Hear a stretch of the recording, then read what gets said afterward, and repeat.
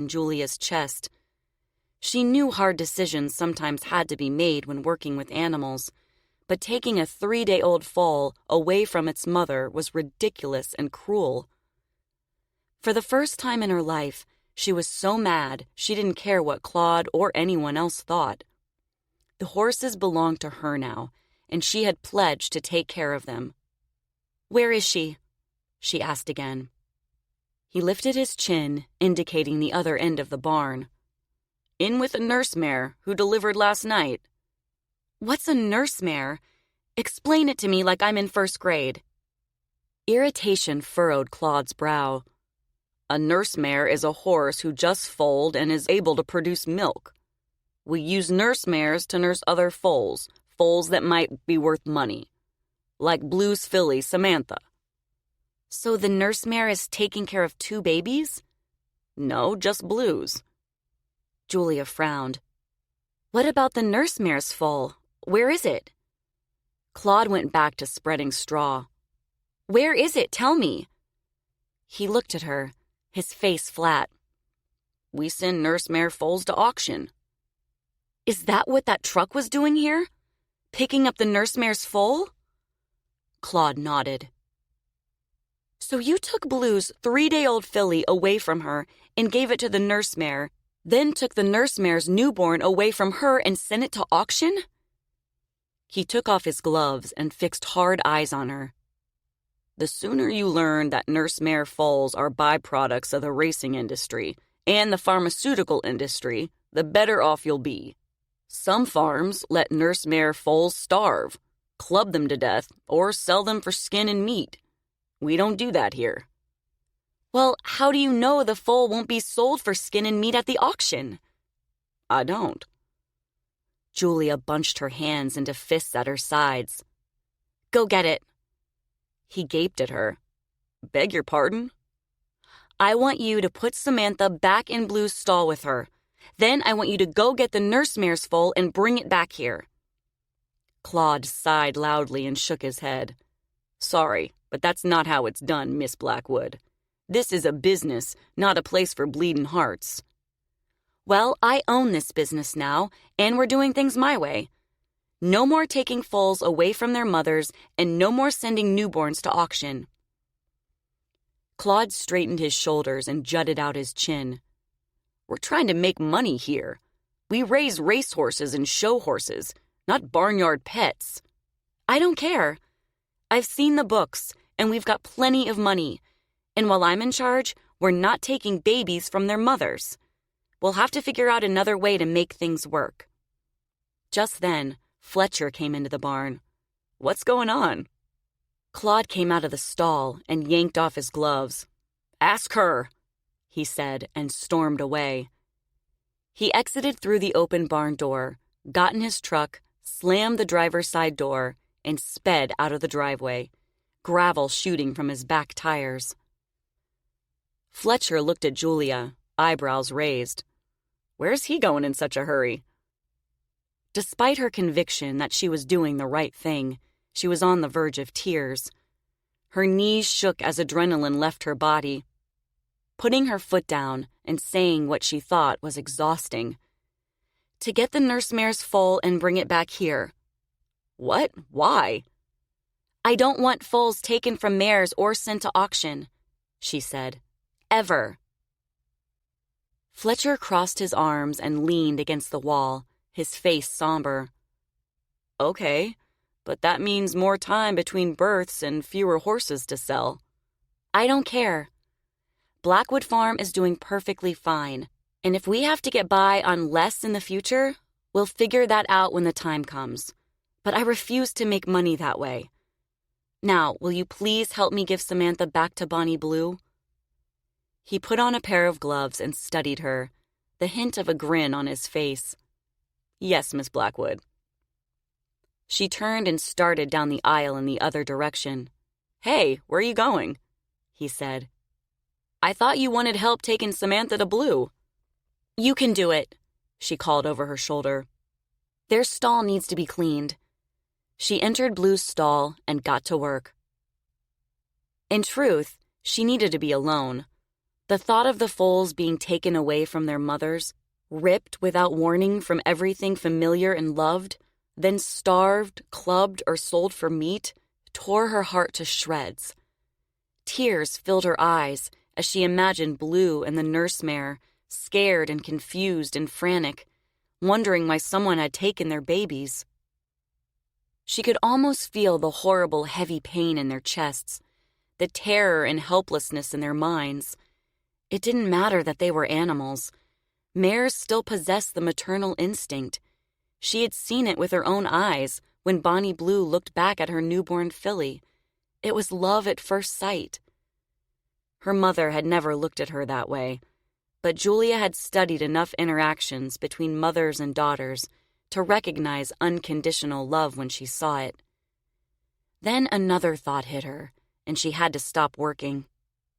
How many foals had been taken away from their mothers at Blackwood Manor horse farm?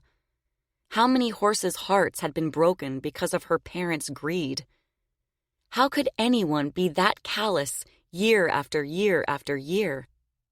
What kind of people were her parents anyway? Chapter 21. Lilly. Wearing a white silk gown, kitten heels, satin evening gloves, and a white feather boa, Lilly shivered in front of a cracked mirror in the Cooch Show dressing tent.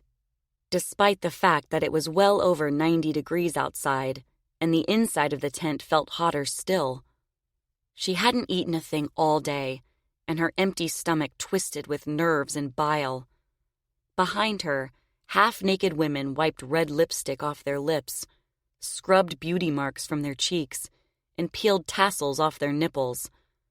They were done for the night, and now it was time for the final Cooch Show act, Lilly Blackwood. It was all she could do not to throw up.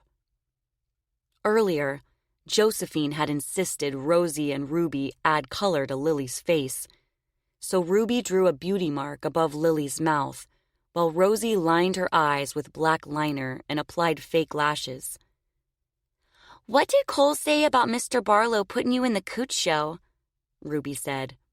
She patted a makeup brush into a pot of rouge and brushed it over Lily's cheeks. "He punched a hole in the wall of a boxcar and nearly broke his hand," Lilly said. "Oh, God," Ruby said. "Did you tell him it was only until Merrick comes up with a new act for you?" Lilly nodded, a burning lump growing in her throat. She had tried to tell Cole that no matter who saw her naked, she was still the same girl who came to him in the menagerie at night. She was still the same girl who snuck into his sleeper car when no one was looking, and followed him into the fields to make love beneath the stars. It was hard enough knowing she was being forced to appear naked on stage, but the thought of losing Cole was more than her heart could bear. He wasn't a prude by any means, but what would he think of her after she revealed herself to the world? "And?" Rosie said. "What did he say?" Lily's eyes filled.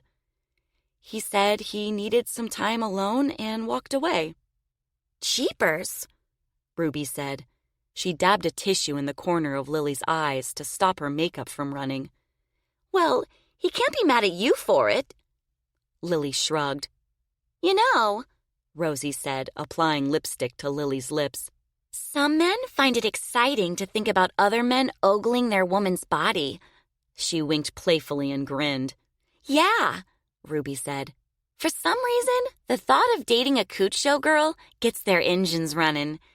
In case you hadn't noticed, practically all the single men in this dog and pony show are after us." "That's right," Rosie said. "And some of the not-so-single ones, too." The twins giggled. Lily loved them for trying to make her feel better, but it didn't work.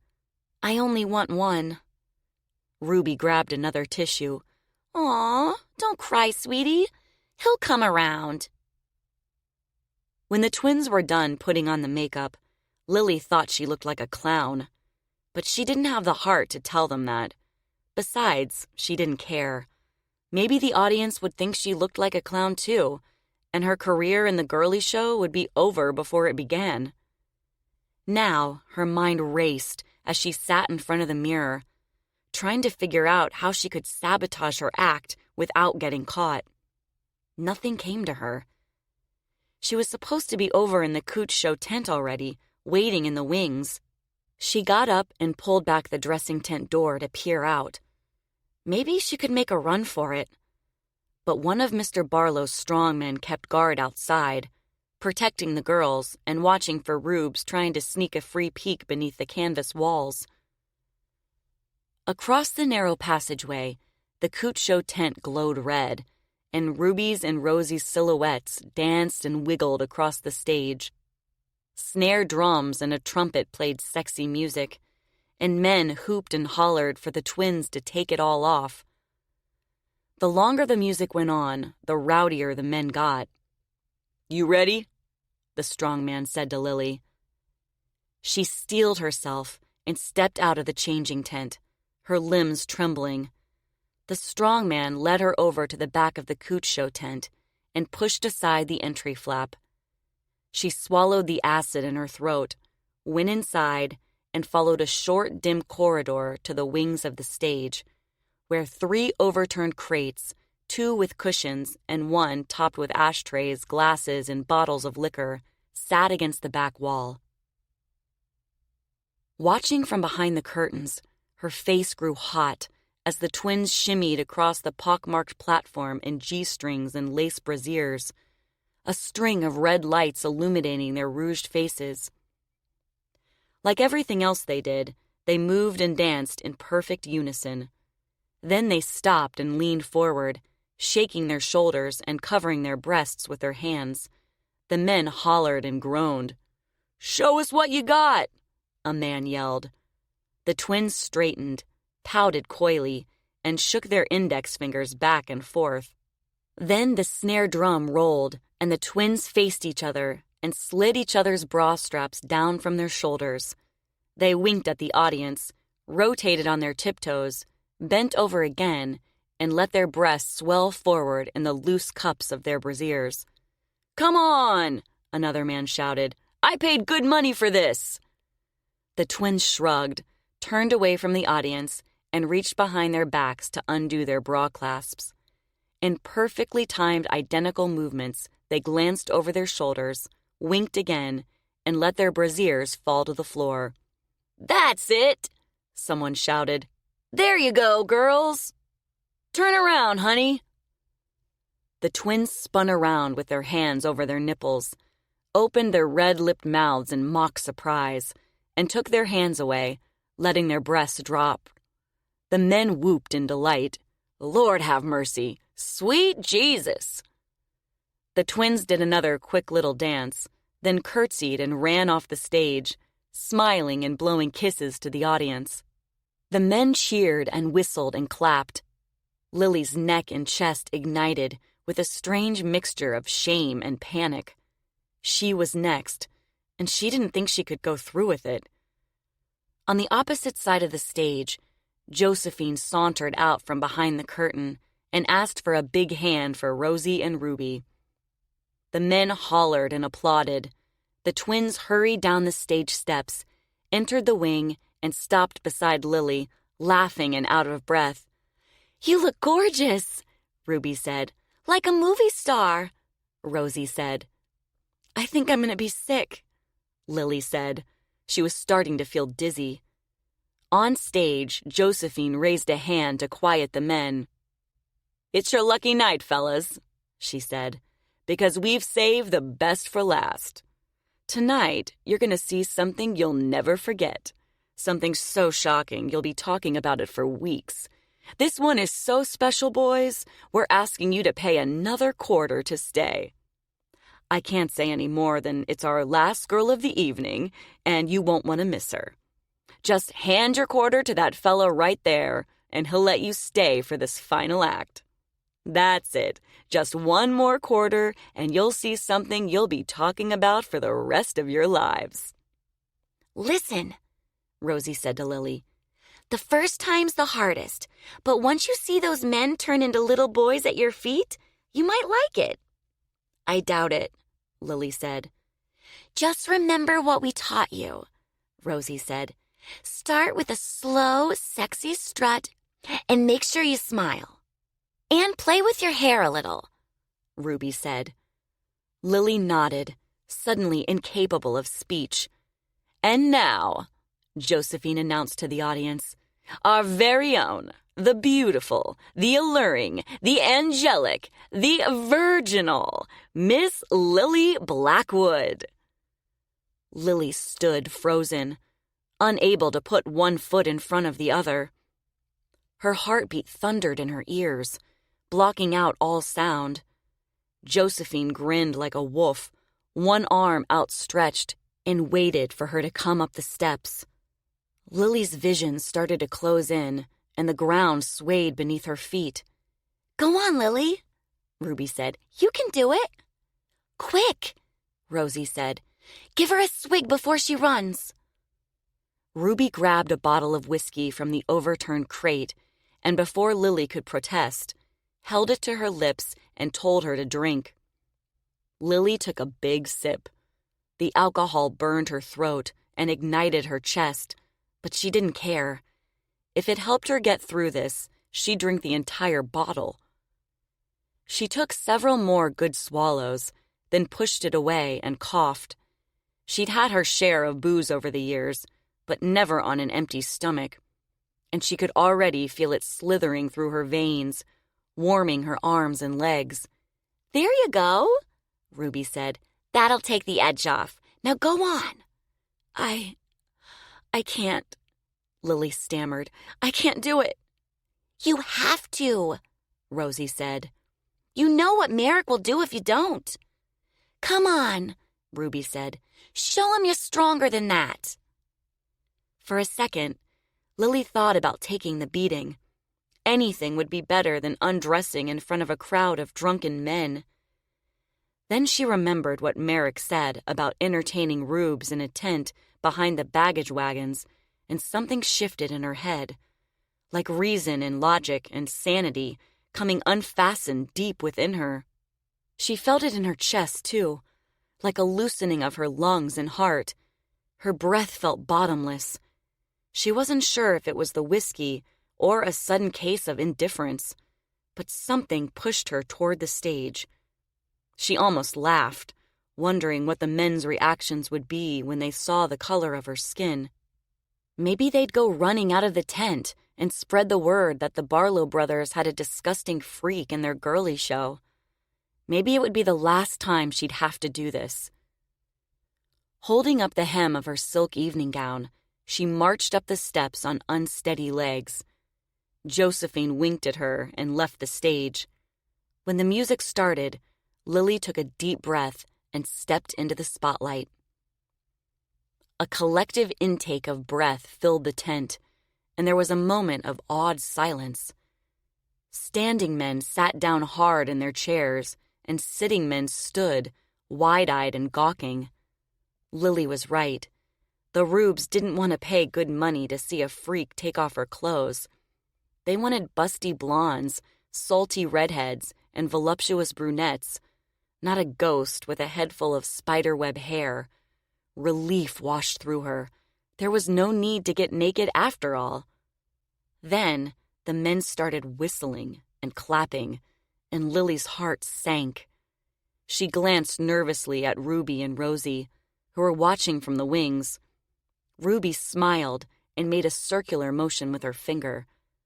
Lilly turned around, her back to the audience, and tried pulling herself together, a bulge of terror rising in her mind. Merrick and Mr. Barlow had forced her up there in front of a group of men who might be fearful of her, up there in front of men who might want to hurt her as badly as they wanted to see her naked. And now she was supposed to undress and put herself on display for them?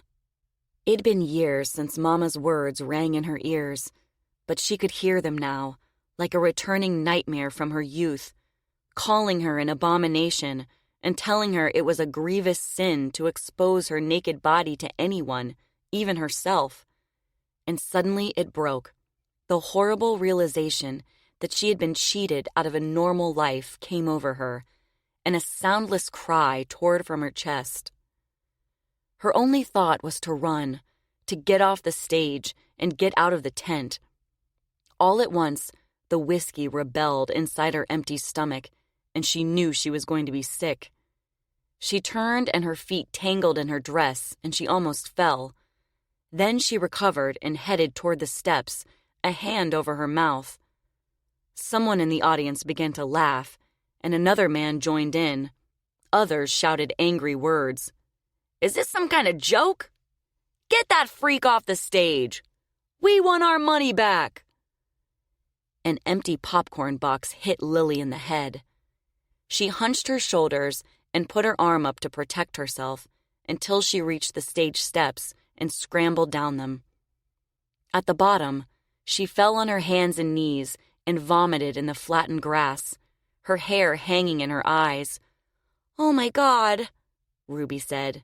Rosie knelt beside her. "Are you okay?" The twins helped her up, and Josephine rushed back on stage to calm the angry crowd. Dizzy and disoriented, Lilly broke free from the twins and stumbled along the wing. She went out the back flap and hurried into the dressing tent. Somewhere in the back of her mind, she heard Josephine calling the twins back up on stage. Trembling and trying to catch her breath, she collapsed inside the dressing tent. After a long minute, she got up, trudged over to a mirror, and wiped the red lipstick from her mouth with shaking hands. Using more force than necessary, she scrubbed the melted mascara from her eyes and cheeks. She'd done a lot of things to survive over the past 6 years, but she refused to take her clothes off in front of a room full of men. She just couldn't.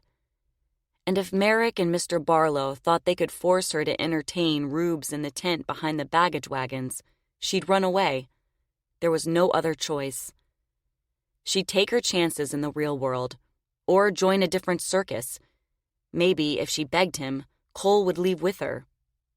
Behind her in the mirror, the canvas flap whipped open, and Merrick stormed into the tent. She got off the stool and backed away. No matter what happened next, her conscience was clear. "Who the hell do you think you are?" Merrick shouted, his face snarling and red. "You think you can just do whatever you want around here?" "I was sick," she said. "The twins gave me whiskey and I don't give a shit if you were dying. You made a laughingstock out of Josephine and the entire Barlow Brothers circus." He launched forward and grabbed her arm. "I warned you what would happen if you didn't do what you were told. Now you're going to be behind the baggage wagons with the rest of the whores." "No," she said. "You can't make me. I won't do it." He bared his teeth and dragged her toward the rear of the tent. "You will, and I'm going to be the one to break you in."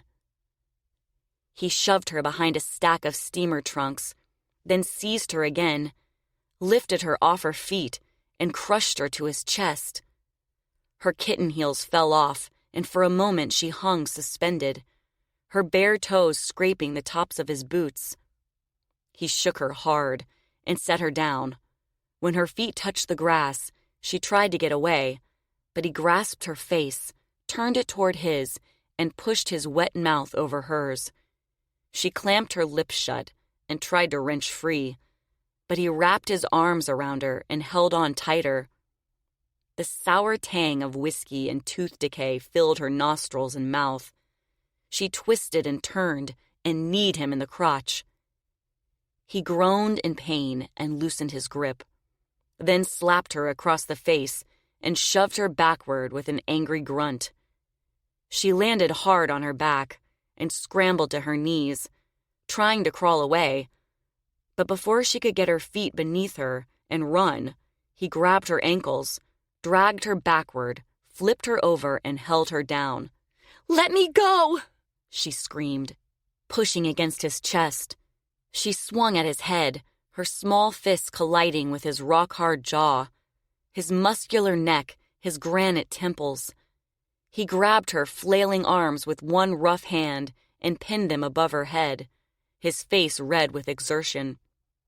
She bucked and twisted and tried to bring her knee into his crotch again, but couldn't lift her legs beneath him.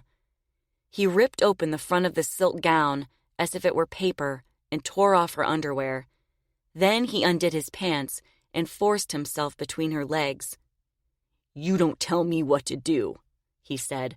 "I tell you. You belong to me, remember?" She thrashed beneath him, using every ounce of strength she had to try and push him off. But it was no use. His full weight, nearly twice hers, pinned her to the ground like a moth beneath a rock. She could barely breathe. She turned her head and closed her eyes, then felt herself going somewhere else, like a dropped coin spiraling to the bottom of a lake. Away from this, away from him, away from what he was doing to her. She saw a black hole and felt herself falling in. Deep in the center of her soul, a diminutive, secret place split wide open.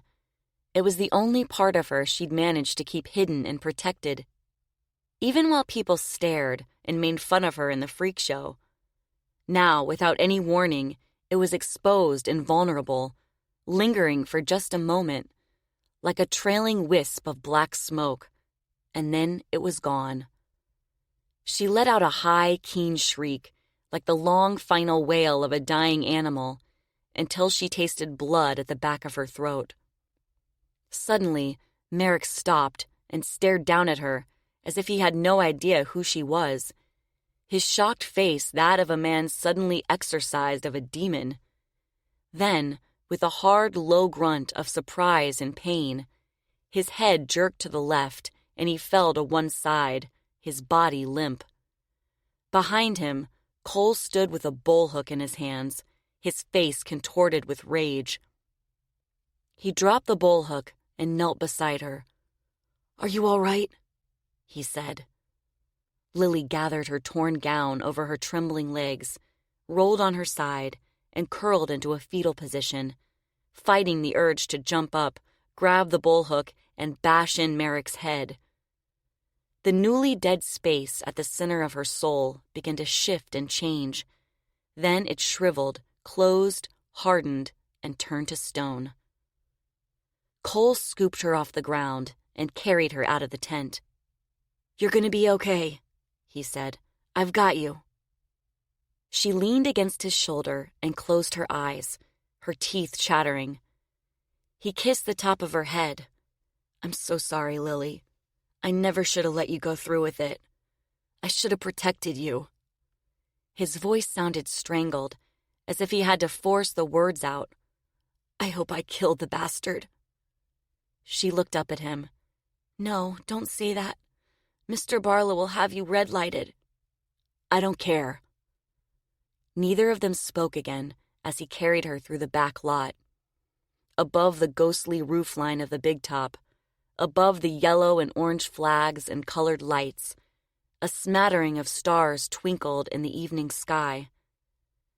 The circus was starting to close down, and the jovial finale music floated out into the night. Laughter and shouts sounded in the distance as the rubes started toward the exit, happily making last-minute stops at the sideshows and concession stands before returning to the normal world. When Cole and Lilly reached the train, he passed her car and kept going. "Where are you taking me?" she said. "You're staying with me from now on. You're done with Merrick and that damn sideshow." Chapter 22. Julia. After Julia told Claude and Fletcher no more foals would be taken from their mothers at Blackwood Manor horse farm, she took a glass of brandy into her father's den to resume her search for the missing key and clues about her dead sister. She wiped the dust off the record player, turned it on, and put the needle at the beginning of Little White Lies. When the tinny, old-timey music filled the room, she stood there, frozen. Suddenly, she was a little girl again, hearing her father's curses and cries between the lyrics, Mother's voice telling her to get away from the den doors. She knew if she turned around, she would see her father at his desk, his hand wrapped around a whiskey-filled tumbler, his dark-ringed eyes wet with tears. She switched off the record player, took a swig of brandy, and turned around. The desk chair was empty. After another long sip of brandy, she sat at the desk and ran her fingers beneath the middle drawer to see if the key was taped to the wood. It wasn't. She got on her hands and knees and looked beneath the desk. Cobwebs hung from the wooden legs and dust bunnies tumbled away from her breath. There was no key. She reached into dusty vases and searched beneath anniversary clocks and trophies. She took horse pictures and certificates down from the walls and looked behind the frames. She rolled up the edges of the rugs, lifted lamps, felt below windowsills, and tested floorboards to see if any were loose. Nothing. Feeling defeated, she sat back down at the desk and tried to think. Her hands tented beneath her chin. If I wanted to hide a key, she wondered, where would I put it? Nothing came to her. She sighed and reached for her high school photograph. She still couldn't believe her father had it, let alone kept it on his desk. Upon closer examination, she noticed the photo had shifted downward the tiniest bit, exposing the top edge of what looked like another picture behind it. She turned the frame over and, using her fingernail, bent open the metal points used to hold the mat in place, then took out the mat and a thin piece of cardboard between it and the picture. As suspected, there was another photo behind the first. It took her a few seconds to realize who it was, but when she did, her eyes went wide. Mother smiled in the professional-looking portrait, wearing a crisp white blouse and a necklace with a silver cross.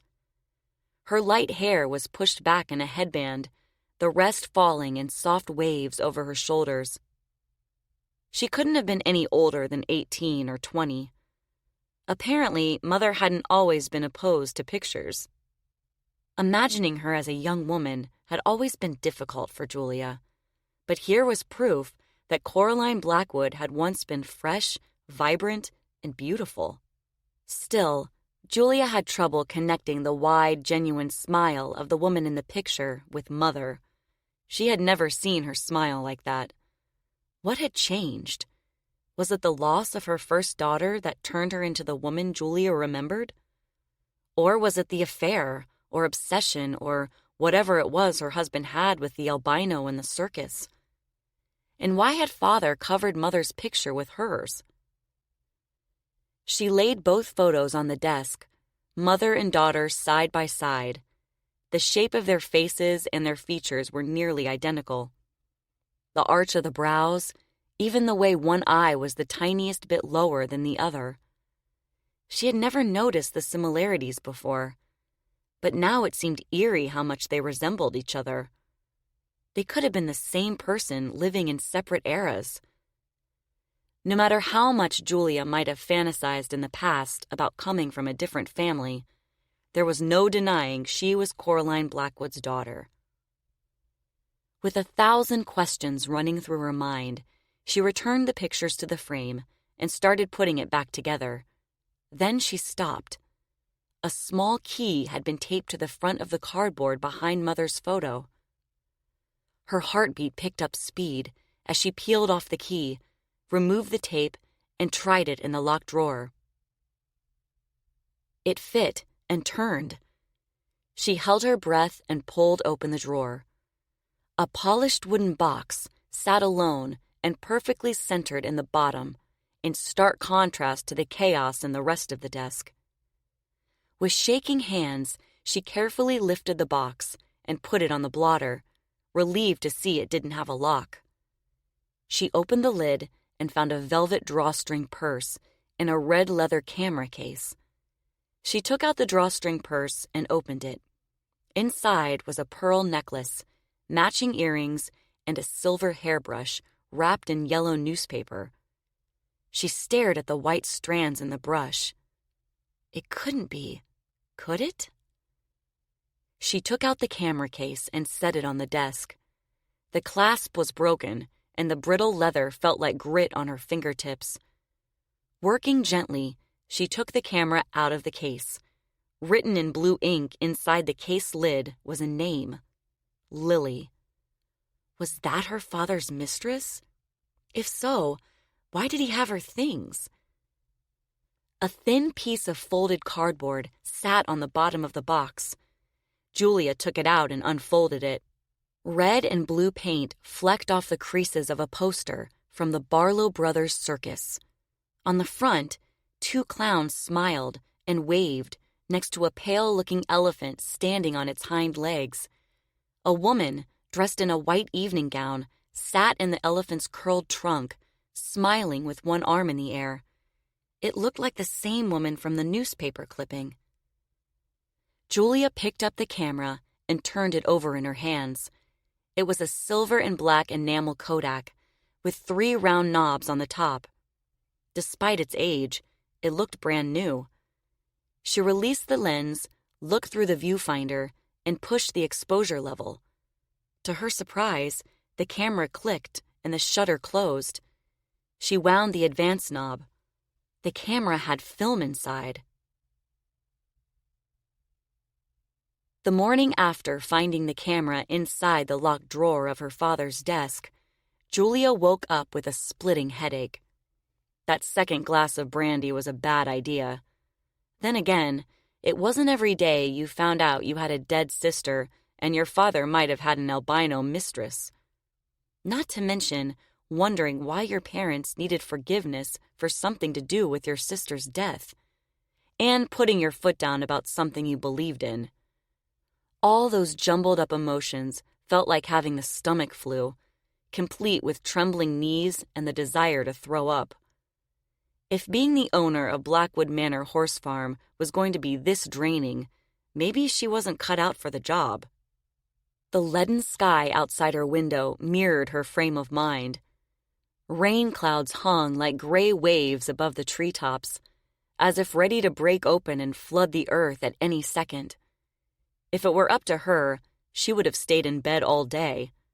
But there were too many things to do, too many things to figure out and untangle. She crawled out from under her warm covers, got washed and dressed, and went downstairs. After a quick cup of tea, she put the camera and case from her father's desk in her purse, threw on a coat and hat, and went out the mudroom door toward the barn. Hopefully, Claude would still give her a ride somewhere, no matter how mad he was about retrieving the nurse-mare foal. The thought of riding alone with him for any length of time sounded as appealing as chewing sawdust, but how else would she get into town? Besides, she wanted to ask him 100 questions, including if he knew anything about the camera. If they were in the truck together, he wouldn't be able to walk away. When she was halfway across the lawn, Fletcher came out of the barn and ambled toward her, smiling. How could he be so cheerful on this crappy day? She wondered. When he reached her, she forced a smile and kept walking. He stopped and turned. "Hey!" "Morning," she said. He followed her. "I was coming over to the house to see you." "Why? What do you need?" "I want to show you something." Without looking at him, she knew he was grinning. She could hear the smile in his voice. What is it with him anyway? Why is he always so happy? It's annoying. "What?" she asked. "Come over to my truck and see." "Can it wait? I have errands to run in town and I need to ask Claude for a ride." "It'll only take a second," he said. "Besides, you're the boss around here and I need your okay. Just give it a quick look and I'll run you into town after."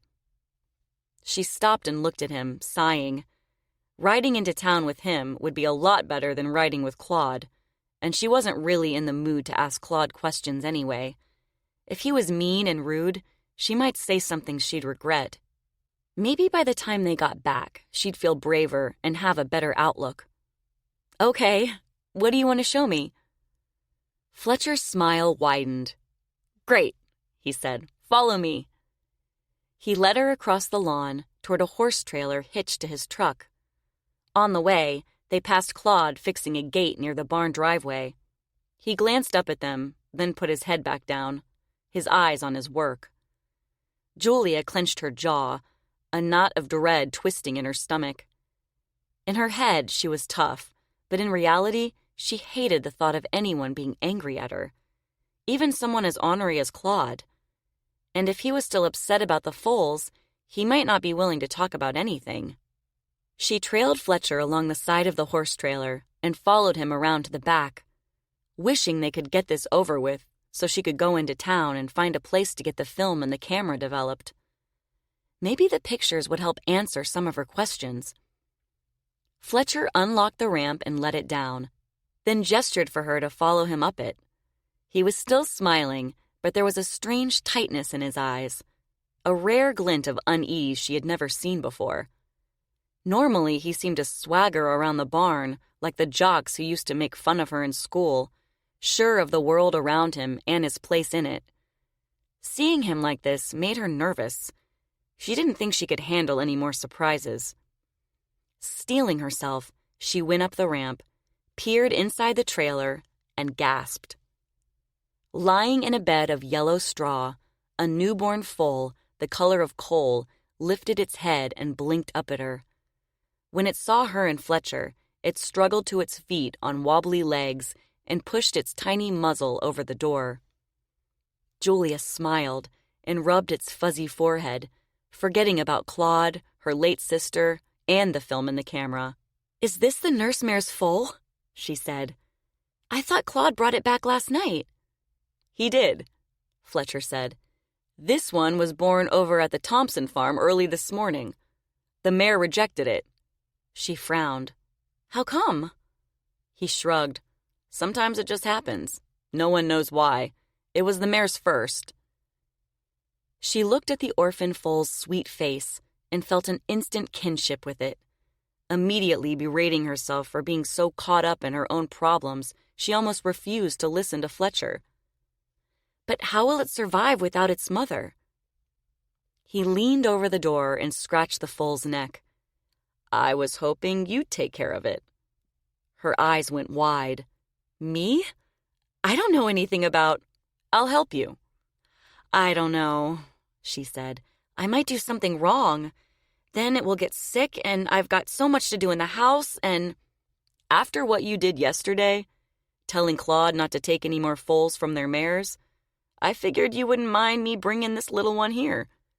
It was either that or the auction, and its chances of survival after that wouldn't be good." She took a deep breath and gazed at the newborn. She had no idea what was involved in taking care of a foal, but she couldn't turn away this beautiful baby and send it to auction. She looked at Fletcher. "What about you? Why can't you take care of it?" "I'm on the road every day. A newborn needs to be fed about every 2 hours for the first week, then every 4 to 6 hours after that." She gaped at him. "For how long?" "After a few weeks, she'll show interest in solid food, but you'll still have to bottle feed her for a while." "She?" "Yes, it's a filly." She studied the filly's innocent, trusting eyes. There was no other choice. She had to take the poor thing in. "Okay," she said. "Okay what?" "I'll take care of her." Fletcher grinned and unhitched the trailer door. "Great. Let's get her in the barn. I picked up some fresh cow's milk on the way here, but it has to be watered down a bit." She feigned surprise. "You already picked up milk? What if I had said no?" He winked at her. "I knew you wouldn't." The filly backed away from the opening doorway, frightened by the strange sights and sounds. Julia stepped off the ramp to get out of the way, while Fletcher went into the trailer and rubbed the filly's neck and ears and sides.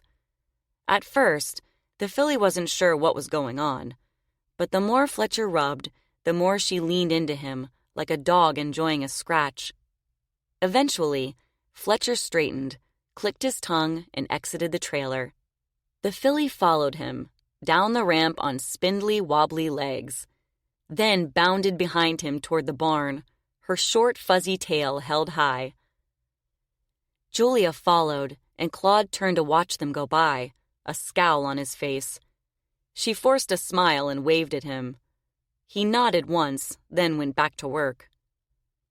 Halfway to the barn, the filly stopped, looked back at Julia, and waited for her to catch up. When she did, The filly jumped and kicked a hind leg in the air, as if happy she was there. She stayed beside Julia as they followed Fletcher into the barn, and Julia's eyes grew moist. Maybe she was imagining things, but it seemed like the little horse already loved her. Julia left her purse in the barn office and went to help Fletcher put the filly in an empty stall. He filled a bottle with watered-down milk and showed Julia how to hold it, then watched her feed the newborn, his hands on his hips, a satisfied look on his face. Julia grinned like a fool as the filly slurped and licked and tugged on the nipple. "You're a natural," Fletcher said. "You think so?" "Sure, she took right to you." Claude came over to the stall and peered over the door. "What's this all about?" "I brought this filly over from the Thompson farm," Fletcher said. "The mayor rejected it." "So now we're taking in culls?" Claude said, his voice hard. "She took a liking to Julia," Fletcher said. Claude shook his head and walked away, mumbling under his breath. Julia looked up at Fletcher, her eyebrows raised. "Don't worry," he said. "He'll get over it." "I don't know. First I said I don't want foals taken from mares, and now this? I'm afraid we might never get along." "He just doesn't like change," he said. "Your mother, Mrs. Blackwood, even said it took a while for him to listen to her after your father died. And now you're in charge after he's been running the show on his own for a while. He's a little hard around the edges and set in his ways, but he'll come around." She studied Fletcher's face, trying to imagine him having a heart-to-heart with Mother. Maybe he knew more about Blackwood Manor and her parents than she thought. "Did my mother confide in you often?" He laughed. No. It was more like her yelling and swearing at Claude for not listening." "That sounds more like the Mrs. Blackwood I remember," she grinned. "Do you think it will help if I swear at Claude?" He laughed again. "No, you're doing a good job at keeping a balance between respecting his expertise and letting him know you're the new boss." "Thanks," she said. "You have no idea how much I needed to hear that." "Anytime." Fletcher's words bolstered her confidence, but she knew it was fleeting. Maybe she should ask Claude about the camera now, before she lost her nerve. "Take the bottle for a minute, will you?" she said. "I'll be right back." Fletcher took the bottle and she left the stall, went into the office and got the camera and case out of her purse. She found Claude working near the hayloft ladder, spearing hay bales with a handheld hook and stacking them in a pile. She stood in the aisle and cleared her throat to get his attention. He glanced over his shoulder to see who was there, but said nothing. "Can I ask you something?" she said. He lifted a bale of hay and kneaded it into place among the others. "You're the boss." She took the camera out of the case and held it up. "Have you seen this before?" He stopped working, took off his cap, wiped a sleeve across his sweaty brow, and squinted at the camera. Then he put his cap back on and said, "Nope." "Are you sure?" "I'm sure." He impaled another bale and put it on top of the stack. "So you have no idea who it belongs to?" Claude shook his head. "Well, I found it inside a locked drawer in my father's desk. I've never seen it before, and I don't remember my parents ever owning a camera." "There was no need. They had professional photographers for the horses." She made a face. "Don't you think that's odd? They never had a family portrait done or took pictures of their daughter, but they paid someone to take pictures of their horses?" Claude shrugged and turned away. "To each their own." She watched him for a moment, unsure if she should press him further. Then she decided to go for it.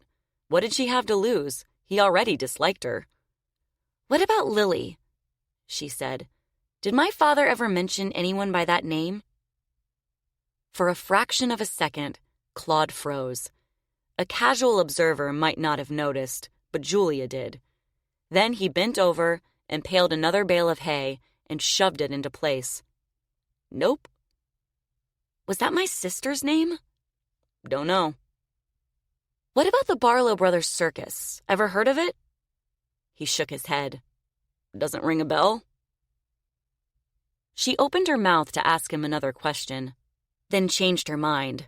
She wasn't going to get anywhere with him. Not like this, anyway. Maybe after she had the film developed and figured out if the pictures would help solve the mystery, she'd bring the newspaper clippings and other things she'd found over to the barn. Maybe then he'd understand she was serious about learning the truth. Will you let me know if you remember anything? Please? Yup. She sighed and went back to the new filly's stall. Fletcher was coming out, an empty milk bottle in his hand, and the filly was asleep in the hay. She'll need to eat again in 2 hours, he said. When we come back from town, I'll show you how much water to put in the milk. Julia nodded, briefly entertaining the idea of telling him everything. She felt so alone with all of it, and could have used someone to talk to. Maybe Mother had let something slip while he was working here. Then, in the next instant, she changed her mind. She had no concrete evidence to support her harebrained theories, just her own gut feelings, cryptic messages in a journal, hidden ticket stubs, and articles about a circus and an albino woman, a brushful of white hair, and a locked drawer with a camera inside. It all sounded so absurd, and the last thing she needed was for Fletcher, the one person willing to help her right now, to think she was foolish or crazy. In Fletcher's truck on the way to town, Love Me Tender played on the radio, while Julia stared out the window, trying to figure out how everything tied together. If everything tied together. What had her parents done that needed God's forgiveness? How did her sister die? Was she stillborn? Sick? Or was it something else? Who was the albino? And what did she have to do with her father? Who was Lilly? Her sister? Her father's mistress? How had her father's secrets, whatever they were, affected his relationship with her and Mother? And how had her sister's death affected her parents' relationship with her? Were they afraid to get too close? Afraid to love her in case they lost her too? No, that wasn't it. For the 1,000th time, she pulled herself apart, piece by piece, trying to figure out why she felt so unloved. Then she pictured the long-legged filly asleep in the straw back at the barn, rejected for unknown reasons by its mother. She and the filly were kindred spirits. Maybe that was why she had to take the newborn in, and why it made her eyes water knowing they already loved each other unconditionally. Fletcher turned down the radio. "A penny for your thoughts?" he said, pulling her out of her trance. She blinked and tried to smile. "Just daydreaming, that's all." "Well, we're getting close to town. Where do you want to stop?" "I need to get a roll of film developed." "Okay, we can drop it off at the drugstore. Anything else?" "I'd like to grab a few things at the supermarket if we have time." "All right." He drummed his fingers on the steering wheel, keeping time with the song on the radio. "Do you know how long it takes to get film developed at the drugstore?" she asked. He shook his head. "I'm not sure. What have you been taking pictures of?" She was caught off guard by the question. "Nothing." He laughed. "Well, that doesn't sound very interesting. Remind me to have something else to do if you ever want to bore me with your photographs." "That's not what I mean." She picked at her thumbnail, unsure if she should tell him the truth, at the same time knowing she would. "I found an old camera in the house." He grinned and widened his eyes. "Oh, a mystery." "It is a mystery," she said. Her tone was harsher than she intended.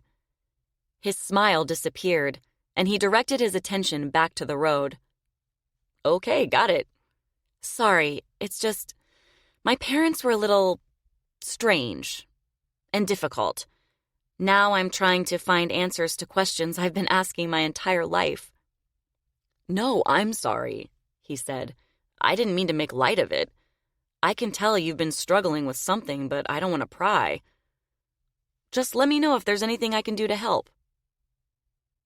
She bit her lip and turned toward the window again. He was being so nice, but she didn't feel like explaining. Not yet, anyway. And she wouldn't even know where to begin. Besides, he was still a stranger. A very kind, very handsome stranger, but still a stranger. Thankfully, he didn't press any further. After they dropped the film off at the drugstore, Fletcher ran into the hardware store while she picked up a few supplies at the supermarket. When they returned to the barn 2 hours later, the new filly was awake and hungry, and Claude was in a stall with Bonnie Blue and Samantha. Julia and Fletcher stopped at Blue's stall to see what was going on. "Everything okay?" Fletcher asked Claude. "Right as rain," Claude said. "Just checking her bag. Samantha's nursing a lot. Probably going to be 17 hands." "Better give Blue extra grain then," Fletcher said. "Already doing it." Fletcher glanced at Julia and shrugged, and they made their way down to the new filly's stall. "Has he always been that grumpy?" she said. "Or just since I got here?" Fletcher threw his hands in the air. "I don't know what's gotten into him lately. I mean, he's always been focused on work, but he's never been that temperamental toward me." "It's my fault." "No, it's not. I told you, he doesn't like change." "That's not what I mean." "What then?" "He knows something. Something he doesn't want to tell me." "About what?" "My parents." "What about them?"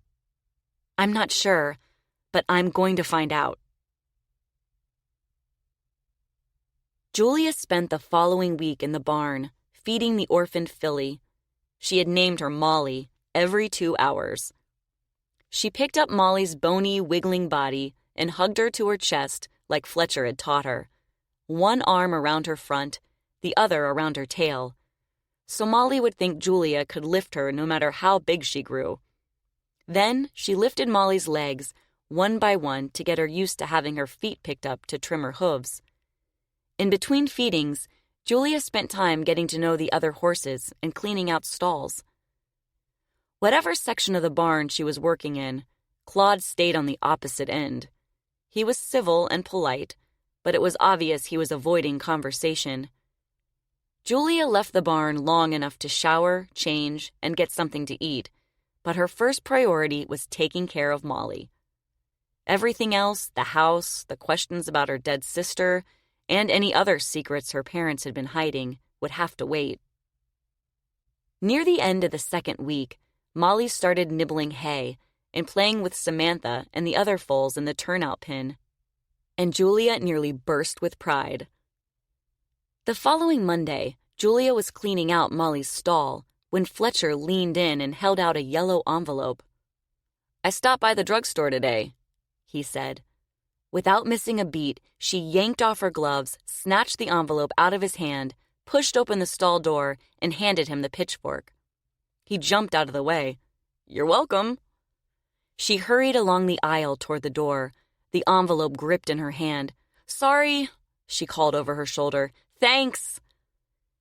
10 minutes later, she was at the kitchen table, the yellow envelope on the tablecloth in front of her. Nerves fluttered in her stomach. What if the picture showed her father in the arms of another woman? What if they were photos of her dead sister? What if they were a record of the sin committed by her parents referenced in her father's journal? What if they were more pictures of horses and she had gotten herself worked up over nothing? No, that wouldn't make sense. If they were horse photos, the camera wouldn't have been locked in a drawer. She took a deep breath, picked up the envelope, and tore it open. The first black and white image showed a circus tent surrounded by circus wagons and draft horses hitched to drays loaded with poles and rope. The second photo was of a circus midway. Crowds of people shoulder to shoulder between a row of freak show banners and a line of striped tents with signs that read cotton candy, saltwater taffy, and candy apples. The women and girls were in light summer dresses, and the men and boys wore white shirts, straw hats, and newsboy caps. A water tower rose in the background, and the air looked filled with dust. The grainy scene reminded Julia of old photos in her high school history books. She squinted to read the words on the big top in the distance and could only make out big show, and main entrance. The next picture showed the interior of an enormous 3-ring big top, with tall poles and rigging and ladders leaning left and right from the ground up through the canvas roof, like the colossal masts of a giant ship. Thousands of people filled the bleachers, and a man in a white suit stood frozen mid-step in one aisle, a tray around his neck like a cigarette girl. 4 elephants lay on their sides inside the center ring, and zebras, llamas, and camels circled the other 2. Men in dark suits gripped long sticks beside the animals, ready to keep them in line. What looked like the ringmaster in a jacket and top hat stood near the center ring, his back to the camera, one arm in the air. There was another shot taken inside the big top, this one with empty bleachers and an informal gathering of performers posing here and there in separate groups. 6 men in band uniforms holding clarinets, a tuba, French horns, a trombone, a group of clowns made up of midgets, children, and adults in white faces, hobo clothes, bald caps, ruffled collars, dunce caps, police uniforms, and firemen's hats. 4 pale women in grass skirts, flower leis, and bikini tops. A line of girls in long dresses holding their sequined skirts out like fairy wings. The next photograph showed a group of freak show performers. A man wearing nothing but shorts and socks, his wrinkled skin covered in dark scales. A fat woman in a silk dress bunched at the top and bottom like a drawstring bag. A giant man in a cowboy hat.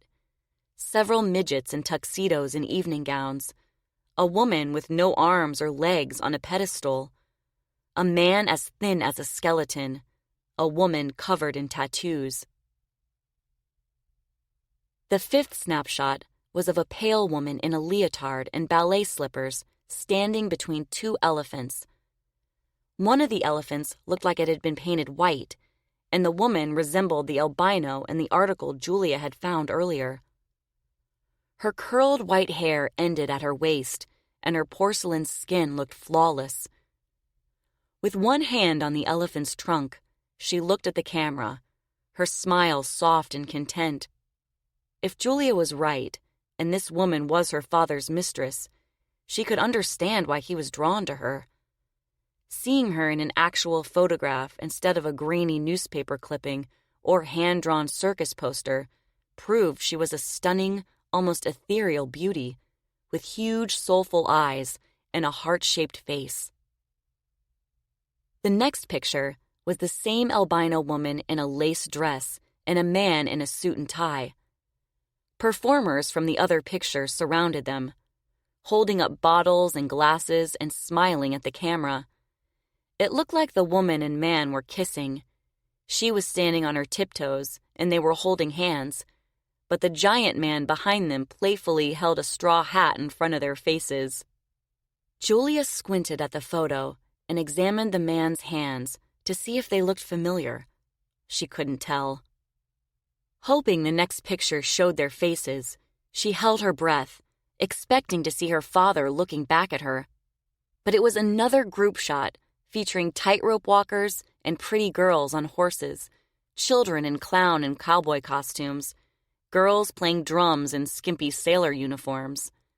The last picture showed the albino woman with a plump, white-haired baby on her lap. This time she was in normal, everyday clothes, and the baby, who looked to be about 3 months old, was laughing and holding a patchwork elephant in her chubby little fists. Julia gasped. It looked like the same calico elephant on the shelf in her old bedroom upstairs. She sprinted up to her old room, grabbed the dusty patchwork elephant off the shelf, ran back downstairs, and set the photo and elephant side by side. The elephants were identical, right down to the button eye and braided tail made out of yarn.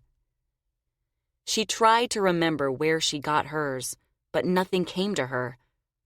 It had been one of her favorite toys for as far back as she could remember, and Mother always made sure it was in her bed every night. It could have been purchased at the circus, but it looked handmade. With 100 questions spinning in her head, she took the photos of the woman back to the den, opened the circus poster, and looked at the woman on the elephant. They had to be one and the same. She knelt on the floor and went through the newspaper clippings again, laying them out on the rug. When she found what she was looking for, the clipping featuring the albino medium, she read the first sentence of the article and put a hand over her mouth. The albino medium's name was Lilly, the same name written inside the camera case. Trying to figure out what it all meant, Julia could hardly think straight. Had her father taken her to the circus when she was a baby, introduced her to his mistress, and purchased the elephant there? Is that why she couldn't remember ever going? Or was the baby on Lily's lap her dead sister? If the camera belonged to Lilly, how did it get in her father's desk? And why hadn't father gotten the film developed? Chapter 23. Lilly. After Cole knocked Merrick over the head with the bullhook for attacking Lilly in the Cooch Show dressing tent, he took Lilly into his sleeper car and laid her gently on the sofa. Shivering, she held the torn evening gown together as best she could and lay back on the pillow, the muscles in her legs and arms aching, the inside of her thighs scraped and sore. Her cheek felt hot and swollen. Cole helped her into one of his long-sleeved shirts, wrapped a blanket around her shoulders, then sat beside her on the edge of the sofa to wipe the blood from her split lip with a clean, wet handkerchief. "I shouldn't be here," she said, her voice shaking. "When they find Merrick, Mr. Barlow and his strongmen will be searching for me, and this is the first place they'll look. I should hide over at the menagerie." Cole shook his head. "If you hide, you'll look guilty, and you didn't do anything wrong. And what happens if they find you over there all alone? You think they'll take it easy on you?" "No, but if Merrick is dead, I don't want you tied up in this mess." "If he's dead, I'm not going to let you take the rap for killing the son of a bitch. I'm the one who hit him over the head, and I'd do it again if I caught him trying to..." Fury flickered in his eyes, and he looked away. "Shh," she said. "It's okay." She put a hand on his cheek and turned his face toward her again. "You saved me. I'm fine." He took her hand in his and gazed at her with sorrowful eyes. "When they get here, they'll see what he did to you." Tears filled her eyes. How did you know I was in trouble?" "When I heard you ran off stage, I knew Merrick would be furious. I tried to get to you before he did, but I'm sorry, Lilly." He brushed a lock of hair from her forehead with gentle fingers. "For everything." Just then, Hank plodded out the bedroom, his eyes swollen with sleep, his hair sticking out in all directions. "Cole?" he said. "What's going on?"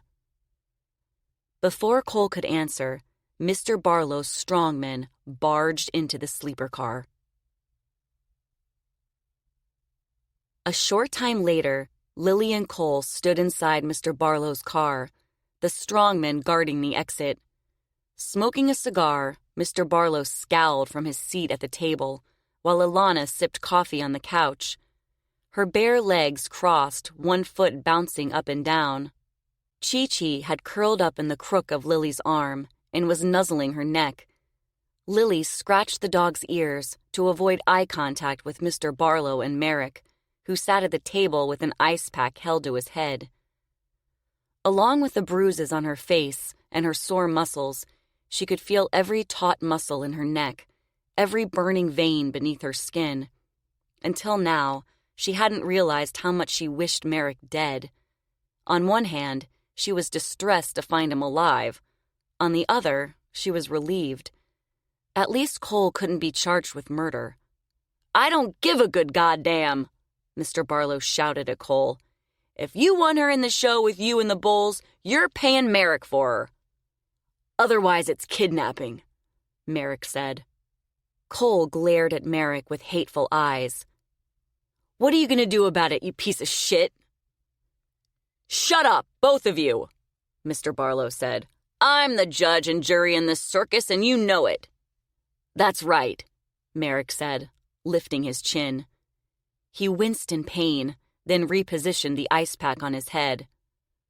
So what's the punishment for assault? What's the punishment for attempted rape? Cole hissed. Merrick grinned, his lips crooked and bloody. It wasn't rape, it was training. Someone had to get her ready for her next job. Cole lunged at him, his hands in claws, his face contorted with fury. The strongman caught him and held him back. Mr. Barlow slammed a fist on the table. I told you to shut your pie hole and let me handle this, Merrick. Merrick grumbled under his breath. What's that? Mr. Barlow said. You got something to say? Say it out loud. I said she belongs to me, Merrick said. He looked at Cole. So unless you want to be red-lighted for assault and kidnapping, and your girlfriend here wants to pay off her debt by entertaining rubes behind the baggage wagons, pay up. No, Cole said. I'm not paying for my wife. Lilly stopped petting Chi-Chi and looked up. Mr. Barlow's face went sour. What the devil are you talking about, boy? As soon as Lilly is feeling up to it, we're getting married, Cole said. You said yourself the bulls are your biggest draw. If you try to stop me from marrying Lilly, we'll leave, and you'll have a hard time getting JoJo to listen to anyone else. And if I go, my father goes. Ringling Brothers put an offer on the table months ago because they know he's the best bull man around. But he turned it down because he didn't want to desert your bulls, and he knew I wouldn't leave without Lilly. The other performers won't like you marrying a sideshow gal, Alana said. They don't have a problem with Lilly, Cole said. Even if they did, I wouldn't care. Mr. Barlow dropped his shoulders and looked at Merrick. I can't stop them from getting married. This is a business, not a dictatorship. I'd have a rebellion on my hands. Merrick shot to his feet and threw the ice pack on the floor. The bag split open and pieces of ice scattered everywhere. Chi-Chi buried her head beneath Lily's arm. She's my property, Merrick shouted. I paid good money for her. And you made it back tenfold, Cole said. You haven't paid her a red cent in 6 years. Because she's been nothing but trouble from day one, Merrick said. That's a lie, Cole said. Everybody shut up, Mr. Barlow said. He put his hands to the sides of his head, as if his skull were about to explode. I don't want to hear another word out of any of you. He glowered at Cole. Go ahead, marry her, and put her in the elephant show. But I'm warning you, she's messed up every act she's ever been in. So if anything goes wrong or ticket sales drop, it'll be both your heads on a platter. Then he addressed Merrick. He's right. You got your money out of Lilly and then some. It's time to move on. She's an employee of my circus now, and I don't own any of my employees. Lilly couldn't believe what she was hearing. Standing there in a ripped evening gown with a swollen face, melted mascara under her eyes, every muscle aching and sore, it was all she could do not to cry tears of joy. A week later, Lilly and Cole were married somewhere in the middle of Louisiana, beneath a giant willow near a slow-moving creek. Glory, Ruby, and Rosie hung candle-filled mason jars from the moss-covered branches. The roustabouts lugged benches over from the big top, and sideshow and big top performers alike gathered around to bear witness. The circus band played the wedding march, and the tallest man on earth, a self-ordained minister, performed the ceremony. Hester, the monkey girl, let Lilly borrow a wedding dress she'd been saving since she was 14. A simple white gown with a beaded bodice, cap sleeves, and a lace-tiered skirt. And Cole wore the equestrian director's best tuxedo. The guests arrived wearing everything from tuxedos and band uniforms to evening gowns, flapper dresses, tutus, and hula skirts. After the ceremony, Lilly and Cole made their way between the cars as the train traveled to the next destination, accepting congratulations and offers of food and drink. Then everyone herded them into a private sleeper car, gleefully vacated by Mr. and Mrs. Benini, owners of the snow cone and cotton candy stands, and left them alone. At midnight, Lilly lay in Cole's strong arms, amazed that her life had turned out so well. If Mama hadn't sold her to the circus, she never would have met Cole, and right now, in this moment, she was so content and grateful. Forgiveness almost seemed possible, like a shimmering jewel waiting for her to reach out and take it. But then she remembered the pain of all she had been through and everything she had endured, and the idea of mercy left her mind. Some wounds cut too deep. What her parents had done, locking her in the attic for 10 years and selling her to the circus, was unforgivable. It wasn't like Mama was here asking for forgiveness anyway. She didn't think she had done anything wrong. Lilly wondered what Mama would think if she could see her now, loved by friends, happily married, and about to work with elephants under the big top. Would she be proud of her?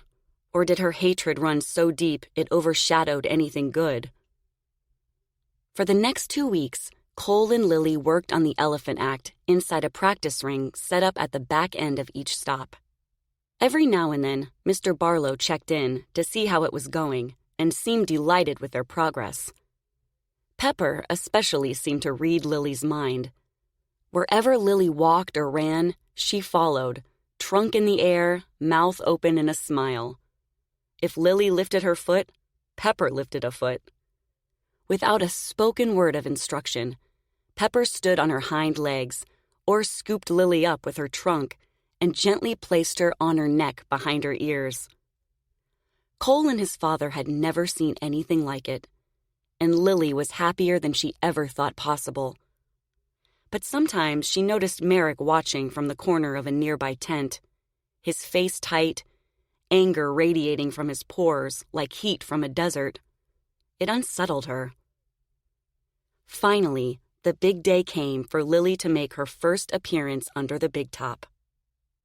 Dressed in a white leotard with a flowing chiffon skirt decorated with silver crystals and beads, her hair braided into a soft bun, she walked barefoot over to the big top, her white ballet slippers in her hands. Cole had left their car earlier to help his father bring over the elephants, and the other performers and animals were already lining up outside the connecting entrance to the arena, waiting to be summoned by the shrill note of Mr. Barlow's whistle to start the grand parade. Her stomach twisting with nerves, Lilly searched the lineup for Cole. The other bulls were there, but Cole and Pepper were nowhere to be seen. She hurried over to ask Hank what was going on. He started to answer, then looked over her shoulder behind her. "Here they come now." Lilly turned, anxious and excited all at the same time. But when she saw Cole and Pepper, her heart sank. Something was wrong. Pepper was white as a sheet, and Cole looked miserable. She rushed toward them. "What happened?" she cried. "What's wrong with her?" "Nothing's wrong with her," Cole said. "Mr. Barlow had new posters made featuring you with an albino elephant." Lily's mouth fell open. "But how—" "Whitewash."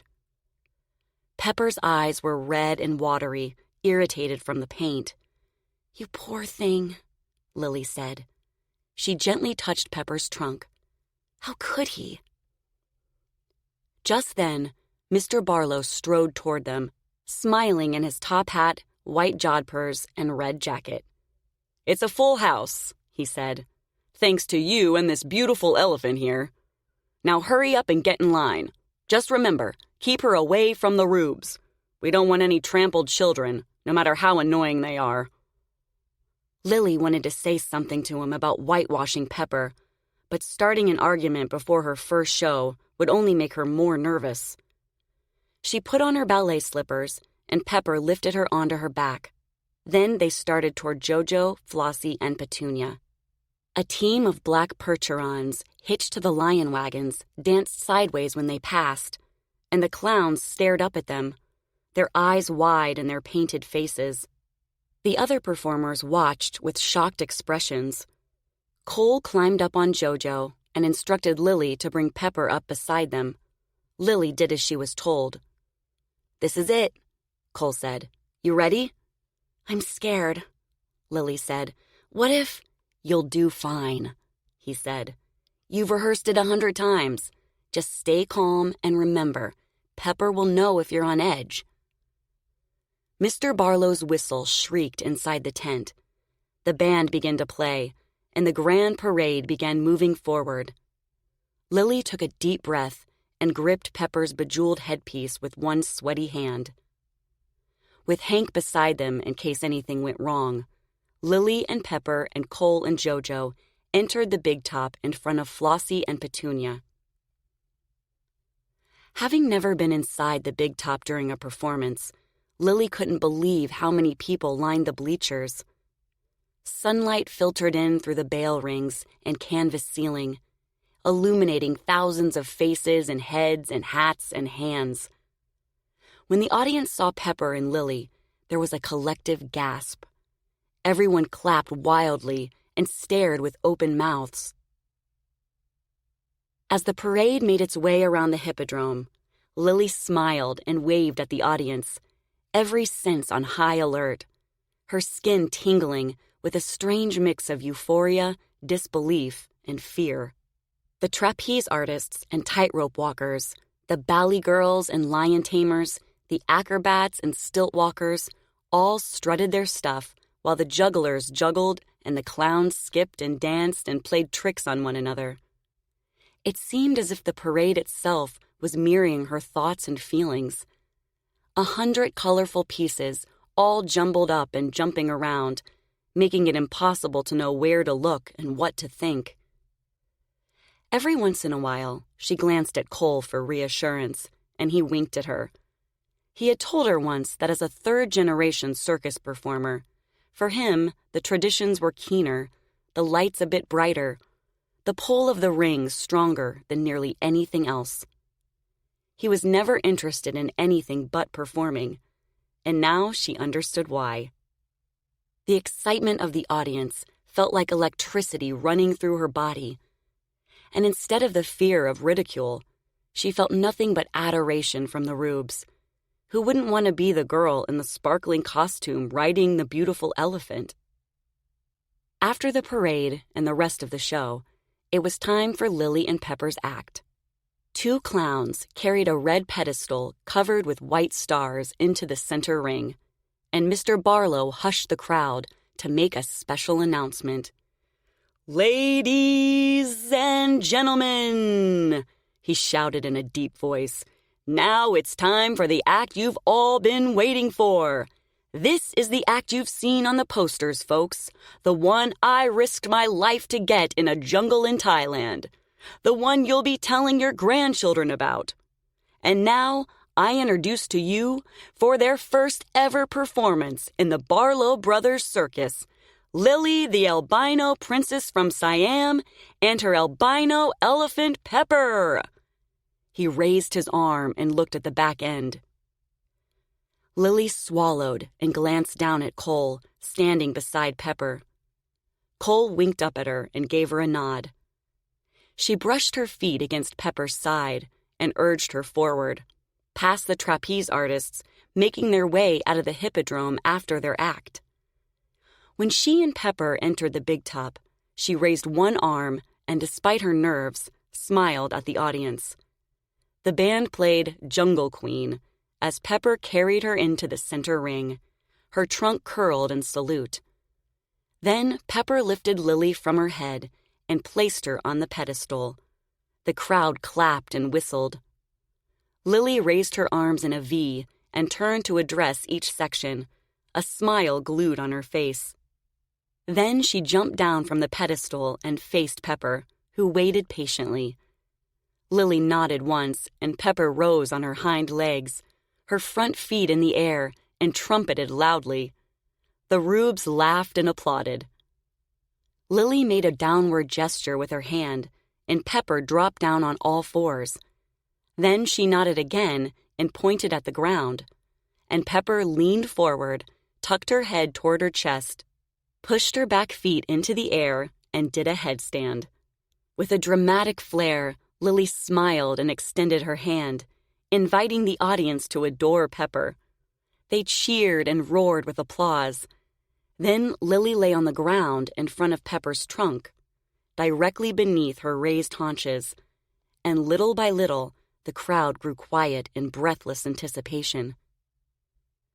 Ever so slowly, Pepper dropped her hindquarters and sunk lower and lower until her massive bulk covered everything but Lilly's head.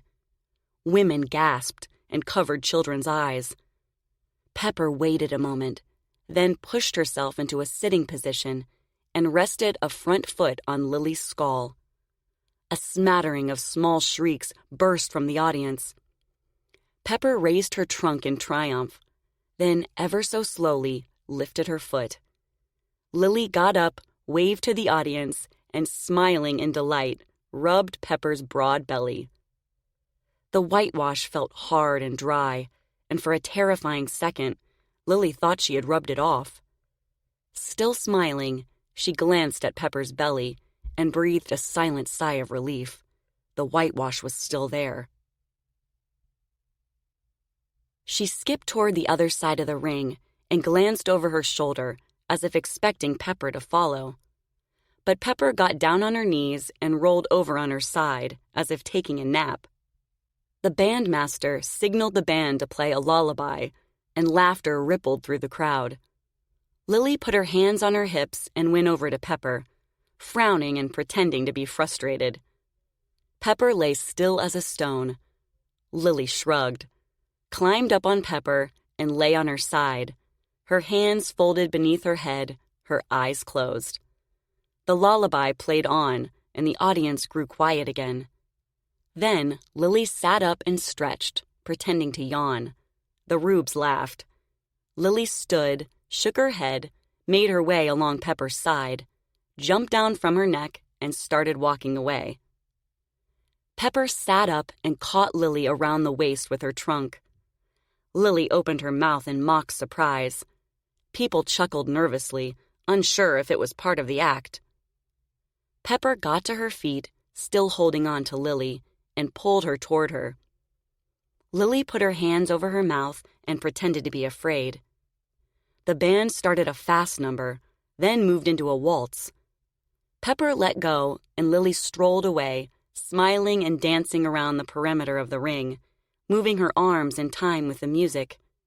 Pepper followed, her head and trunk swaying back and forth. The audience laughed and clapped. Lilly danced around the ring one more time, then led Pepper over to the pedestal and climbed on while Pepper lowered her massive bulk to the ground. Lilly stepped onto the back of Pepper's neck and remained standing. Her knees slightly bent, her arms out for balance. Pepper pushed herself up and promenaded around the ring, her trunk held high while Lilly smiled and blew kisses to the audience. Out of the corner of her eye, she caught sight of Cole, watching from the back end, a wide grin plastered on his face. After several times around the ring, Pepper took Lilly back to the pedestal and waited for her to slide off. Everyone clapped and started to stand, but Lilly put up a finger to let them know there was more. A drum roll started, and she raised her arms and nodded once. Pepper stood on her hind legs again, and Lilly lowered her arms. Pepper bent forward, wrapped her mouth around Lilly's head, and lifted her from the pedestal. The crowd gasped, and a woman screamed. Lilly extended her arms, palms up to let everyone know it was part of the act, and the rubes went wild. With Lilly still hanging from her mouth, Pepper climbed onto the pedestal and stood with her back arched, all 4 feet crowded together. She curved her trunk around Lilly like a swing and released her from her mouth. Lilly hooked an arm around Pepper's trunk, smiled, and pointed her toes. Pepper raised her trunk, holding Lilly aloft, and stood on her hind legs. The audience exploded with delighted cries. Then Pepper deposited Lilly on her head, climbed down from the pedestal, and departed the big top to the cheers of a standing ovation. Chapter 24. Julia. After seeing the newly developed pictures from the camera in her father's desk drawer, Julia couldn't sleep. The wind had come up, and the house shutters clattered against the sills. The tree branches rattled against the windows, and she swore she heard rats in the house again, scurrying through the walls and thumping along ceilings. The unsettling noises seemed to echo the thoughts in her mind, banging and leaping and ricocheting inside her skull. Why did her father have Lily's things in his desk? Who was the baby in the picture, her or her dead sister? It was hard to tell if the baby looked as much like Mother as she did, but maybe her sister was a result of the affair, and therefore her half-sister? Was it possible her father's business trips to buy and sell horses were a cover-up for meeting Lilly and his other daughter? Is that why her parents were so unhappy? And what had they done that needed forgiveness? More importantly, how was she ever going to put all the pieces together and learn the truth? When she finally fell asleep after 3 a.m., her dreams were filled with clowns and elephants and sideshow freaks. The next day, a heavy rain lashed the trees and buildings, turning the estate grounds into a muddy mess. Julia pulled a wool toque over her head and made her way over to the barn to ask Claude if he knew how to get into the attic. Something had to be done about the rats before they multiplied, and the attic seemed like the logical place to start. By the time she made it to the barn office, her pants and hair were soaked, and she wished she'd waited until the rain let up. She found Claude bent over in a stall, cleaning out a horse's hoof. "Do you know how to get into the attic?" she said. "I keep hearing rats, and I need to figure out how they're getting in and where they're nesting." "Nope," he said. "Never been up there." "Well, I can't find a staircase or a trapdoor anywhere," she said. "Don't you think that's odd?" Claude shrugged and kept working. "Could you come over to the house and help me look? Maybe set some traps?" "Busy right now." "I know. Just come over when you're finished." He straightened and bent over again to pick up the horse's other front foot. "Can't today. I've got to clean up the broken branches in the yard before it storms again." "It's pouring out." "Need to catch up on paperwork then." Julia's shoulders dropped, and she sighed. She had tried to be pleasant, but her patience was wearing thin. "Are you upset with me for some reason? Other than making you bring the nurse mare's foal back and taking in the orphan? I know that's not how you've been doing things around here, but Nope." "Then why won't you talk to me? Why won't you look me in the eye? Why is helping me find a way into the attic too much to ask?" He dropped the horse's leg, straightened, and regarded her, his face void of emotion. "I'm just trying to do my job, Miss Blackwood."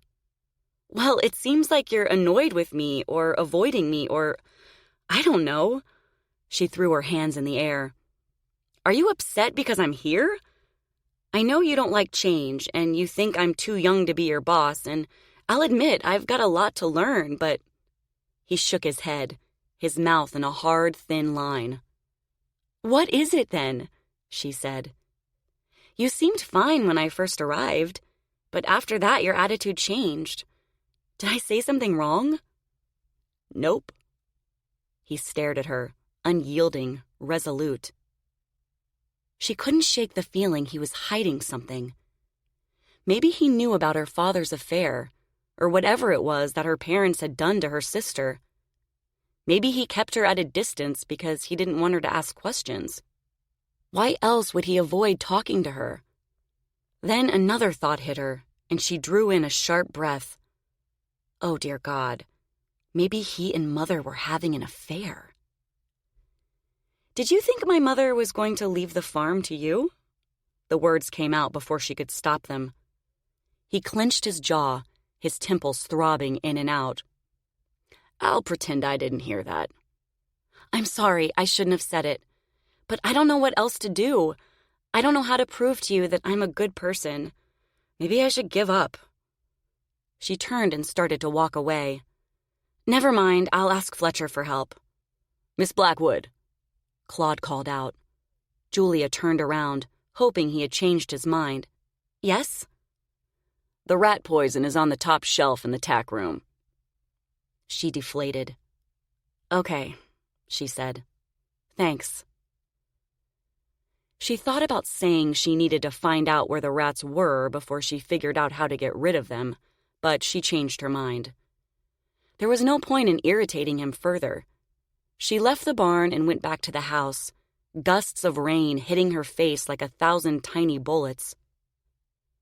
Maybe Claude's disregard for her was simpler than what she imagined. Maybe after working for her parents for 27 years, he had become just like them.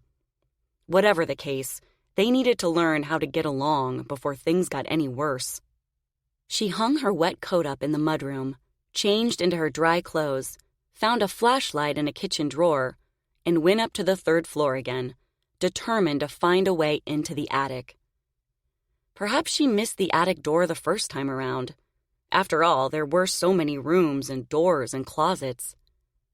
This time, she searched every bathroom and bedroom, felt along walls and thumped the insides of closets, examined every ceiling for pull-down trapdoors. Again, she found nothing. In the last bedroom at the end of the main hall, she entered the odd little extra room and pulled the string on the bare bulb. She set the flashlight on the clawfoot table and pushed aside the hat boxes to get closer to the walls. Then she stopped, suddenly uneasy.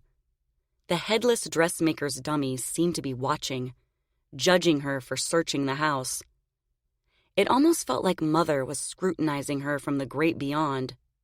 Before proceeding any further, she dragged the dressmaker's dummy out of the little room and draped a sheet over it. Then she went back in and ran her fingers along the wainscoting to see if she had missed the outline of a short door, even though it seemed like an odd place for an attic access in a home as large as Blackwood Manor. Because judging by the house's footprint, the attic had to be enormous. Again, she was reminded that she had no idea about the manor's history, who had built it, or how old it was. Her parents never talked about the past, so it should have come as no surprise that she knew nothing about their house. And now, knowing her parents had secrets to hide, it made sense. Then she had another thought. Maybe she couldn't find the way into the attic because someone knew she'd discover more than rats. After all, attics were like personal history museums, where people stored remnants of bygone days, and sometimes the answers to family secrets. More determined than ever, she stood on her tiptoes and felt along the tops of the walls. The corners and ceiling edges felt solid and thick. She pressed her hand along the back wall, moving toward the center where the tapestry hung over the clawfoot table. And then she saw it, the tiniest of movements. The tapestry stirred. She put a hand on the edge of the tapestry. It felt cold, as if cooled by an icy breath. She grabbed the clawfoot table and dragged it away from the wall. It was heavier than she thought, but a sudden rush of adrenaline made it seem effortless. Her flashlight clattered to the floor, but she ignored it and reached up to take the tapestry rod down, fighting the urge to rip it off the wall. To her surprise, the rod was nailed to the wood instead of resting on brackets. Then, she noticed a cord in the space between the rod and the top of the tapestry, dangling next to one of the hanging tabs. It was the same dark red as the wallpaper, and if she hadn't been trying to take down the rod, she never would have seen it. She lifted the bottom of the tapestry, found the tasseled end of the cord, and pulled. The tapestry rolled up like a window blind. Julia gasped and stepped back. There was a door in the wall. Chapter 25. Lilly.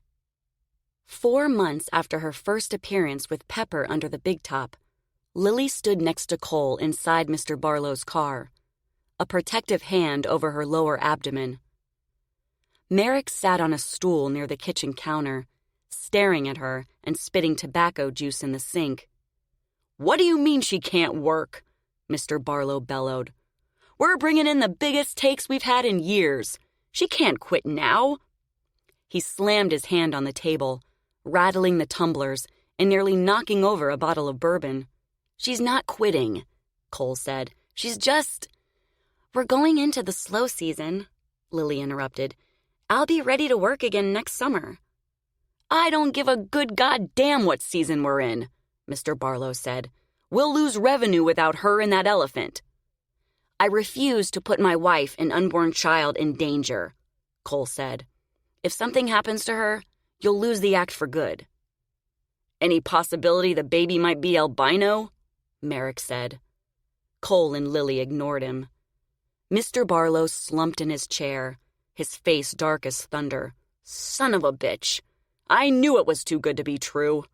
He addressed Cole. "Can you take her place? We could put you in a wig and white grease paint." Cole shook his head. "Won't work. Pepper does things for Lilly she won't do for me." "If you're open to suggestions, I have an idea," Lilly said. "Why don't you tell everyone the albino elephant is performing in Europe? Then, come spring, people will flock back to see what they missed." Mr. Barlow took a long swig of bourbon, put his glass down hard on the table, and glared at her. "Jesus Christ! One way or another, you managed to screw up every act you've ever been in. I'm starting to wonder if I should keep you on at all." "If she goes, I go," Cole said. "And my father, too." "I'm not paying her until she's back to work," Mr. Barlow said.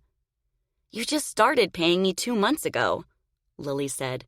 "And not much, I might add, considering what the crowds have been." "Now hold on, young lady," Mr. Barlow said. "You've been nothing but trouble since the day you arrived, and I'm not paying you until you're back on that bowl." "Yeah," Merrick said. "We can't have an albino taking tickets and selling cotton candy. It'll scare the kiddies."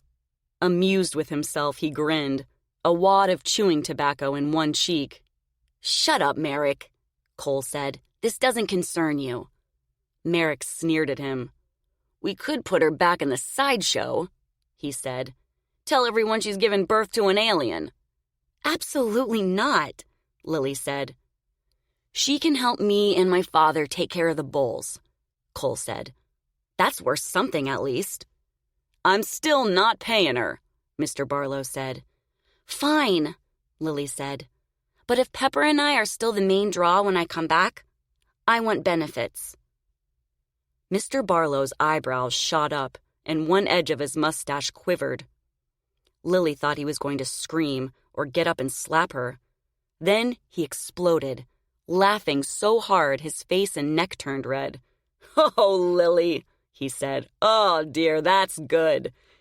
You're here telling me you can't work for a while. At the same time, you're asking for the entire profits from one or more performances if you're the star?" He clutched his midriff, as if trying to contain himself. "That's priceless." Merrick laughed with him. Mr. Barlow leaned back in his chair and chuckled, then wiped his eyes. "I have to say, I haven't heard anything quite that funny in a while." "It's only fair that part of my pay should depend on my drawing power," Lilly said. "That's the way Ringling Brothers and Barnum and Bailey do it," Cole said. With that, Mr. Barlow shot to his feet and stormed toward them, his eyes on fire. "You're lucky I don't get rid of the both of you right now, let alone pay you more," he yelled. "Do you have any idea how many circuses went out of business last year?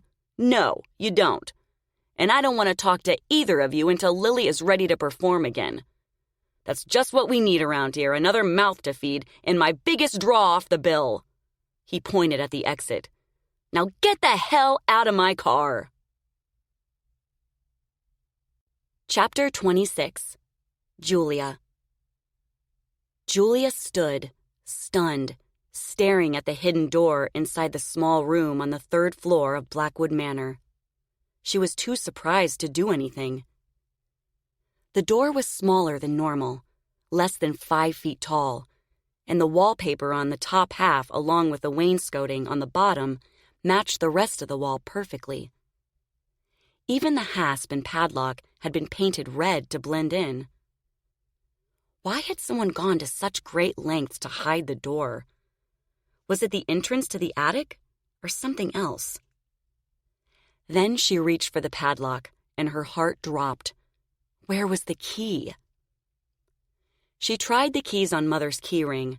None worked.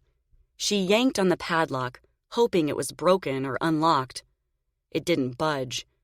She pushed on the door with both hands to test its strength. It felt sound.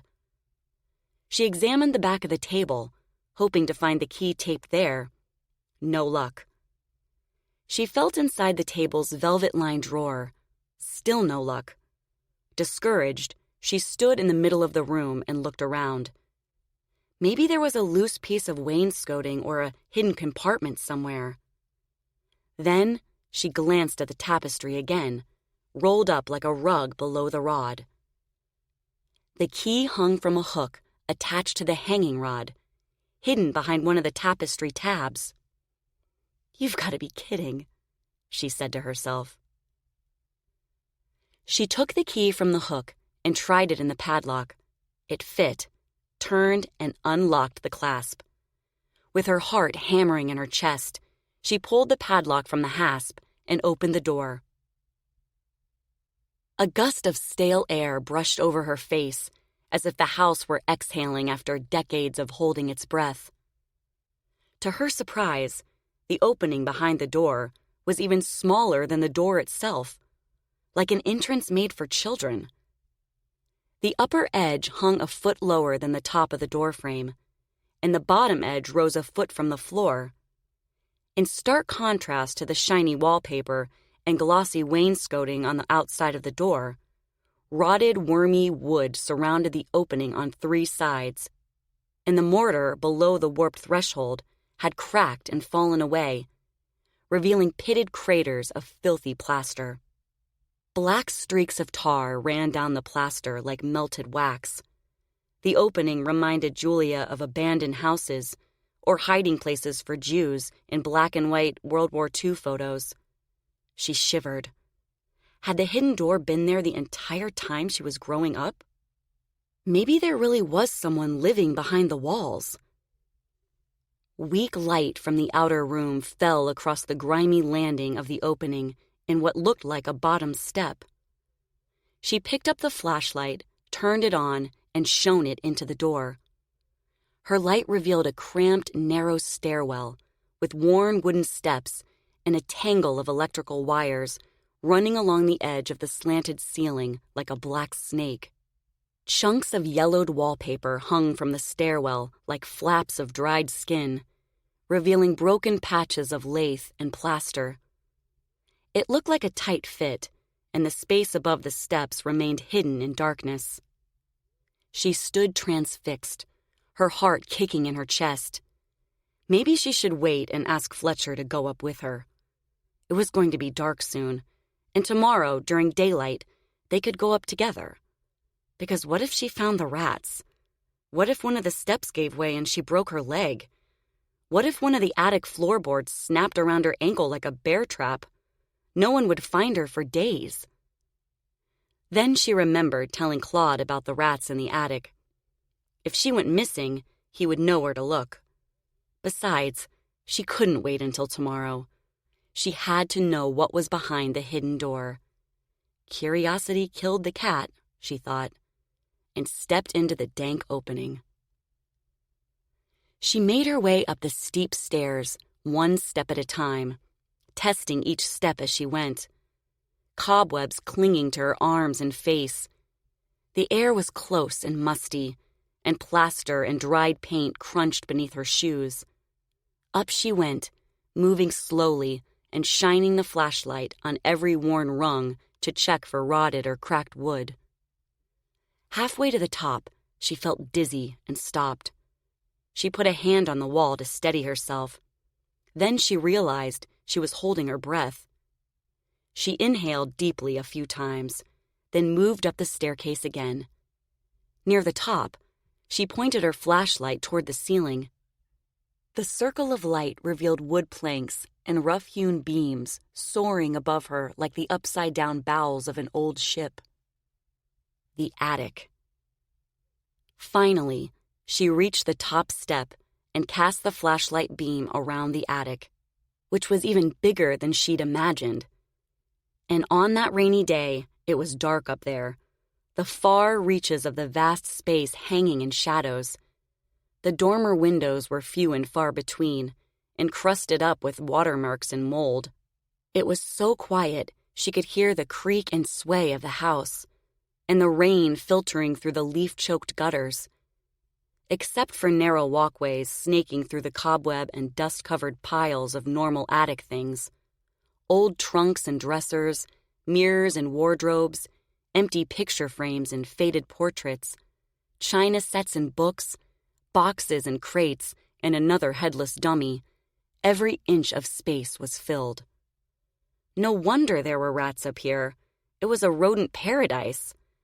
But how would she ever find out where they were getting in? Let alone go through all of this stuff for clues about her dead sister and whatever sins her parents had been hiding. She sighed and started through a narrow walkway, testing the strength of the floor as she went. It squeaked and groaned, but seemed sound. Faded portraits and landscapes hung from rusty wires on the opposite wall at the far end of the attic. Their frames skewed this way and that. She made her way toward them. When she reached the paintings, she stopped in her tracks. There was another door in the wall, a foot up from the floor. What in the world? She said to herself.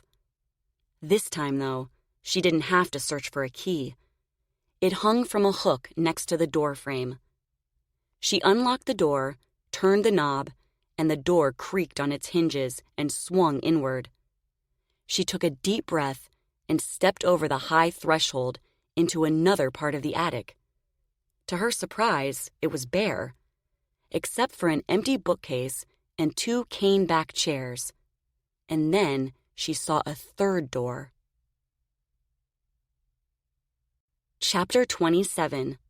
Lilly. Outside Lilly and Cole's sleeper car, the sun was blazing and the air was heavy. The land was flat as far as the eye could see, and the lot was covered in dry grass the color of hay. The roustabouts were raising the tent city, and the clatter of chutes, shouting, cursing, and the thunder of four-horse hitches filled the air. They were in Broken Arrow, Oklahoma, and if Lilly's estimates were right, it had been nearly 2 years since she and Pepper made their first appearance under the big top on these very grounds. After her daughter, Phoebe Lillian Holt, was born, it didn't take long for word to travel that the albino queen and her elephant were back from Europe, and the crowds entering the big top doubled. Mr. Barlow was happy, and so was everyone else. The money coming in was better than ever, and that made up for everything. 4 to 5 nights a week, they performed at a new spot, and for the first time ever, Lilly was getting paid on a regular basis. She and Cole owned their own sleeper car, and Lilly finally convinced Glory to leave Merrick for good, retire from the freak show, and take care of Phoebe when Lilly and Cole were working. Now, Lilly sat in the rectangle of sunlight coming in through the open window of the sleeper car and looked over at her 12-month-old daughter napping in her cushioned crib. In her deepest fears during pregnancy, Lilly worried her baby would be born with some kind of abnormality, either albinism or something else. She'd been lucky enough to fall in love and get married, But would she be fortunate enough to have a normal, healthy child, too? Every day while waiting for the baby to arrive, she became more and more certain she'd only be allowed one of those things, not both.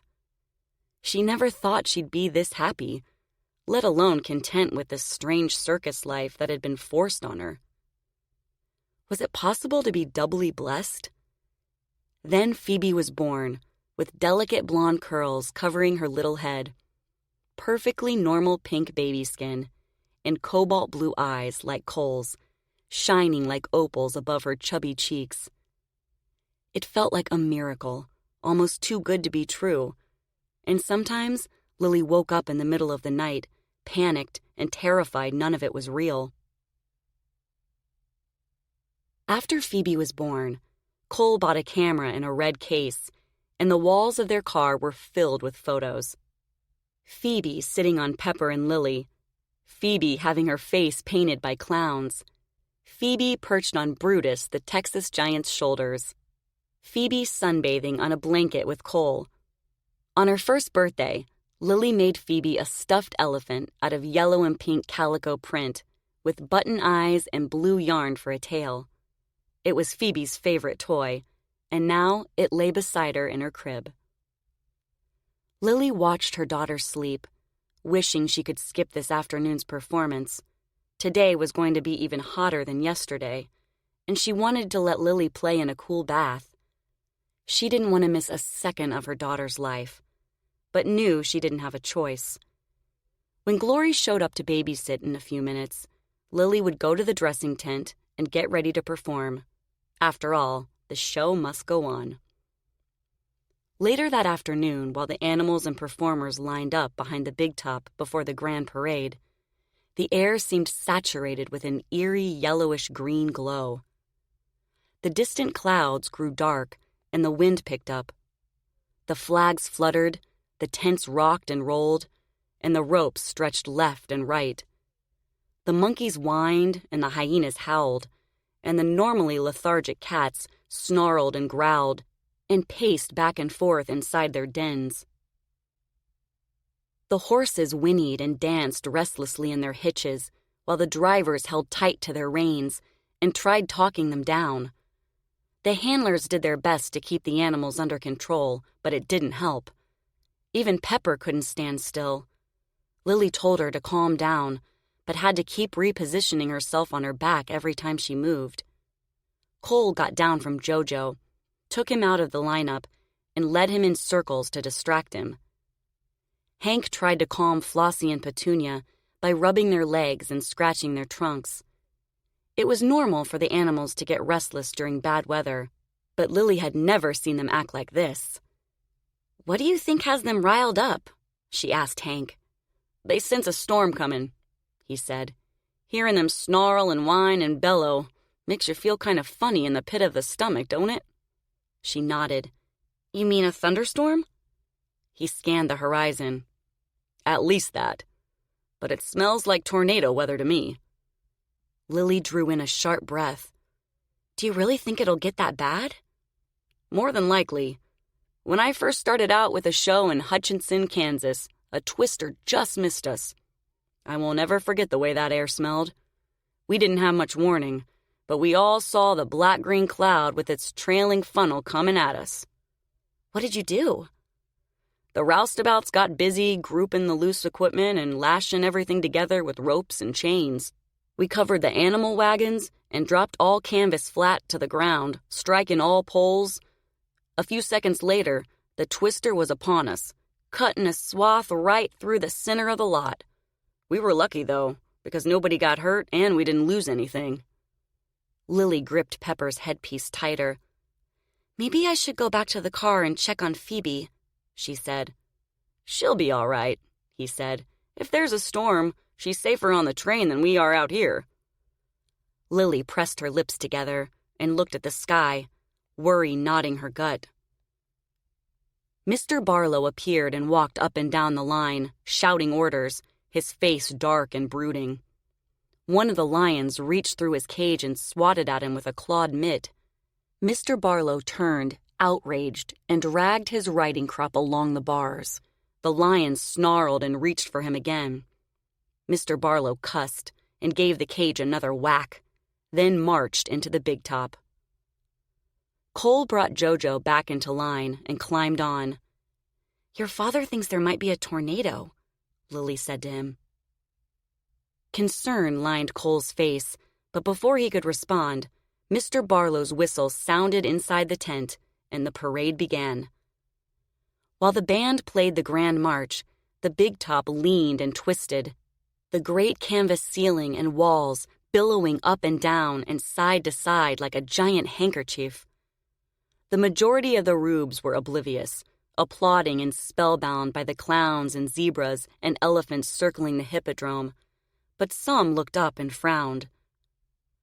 When Pepper and Lilly reached the halfway point on the other side of the hippodrome, a smattering of heavy raindrops drummed on the tent ceiling. At first, the sound was barely audible above the music, but then it began pouring. Sheets of rain beat on the canvas like 100 galloping hooves. The light outside the entrance turned leaden, and the canvas ceiling grew dark. Lilly glanced at Cole, struggling to push down the panic rising in her chest. He nodded once, as if to tell her everything was okay, and she forced herself to keep smiling and waving. Then she saw something move near the bell rings, and her heart stopped. 3 birds had flown into the tent, and now they circled the center poles, frantically darting back and forth, searching for a way out. A bird in the big top meant death for a performer, and there were 3 of them. Lily's smile faltered, and she checked to see if anyone else had noticed.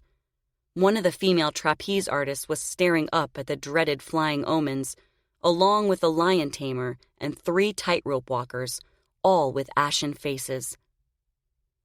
Nerves prickled along Lily's skin, and it was all she could do to keep her arm in the air. She glanced at Cole again and said his name. He didn't hear her. Just then, lightning flashed outside the main entrance and lit up the canvas roof. A deafening clap of thunder startled the horses, then rolled over and over on top itself until it felt like the entire earth was shaking. Lightning flickered again and again and again, and the musicians lost their tempo. Near the pit, Mr. Barlow motioned frantically for the band to keep playing, then raised his arm and moved his hand in small circles to signal the performers and animals to keep moving. The audience looked at one another with worried faces. After a long, tense minute, lightning flashed again, this time not as brightly, and the following thunder sounded farther away. The band picked up the tempo, and a collective feeling of relief seemed to fill the tent. The clowns waved to the kiddies, the acrobats tumbled and pranced in the parade, and the candy butchers sold peanuts and cotton candy up and down the bleachers. Lilly took a deep breath and relaxed a little. It seemed like the storm was moving away. Then a great gust of wind hit the big top, and the entire tent leaned to one side like a ship rolling on rough seas. Lilly grabbed Pepper's headpiece with both hands, and Cole's face went dark. Women shrieked and gaped up at the ceiling with open mouths. Children started to cry, and several of the horses reared, their nostrils flaring, their eyes spinning with terror.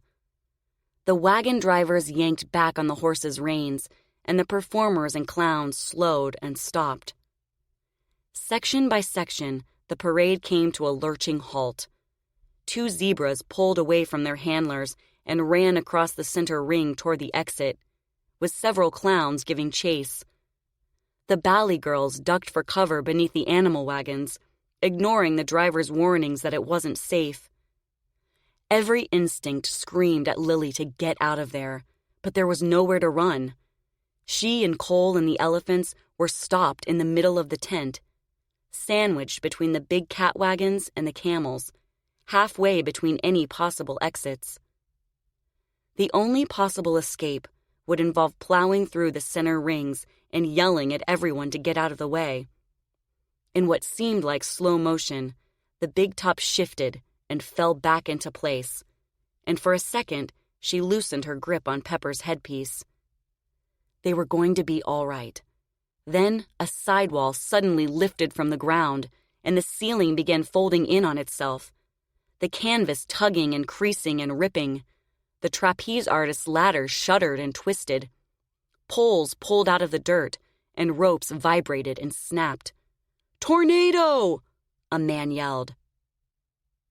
The crowd jumped to their feet and fought to get down from the bleachers in one giant swell, dropping popcorn boxes and cotton candy, yelling and pushing and shoving one another out of the way. Parents grabbed children's hands and glanced up at the ceiling with panic-filled eyes, trying to watch their step at the same time. An old woman fell halfway down, and her husband helped her up, struggling to keep his balance while being crowded from behind. 2 boys jumped from the sides of the bleachers and dropped to the ground below. Several others followed suit. One woman tumbled and fell off the side, lay there for a moment, then got up and limped as fast as she could toward the exit. Mr. Barlow ran into the center ring, red-faced and yelling, arms flapping as he ordered everyone to get the animals and wagons out of the tent. Hank and the other handlers rushed in with hooks and lead lines, and the wagon drivers turned the horses toward the back exit. The roustabouts scurried around, gathering all movable equipment and gear, trying to lash everything together with ropes and chains. "Get out of here!" Cole shouted at Lilly. "I'll be right behind you." He didn't need to tell her twice. She steered Pepper around a wagon toward the back exit, the coppery tang of fear in her throat. The rest of the performers headed that way too, and the escape route became an obstacle course full of camels and horses and giraffes and workers and clowns and acrobats and women in tutus. Lilly and Pepper started and stopped what seemed like 100 times, trying not to step on anyone. Then the back wall of the tent collapsed, and poles and ropes and great swaths of canvas fell sideways, covering the musicians and part of the bleachers still filled with panicked circus-goers. The band screeched to a halt with a clang of a cymbal and a squawk of a clarinet. The center poles of the big top leaned left and right, and the attached ropes stretched and pulled and snapped. Loud vibrating pings and ripping sounds filled the air as the ceiling creaked and shifted above their heads, and several of the bale rings tore from the canvas. Terror flooded the tent like a living, breathing thing. With the back access damaged and the ceiling falling in, the only way out was through the main entrance. Everyone stampeded toward it. The tent exploded with screams and shouts, the sounds of bodies shoving past bodies, and people running off bleachers and stands. Broken ropes whipped in the air like frenzied snakes, and wooden poles and ladders splintered and crashed. Lilly turned Pepper around and urged her toward the entrance, then glanced over her shoulder to make sure Cole and the other elephants were following. They were farther back, trying to make their way through the chaotic throng of animals and people. When Lilly faced forward again, Mr. Barlow was blocking her way, a bullhook in his hands. Pepper stopped in her tracks and trumpeted loudly. "What are you doing?" Lilly yelled. "Get out of the way!" "You can't take her out there," Mr. Barlow shouted. "Are you out of your mind? We've got to get out of here." Lilly urged Pepper forward, but Mr. Barlow refused to let her pass, barring her way at every turn. Pepper trumpeted and reared, but not enough to make Lilly fall off. Mr. Barlow raised the bullhook, his face threatening. "She's not leaving this tent." Terror and confusion twisted in Lily's chest. Why was Mr. Barlow trying to stop Pepper from getting to safety? It didn't make sense. Pepper was his biggest draw and worth a lot of money. All around them, handlers and animals and rubes and performers stampeded out of the tent, a blur of human limbs, furry heads, tails and hoofed feet. Llamas and horses and poodles and people zigzagged and bolted and jumped over one another, screaming and galloping and trying to escape. Women fell and shrieked. Children stumbled and vanished, and parents yanked them up to carry them, flailing and crying out of the big top. If Lilly had to force Pepper to trample Mr. Barlow into the ground to escape, she was getting them out of there alive. She urged Pepper forward, but Pepper refused to run him over. Mr. Barlow raised the bullhook and struck Pepper in the chest, grunting with the effort. Pepper cried out in pain, and Lilly shrieked in anger. She swung her leg over Pepper's head and put her feet together, ready to slide down Pepper's side and wrestle the bullhook away from Mr. Barlow. But before she could, Cole stopped Jojo beside them and told her to stay put. He jumped down from Jojo and grabbed the bullhook with both hands, his face contorted with fury. Mr. Barlow held on, and they grappled with it above their heads, grimacing and pushing each other back and forth. "Go on!" Cole shouted at Lilly. "Take Jojo and get out of here!" Lilly urged Pepper toward the exit, trying not to trample anyone, and yelled for Jojo to come too. When she glanced over her shoulder, she saw Cole yank the bullhook from Mr. Barlow's grip and throw it over the bleachers. But Jojo refused to leave Cole, no matter how many terrified animals and panicked rubes bumped into him, or how many times Lilly called his name. When she neared the exit, she looked back one more time. A draft horse knocked Mr. Barlow off his feet, and Cole climbed back on Jojo.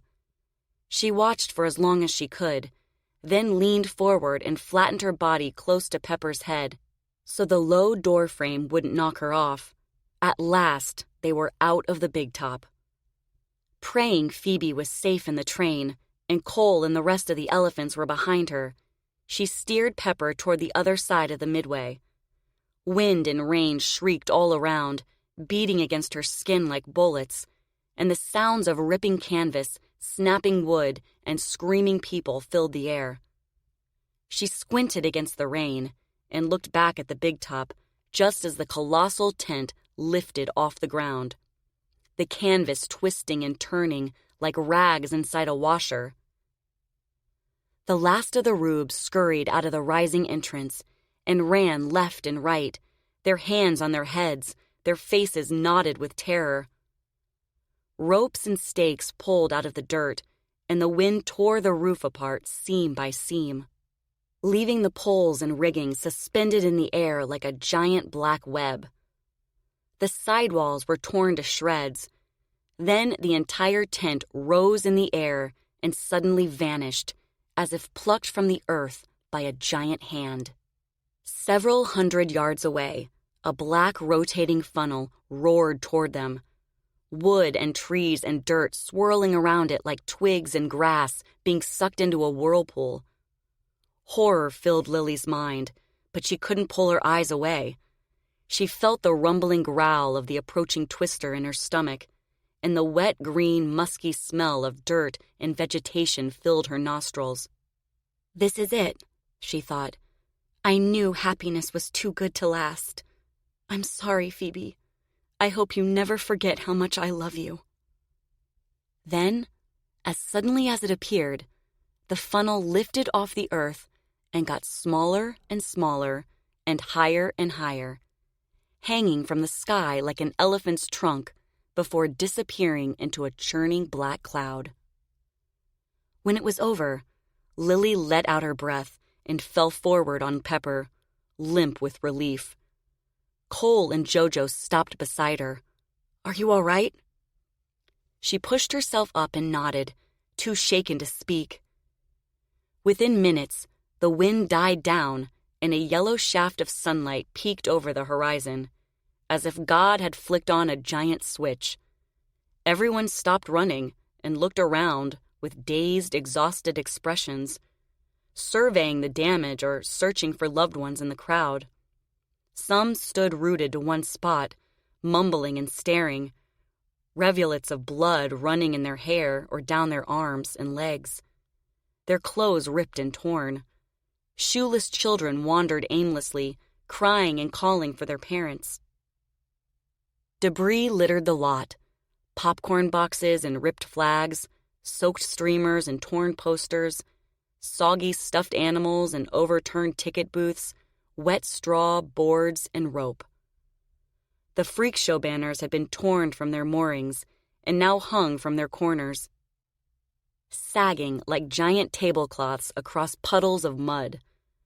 Dolly, the world's most beautiful fat woman, Mabel, the four-legged woman, and Penelope, the singing midget, came out of the freak show tent, eyes wide, mouths gaping.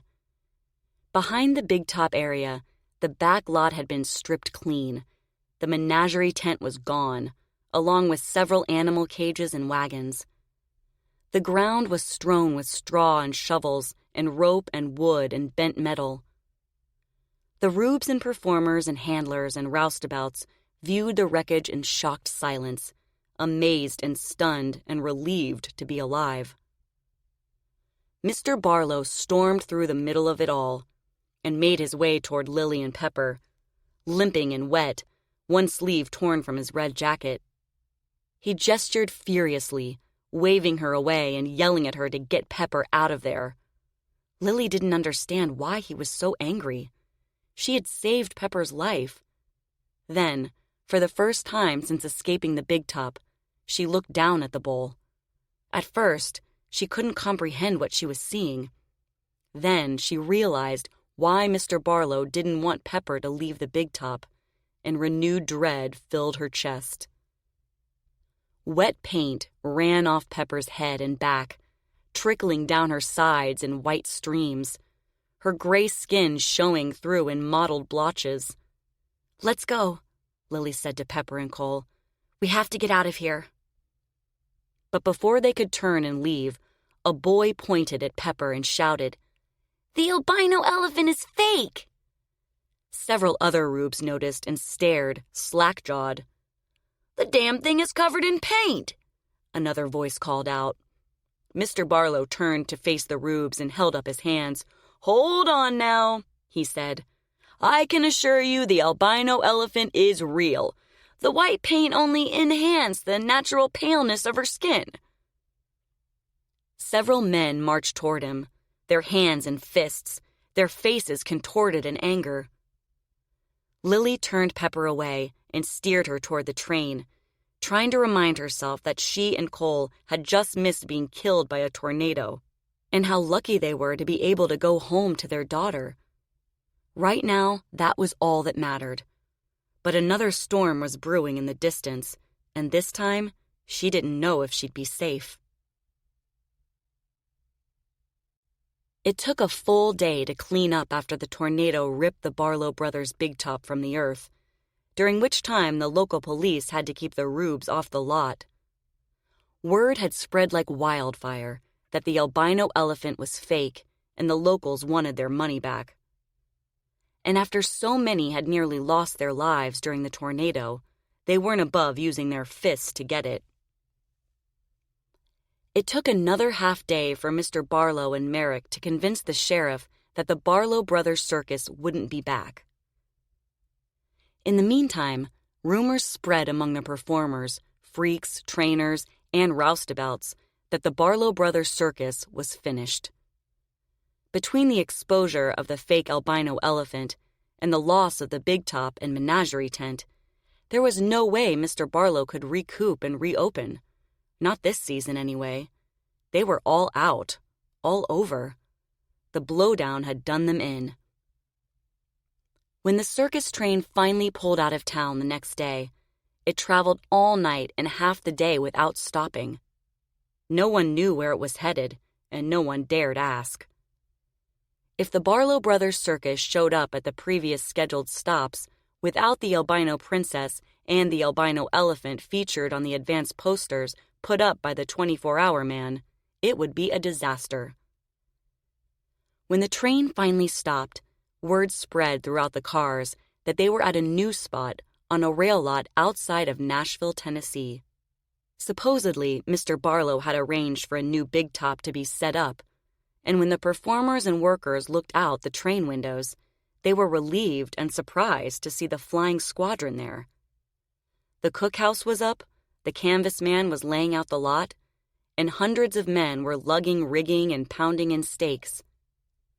The sideshow and dressing tents had been erected too, but patches of long grass and 2 rusty barrels occupied the center of the lot, where the big top should have been spread out, waiting to be raised. After everyone was done with breakfast and the cookhouse had closed until lunch, the performers went back to the train to wait and see what happened next. A short time later, another train rolled in on a sideline between them and the train depot. When Lilly and Cole saw the other train pulling in next to their car, they got up from playing on the floor with Phoebe and looked out the window. It was the Rowe and Company Circus. They glanced at each other with alarm. 2 circuses showing up on the same lot could only mean trouble. "What do you think is going on?" Lilly said. "I hate to say it," Cole said, "but they might be here to pick through our pieces." "What does that mean?" "Either we're shutting down after this spot and Mr. Barlow is selling off what he can to save himself, or—" A knock on the door interrupted Cole mid-sentence. He left the window and went over to answer it. Hank entered, his face grim. "Mr. Barlow wants the elephants off the train," he said. "Why?" Cole said. "He has a buyer." A hard knot twisted in Lily's chest. No, not the elephants. "Come give me a hand," Hank said, "and keep your mouth shut." Lilly pulled on her shoes and scooped Phoebe off the floor, where she'd been playing with her favorite doll and calico elephant. Phoebe started crying and reached for her toys. Lilly grabbed the elephant, gave it to her, and started toward the door, panic rising like a flood in her chest. Phoebe hugged the elephant beneath her chin and grinned, oblivious to her mother's distress. "Stay here," Cole said to Lilly. "I'll do no such thing," Lilly said. "I'm taking the baby over to Glory and coming with you." Cole studied her face, then went with his father out the door. There was nothing he could do to stop her, and he knew it. She followed him outside, then hurried along the train in the other direction until she reached the car Glory shared with Ruby, Rosie, and 3 other sideshow performers. Glory and Ruby sat in folding lawn chairs next to the tracks, smoking and soaking up the sun. Sweating and out of breath, Lilly stopped and put Phoebe in Glory's lap. "Can you watch her for a little while?" Glory nodded and held on to Phoebe, confusion wrinkling her brow. "Sure," she said. "But what's going on? Everything okay?" "No," Lilly said. "Everything's not okay. Mr. Barlow has a buyer for the elephants." The words caught in her throat. "Oh my God," Glory said. "All of them?" "I don't know," Lilly said, her chin quivering. "But I need to find out." "Do whatever you need to do. I'll take care of Phoebe." "Thanks," Lilly said. She kissed her daughter on the head, whispered she'd be back soon, and hurried away. By the time she got to the stock cars, a crowd of performers and roustabouts was already forming. She pushed her way through the gathering to see what was happening. The equestrian director and several handlers had lined the horses up next to the train, and Cole, Hank, and 2 handlers brought the elephants down the ramps, led them over to the row of horses, then stood holding their leg chains. 2 men in suits and shiny shoes walked up and down the line, inspecting the stock. One tall and thin, with dark hair and a walrus mustache, the other with a bald head and silver cane. Mr. Barlow and Merrick handed out hearty handshakes and strolled beside them, smiling. The local sheriff and the railroad officials were there, too, along with a bunch of townies gawking from the other side of the tracks. One of the acrobats asked the head of the Flying Zappe brothers if he thought they were shutting down. The Flying Zappe brother shook his head. "Mr. Barlow's selling off ring stock to pay for a new big top." Shaking and nauseous, Lilly hurried over to the elephants and came to a stop next to Merrick and Mr. Barlow. Cole frowned at her and shook his head, cautioning her to keep quiet. "You can't sell the bulls," she said to Mr. Barlow. "They're your biggest draw." Mr. Barlow ignored her and kept smiling and nodding at the men in suits, who were inspecting the elephants up close. "Mind your own business," Merrick said to her under his breath. "They are my business," she said. "If they go to another circus, Cole and I go with them." "He's only selling one," Merrick said. The bald man pointed at Jojo with his cane. "We'll take the young one," he said. Lilly went rigid. "No, not Jojo. It will break Pepper's heart." "Sold," Mr. Barlow said. "You've made a fine choice, gentlemen. He's one of the smartest bulls we've ever had." "That's not true," Lilly said in a loud voice. "He's been in the parade, but he's as dumb as they come. We can't teach him anything." Mr. Barlow glared at her, and Cole gave her a stern look. "And you are?" the man with the walrus mustache asked Lilly. "I work with these elephants," she said. "I'm sure you've heard of the albino princess and her albino elephant?" The bald man knitted his brow and regarded Mr. Barlow. "You better not be trying to pull a fast one on us," he said. "Of course not," Mr. Barlow said. "And to prove I'm an honest businessman, if this bull turns out to be a dud, I'll take him back and give you 2 others to replace him." The bald man smiled and shook Mr. Barlow's hand. "It's a deal." "You're making a mistake," Lilly said, trying to keep her voice even. "Jojo won't mind anyone but me and my husband, and even then, he's the most stubborn bull I've ever seen." "Don't listen to her," Mr. Barlow said. "She's just a bleedin' hard who's too attached to the stock. She'd make a fuss no matter who I sold." He motioned his strongman to move her away from him. The strongman grabbed Lilly, dragged her over with the rest of the spectators, and held her there. She struggled to get free, tears blurring her vision. "You can't take Jojo away from his mother," she shouted. "You just can't." The man with the walrus mustache ordered his handlers to take Jojo and load him on their train, and the bald man counted out a stack of bills into Mr. Barlow's hand, his silver-tipped cane held beneath his arm. One of the Rowe and Company handlers took Jojo's front leg chain from Cole, yanking on it to get him moving. When Jojo refused, another man jabbed a bullhook into his shoulder. "Hey!" Cole shouted. "There's no need for that." The man ignored him and jabbed Jojo harder. Jojo curled his trunk and bellowed in pain, then started walking. Following the handlers along the train in fits and starts, he stopped every few steps and glanced back at his mother. Every time he came to a halt, the handler jabbed him in the shoulder to get him moving again. Mr. Barlow, Merrick, the sheriff, and the railroad officials followed, talking and oblivious to the drama that was unfolding. Breathing hard, Lilly pushed her elbows into her sides, the world a blur through her tears. It was all she could do not to scream. There was no way to stop what was happening. Pepper trumpeted and called out to her son, lifting her front feet one at a time and getting more and more agitated. Cole talked to her and rubbed her legs and shoulders, trying to get her to calm down, but it was no use. Pepper knew her baby was being taken away. When the handler steered Jojo around the caboose and out of sight, Pepper broke free and charged forward, ripping her leg chain from Cole's hands. Cole raced after her, but Pepper was running at full bore, a cloud of dust rising at her heels. It seemed like the entire earth quaked beneath her massive feet. The strongmen let Lilly go, and she and the other Barlow brothers' handlers gave chase. By the time Lilly and the handlers reached the other side of the caboose, the Rowe and Company men were already trying to load Jojo on their train, shouting and cussing and jabbing him with bullhooks to move him up the ramp. Mr. Barlow, Merrick, the sheriff, and the railroad officials stood nearby and watched, indifferent. Pepper stampeded toward the train, with her trunk held high, moving faster than Lilly thought possible. Cole couldn't keep up.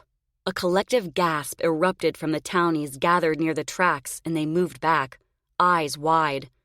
Jojo stopped halfway up the ramp, looked back at his mother, and trumpeted loudly. When Merrick saw Pepper running toward them, He took a cattle prod from one of the handlers and pushed it into Jojo's back leg. Jojo bellowed in pain and moved up the ramp. Merrick made a move to hit Jojo with the cattle prod again, but before he could, Pepper reached him and knocked him to the ground with her trunk. A woman screamed, and someone shouted for everyone to run. The Rowan Company handlers kept their eyes on Pepper, but continued to force Jojo into the boxcar, striking him faster and harder with every panicked blow. Pepper roared and sideswiped the handlers off the ramp, her trunk swinging like a baseball bat. The men fell in the dirt, scrambled to their feet, and moved away. "Pepper, no!" Lilly shouted, still running toward her. Cole stopped and grabbed her by the arm. "There's nothing you can do." Lilly watched helplessly beside Cole, one trembling hand over her mouth. "Please, Pepper, don't hurt them. They don't understand." One of the Rowan Company handlers picked up a bullhook, wielded it like a sword, and moved toward Pepper. She growled and charged at him, then stopped. Her head held high, as if daring him to come closer.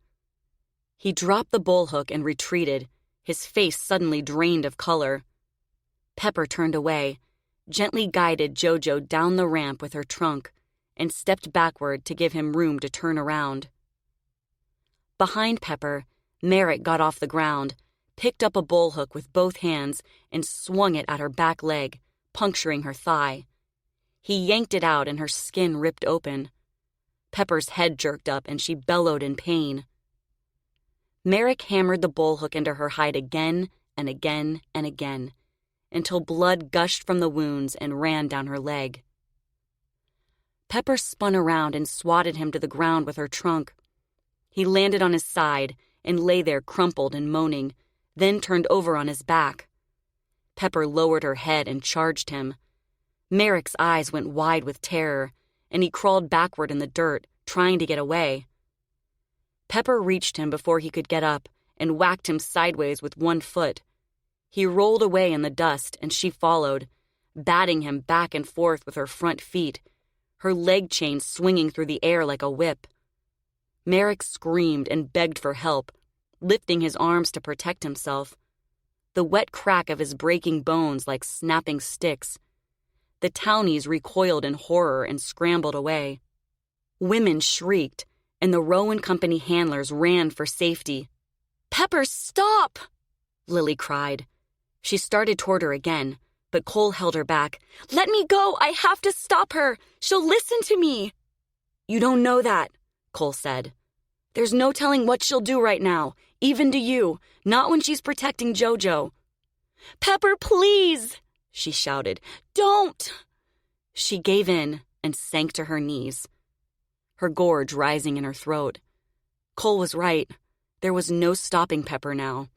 It was a mother's instinct to protect her young, no matter what it took, and Lilly would have done the same thing if someone tried to take Phoebe. But Pepper was an animal, and she would be punished. A few seconds later, Merrick stopped screaming. Blood covered one side of his face, and his head, arms, and legs flopped around like a rag doll. Pepper continued to bat him back and forth with her feet and trunk, tossing him around like a cat playing with a dead mouse. Gasps of horror rose from the crowd, and a woman fainted. Cole knelt beside Lilly, and she buried her face in his shoulder. She couldn't watch. Not because of what was happening to Merrick, but because she knew what Mr. Barlow and the others would do to Pepper for acting like a mother and an elephant. Then a shot rang out, and Lilly looked up. The sheriff was pointing a rifle at Pepper. Pepper took a step backward, away from Merrick, blood running from her shoulder. The sheriff fired 3 more times, and bullets hit Pepper in the back and thigh. Pepper lifted her head and roared in agony, then turned, stumbled, and listed slightly to one side. The handlers slowly moved toward her with bullhooks and cattle prods, arms out, ready to run if she turned on them. Merrick lay still as a stone on the ground, his arms and legs twisted at odd angles, his head surrounded by a growing puddle of blood. Lilly got to her feet and raced toward Pepper. Stay away from her, she shouted. The handler stopped and watched with wary eyes. When she got closer to Pepper, Lilly slowed and put out a hand. It's all right. Calm down, girl. You're okay. Pepper's sad amber eyes sought Lily's. Her impossibly long lashes splattered with droplets of blood.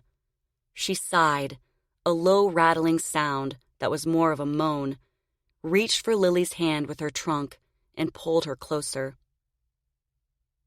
Lilly choked back a sob and leaned against Pepper, unable to speak around the burning lump in her throat. With a grave look on his face, Cole came over and picked up Pepper's leg chain. Behind her, the Rowan Company handlers quickly prodded Jojo back up the ramp and into the boxcar, jabbing the cattle prod into his neck every time he tried to glance back at his mother. "Chain that goddamn bull down!" Mr. Barlow ordered his handlers. "Kill it!" one of the townies shouted. "Kill it!" someone else yelled. "Kill the elephant!" Other voices joined in. "Kill the elephant! Kill the elephant!" Lilly shook her head, the world a blur through her tears. "No, no, no!" her mind screamed. "This can't be happening. It just can't."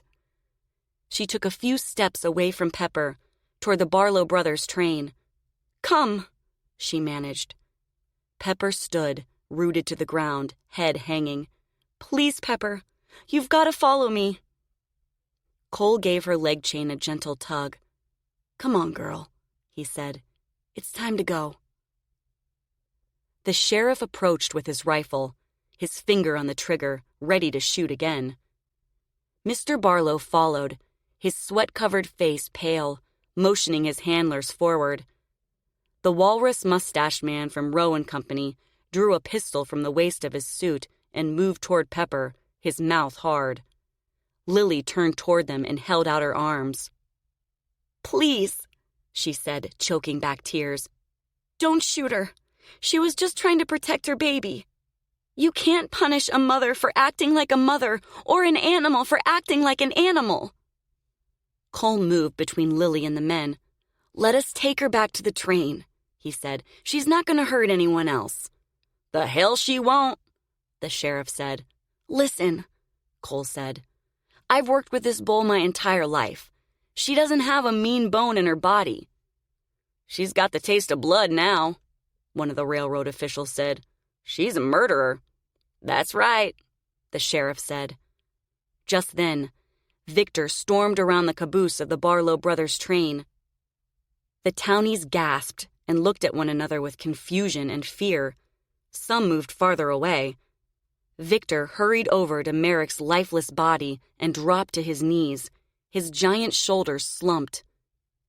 He put a hand on Merrick's neck to feel for a pulse, listened to his chest, then threw back his head and howled, a low, guttural, awful-sounding cry that tore from his throat. Everyone froze, their mouths and eyes wide with shock. Several women held trembling fingers over their lips and started to cry, while others twisted their faces in disgust. The mournful sound pierced Lily's soul, and she nearly cried out too, devastated for Jojo and Pepper. When it was over, Victor staggered upright, scooped Merrick's broken, bloody body into his muscular arms, and trudged back to the Barlow brothers' train.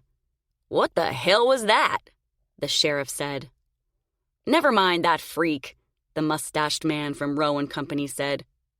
"What are we doing about this damn bull?"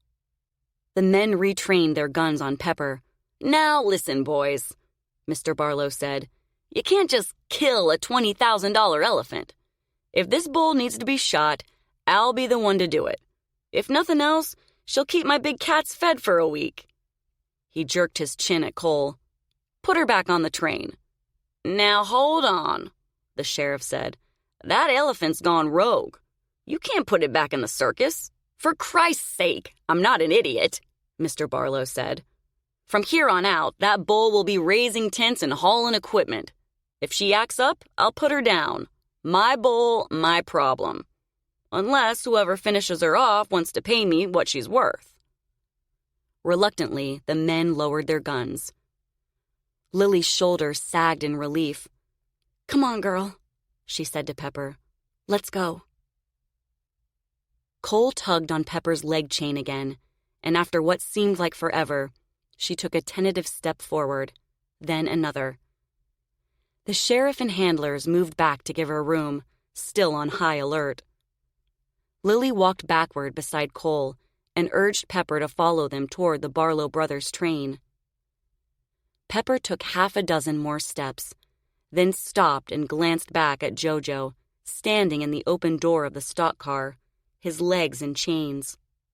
Lilly called Pepper's name, pleading with her to keep moving forward, and after a few seconds, she did as she was told. The sheriff and the Rowan Company men followed, guns at the ready. When they reached the Barlow brothers' caboose, Pepper stopped and looked back at Jojo again. Tear tracks stained her cheeks. Jojo raised his trunk and bellowed. "Shut that bloody door!" the bald man from Rowan Company shouted.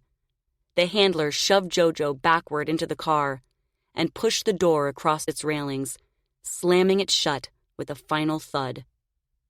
Pepper flattened her ears and hung her head. Lilly could barely see through her tears. "Come on, Pepper," she managed. "Come with me, sweet girl." Pepper moaned, long and low, and trudged on, her wide feet dragging in the dust. Streaks of blood ran down her legs like circus stripes. By the time Cole, Lilly, and Pepper made their way to the other side of the Barlow brothers' train, Flossie and Petunia, along with the horses, had been reloaded.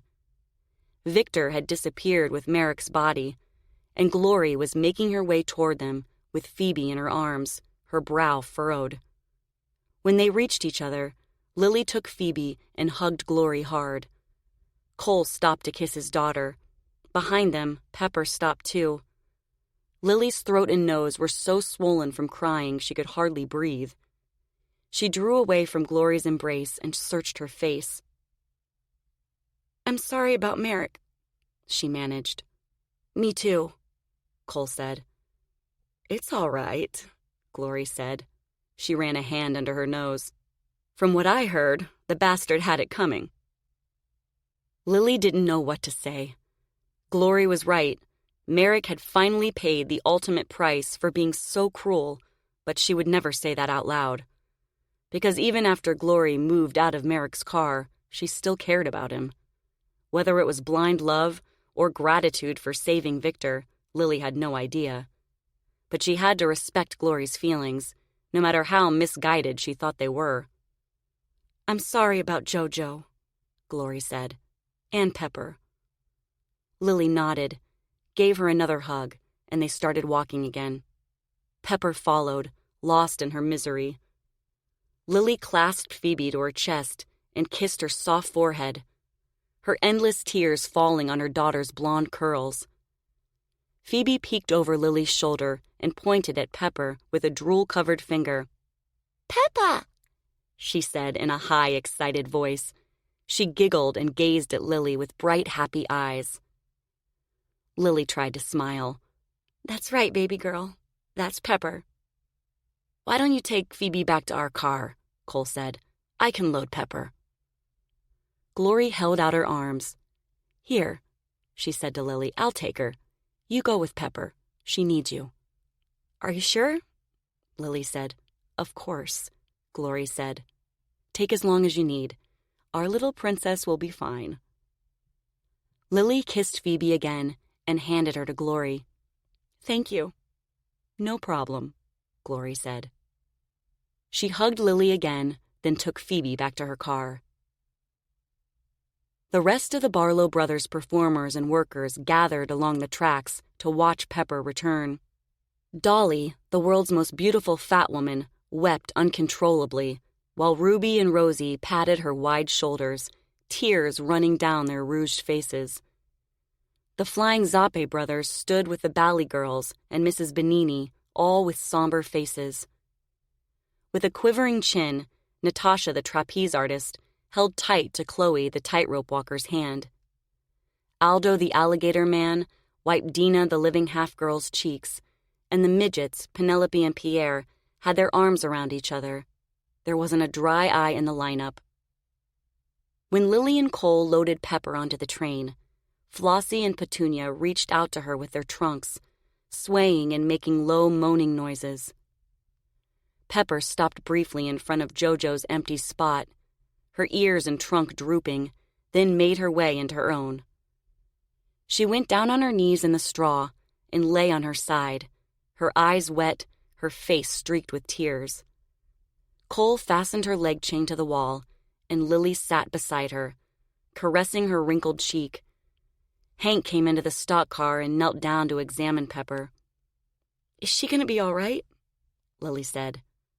"I think so," Hank said.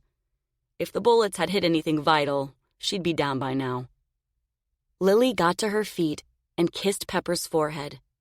"I'll be right back," she whispered. "Just hold on, girl." She went with Cole over to the open stock car door. Everyone looked up at them expectantly. "She's restrained," Cole said to Mr. Barlow and the sheriff. "Good," the sheriff said. "Now, you'd best pack up and leave. We don't need no murdering elephant around these parts." "Now hold on," Mr. Barlow said. "This is an important stop for us, and we're scheduled for 3 shows. We're just picking up after nearly losing everything in a tornado, and on top of that, I lost my longtime business partner and the owner of the sideshow." He lowered his head and pinched the bridge of his nose as if struggling to hold himself together. After a long moment, he took a deep breath, sighed long and loud, and looked up. "If we don't do tomorrow's show, it could mean ruin. You're not going to kick a hard-working man when he's down, are you?" He clapped the sheriff on the shoulder. "These are hard times, my friend." "You're right, these are hard times," the sheriff said. "And I was hired to keep the people in this county safe.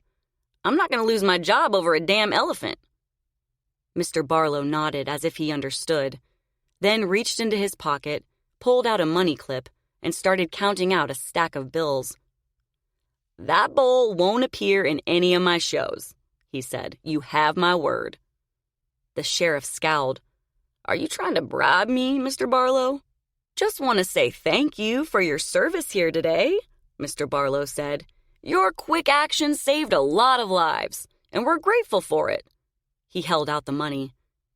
The sheriff looked at the ground a moment, hiked up the belt of his pants, then took the bills and shoved them in his pocket. "I was planning on bringing the twins to the show tomorrow," he said. "They've been looking forward to it for a week, and the last thing I want to do is disappoint my girls." "Perfectly understandable," Mr. Barlow said. "And to show you how much I appreciate your support, there'll be free tickets for you and your family waiting at the ticket booth." The sheriff wrinkled his brow. "Free tickets or not, I'm not going to be happy if I see an elephant with patched bullet holes in the ring." "Of course not," Mr. Barlow said. "That elephant is a workhorse from now on, nothing more." "You better be telling the truth, or I'll shut you down and run you out of town for good." "I can assure you," Mr. Barlow said, "taking that risk wouldn't be a good business move. And if there's one thing I pride myself on, it's being a smart businessman. I meant it when I said I'll kill that bull myself if necessary." He extended his hand. The sheriff shook Mr. Barlow's hand, then left.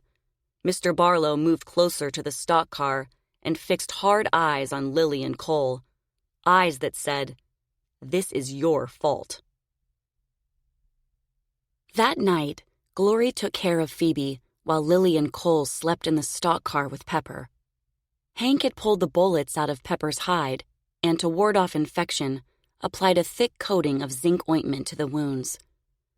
Lilly lay next to Cole in the straw, awake and silently weeping, trying to grasp the nightmarish reality that Jojo was gone, Pepper had killed Merrick, and now, somehow, Pepper was going to pay for following her natural-born instincts.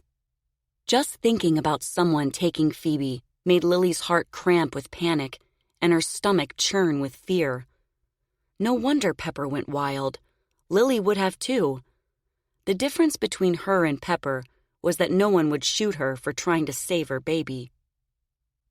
She could only imagine the terror and grief Pepper must have felt when the Rowe and Company handlers took her son, and the pain she must be in now, not only from her physical wounds, but from her shattered heart.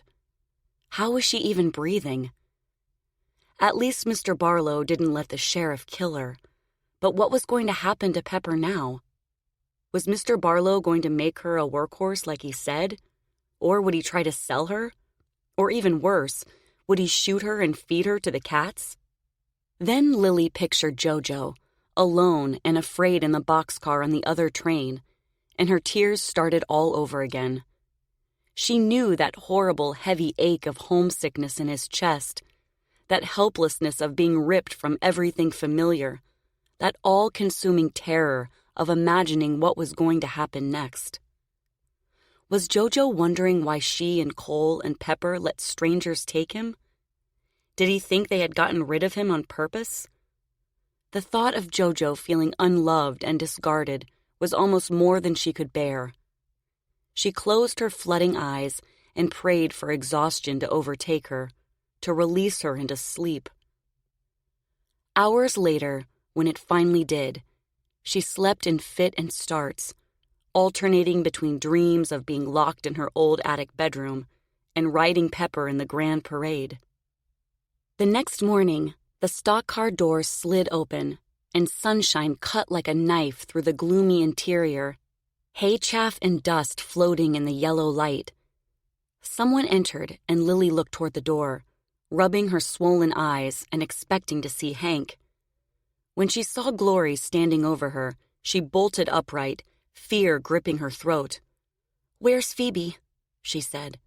"Still sleeping," Glory whispered. "Don't worry, she's fine.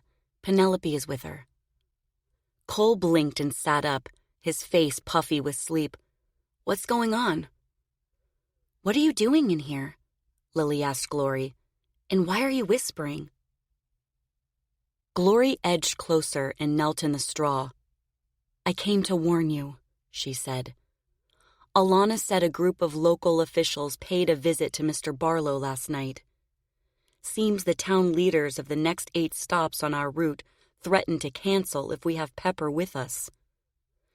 "But Mr. Barlow assured the sheriff she wasn't part of the show anymore," Lilly said. "He said she's a work animal now." "That doesn't mean they believe him," Cole said. "Cole's right," Glory said. "The rubes can't tell one bull from another. Mr. Barlow could put Pepper back in the ring and they'd never know the difference." "Then that's what he should do," Lilly said. "She's not dangerous. She was protecting Jojo." "You and I know that," Cole said, "but no one else will believe it." "Mr. Barlow will never put Pepper back in the ring," Glory said. "It's too big a risk. If word got out, it means certain ruin." "Then what are you saying?" Lilly said. "What did you come to warn us about?" Penelope overheard Mr. Barlow and Victor talking outside Mr. Barlow's car. Victor wants Pepper to pay for killing Merrick, and Mr. Barlow said no one will book us with a rogue bull in the troupe, even if she's not in the show. "And?" Lilly said. Her legs and arms started to vibrate. Glory's eyes grew glassy. "Mr. Barlow said there's only one way to prove Pepper is no longer part of the Barlow brothers' circus." Lily's breath grew shallow and fast. "How?" "They're going to—" Glory's chin trembled, and she took Lily's hand with cold, shaking fingers. Lilly thought she would scream before Glory told her the rest. "They're going to what? Tell me!" "They're going to kill her, Lilly. They're going to kill her, and they're going to do it in public." "Oh my God, no!" Lilly cried. She put her hands over her mouth, certain she was going to be sick.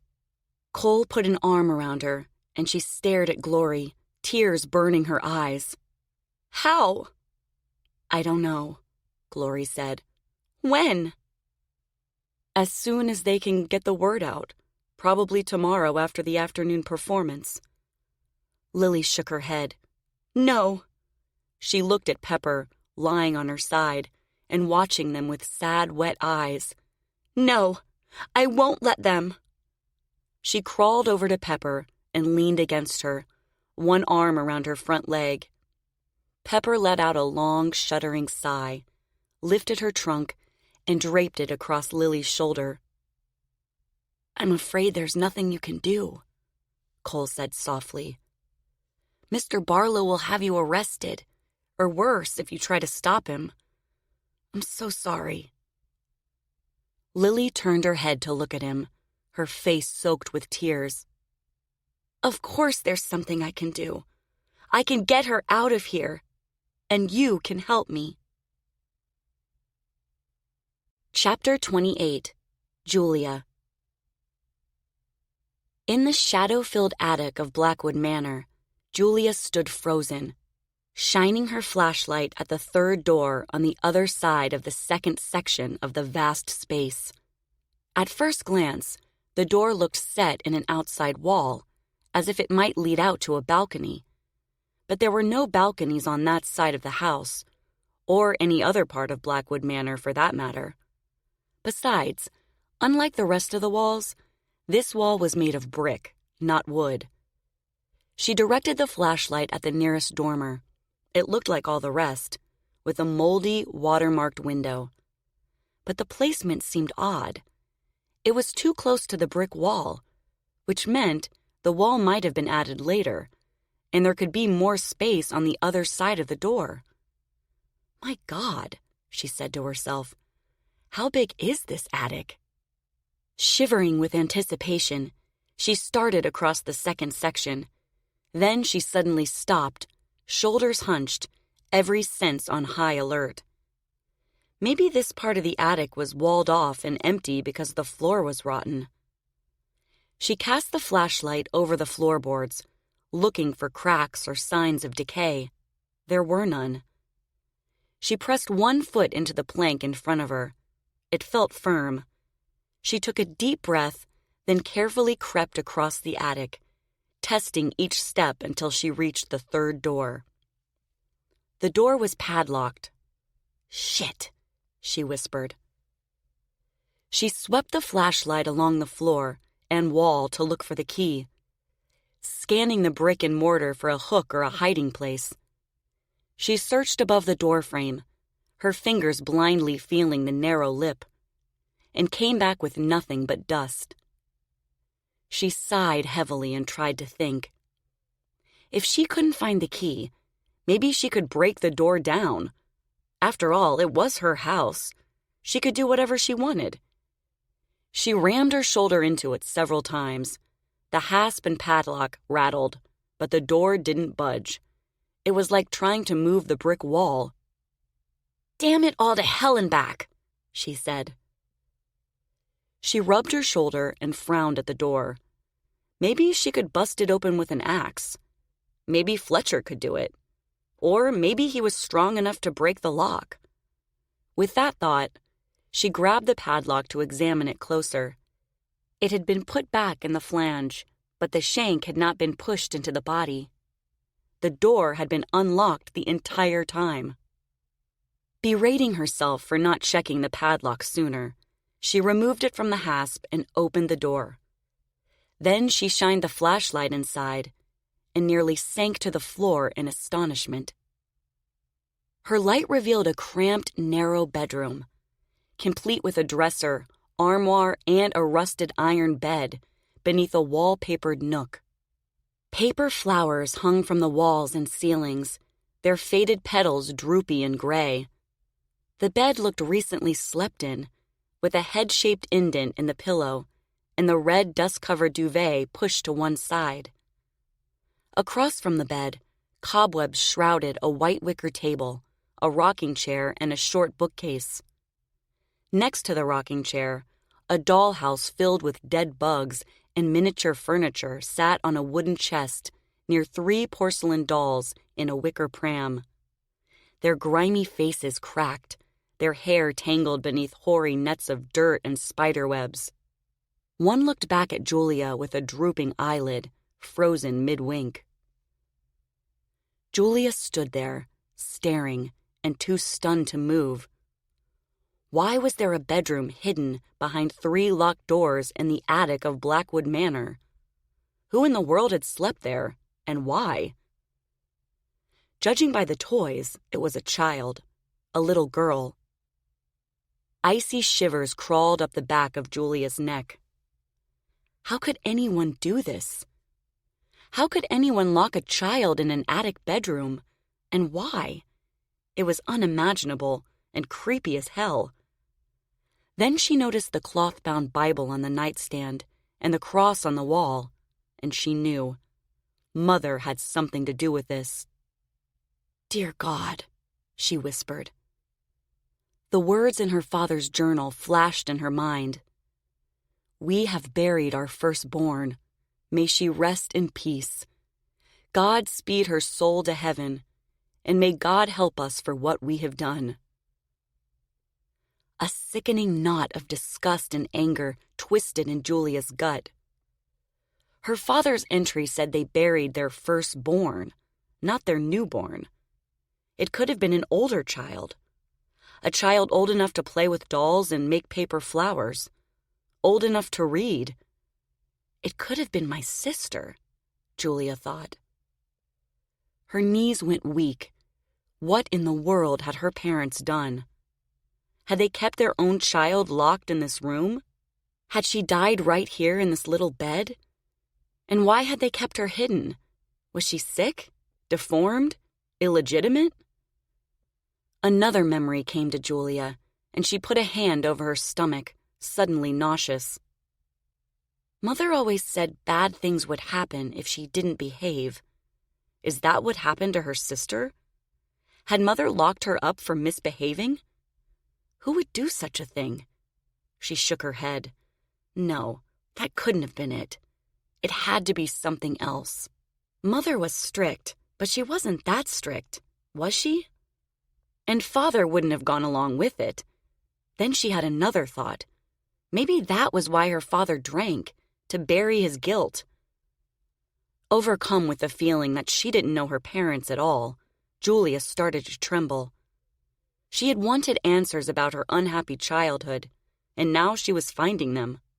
All this time, Mother had blamed her for Father's drinking and death, but something else had been going on inside Blackwood Manor.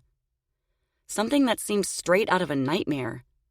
And now, no matter how awful it was, Julia was going to get to the bottom of it, whether she wanted to or not. There was no going back now. She steeled herself and entered the room, casting the flashlight into dark corners. The fusty smell of old wood and warm dust filled the air, stronger and more concentrated than in the rest of the attic, along with an underlying rancid odor that reminded her of finding dead mice in Big Al's diner. She crept over to the bed, moving slowly out of fear or astonishment, she wasn't sure, and tried the lamp on the bedside table. The knob clicked, but nothing happened.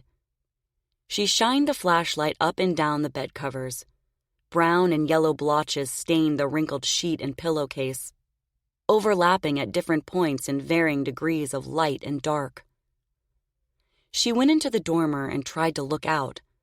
Black patches of mildew mottled the glass, but she could make out the hawking barn through the rain, the gray scudding clouds above its gabled roof. She imagined a little girl, her sister, standing where she stood, looking out and wondering what else lay beyond this grimy window. Goosebumps rose on her arms. The longer she was in the room, the more nauseous she felt. Pain and despair fell around her like a weight. Something clunked behind her. She spun around and swept the flashlight around the bedroom, her heart racing. Maybe there weren't rats in the attic after all. Maybe it was her sister all along, making the noises in the ceilings and walls. The hairs on the back of her neck stood up. "Hello?" she said. The only sounds were the creak and sway of the house, and the rain filtering through the leaf-choked gutters. "Is someone there?" Nothing. Shaking harder now, She slowly got down on her knees and looked under the bed. The flashlight beam jittered over cobwebs and dust, but no living thing looked back. She stood, took a deep breath, and tried to slow her thundering heart. "You're being ridiculous," she whispered. "There's no one up here but you. Unless your sister is surviving on rats." She pushed the image away and swept the flashlight around the room again. Nothing moved. She gritted her teeth and edged close to the armoire. The door was open a crack. She opened it all the way and shined the flashlight inside. Moth-eaten dresses and yellowed blouses hung from the clothes bar, and several pairs of little girls' shoes lined the bottom. But they weren't toddler shoes. They looked big enough for a 7 or 8-year-old. My God, how long was she up here? All her life? Or only after she had grown old enough to misbehave? What looked like a white dress lay crumpled in the bottom corner of the armoire. She reached in to pick it up, then let out a screech and jumped back. A small skeleton lay on top of the dress, its dusty brown spine curled against the inside wall. She stared at the armoire, breathing hard and trying to pull herself together. If the skeleton belonged to a child, she didn't know what she would do. Scream? Throw up? Call the police? She held her breath and peered in again. The flashlight beam illuminated tiny brown ribs, an elongated skull, sharp teeth, and a segmented tail. It looked like a cat. She exhaled and straightened. Thank God it wasn't a child, but finding the remains of a cat was still upsetting. Had the poor thing been left alone up here to starve? Who would do such an awful thing? The same people who locked a little girl in this attic, her mind screamed. Your parents. She pictured a little girl reading in the rocking chair, or having a tea party at the wicker table with her dolls. She could see her in the little bed, curled up with her beloved cat, trying to understand why she felt so lost and unloved. Suddenly, a profound sense of loneliness and misery overwhelmed her, as if every emotion absorbed by the bedroom walls had been released all at once. Either that, or her sister's ghost was in the room with her. It was more than she could take.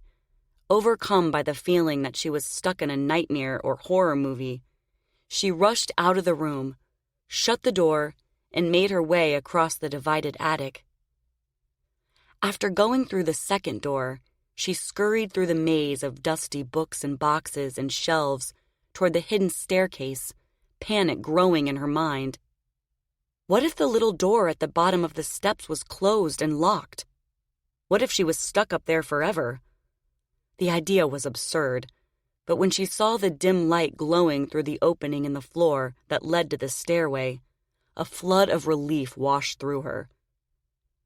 The door at the bottom of the steps was open, with one hand against the gritty wall for support and the other gripping the flashlight. She went down the steps, which somehow seemed steeper and narrower than before. At the bottom, she closed and locked the door, fully aware there was no reason to lock it. At the same time, a small, frightened part of her imagined her sister still living in the attic, sneaking out the door in the middle of the night. And after all those years alone up there, she had to be insane. It was a crazy, ridiculous notion, but then again, she never thought she'd find a hidden bedroom in the attic of her childhood home. Without bothering to roll down the tapestry or return the clawfoot table to its original place, she left the little room and hurried downstairs to the first floor. In her father's den, she picked up his journal off the desk and flipped to the first page with trembling fingers. The entry marking the death of her sister was 1940. Julia had been 2 years old. She sank into the chair, her mind racing and her insides churning. While her sister had been locked in the attic, she'd been downstairs playing with toys, laughing and taking naps, oblivious to the horrors being committed a few floors up. There were no rats in the walls of Blackwood Manor, just a little girl hidden in the attic. It was horrible and inconceivable and unreal. Chapter 29. Lilly. At midnight the day after Pepper killed Merrick, Lilly and Cole crept out of their sleeper car, suitcases in hand. Phoebe sound asleep in a cloth sling against Cole's chest, unaware her parents were leading her into an uncertain future. The night was still and humid, and a half moon cast a bluish glow over the train and ground and trees, emitting just enough light for them to see where they were going. Cole had a lantern in his backpack, but didn't care to use it until they were far enough away not to be caught. Earlier, they had talked for hours about what saving Pepper would mean for the three of them, and decided that, despite the risks of starting over with nothing but their clothes and a little money, they wouldn't be able to live with themselves if they stood by and did nothing. Cole hoped they'd find a new circus, willing to take them in, along with a free, albeit rogue, bowl. Because where else would an albino, a lifelong circus performer, and an elephant have any sort of chance at starting over? If that plan didn't work, he wasn't sure what they would do, but Lilly insisted they try. After the decision was made, they asked Hank over to their car to say goodbye. He agreed they had to save Pepper and wanted to go with him, but Cole refused in case they got caught. Hank understood and made them promise to find a way to let him know where they landed and if they were safe. He took Phoebe in his lap and kissed her cheeks until she got tired and wanted her mother. Lilly hugged him and Cole, promised they'd see each other again, and if a spot for an experienced bullman opened up in their next digs, he'd send word. By the time Hank left, they were all in tears. Now, Lilly followed Cole along the train, fear and adrenaline roaring through her veins. A fine sheen of nervous sweat on her forehead. She felt like she was about to jump out of her skin. If they got caught or escaped, who knew what would happen? When they reached the elephant car, Cole stopped, shoulders hunched, and held up a hand. Lilly came to a halt behind him and waited while he slowly slid open the stock car door, cringing with every metal rasp and scrape. When it was finally open all the way, Cole acted as a lookout, and she climbed inside, crept across the aisle, and crouched beside Pepper, praying she'd be able to get the broken-hearted, injured bull up and out of the car without too much noise. Pepper lay on her side in the straw, streaks of dried tears on her wrinkled face.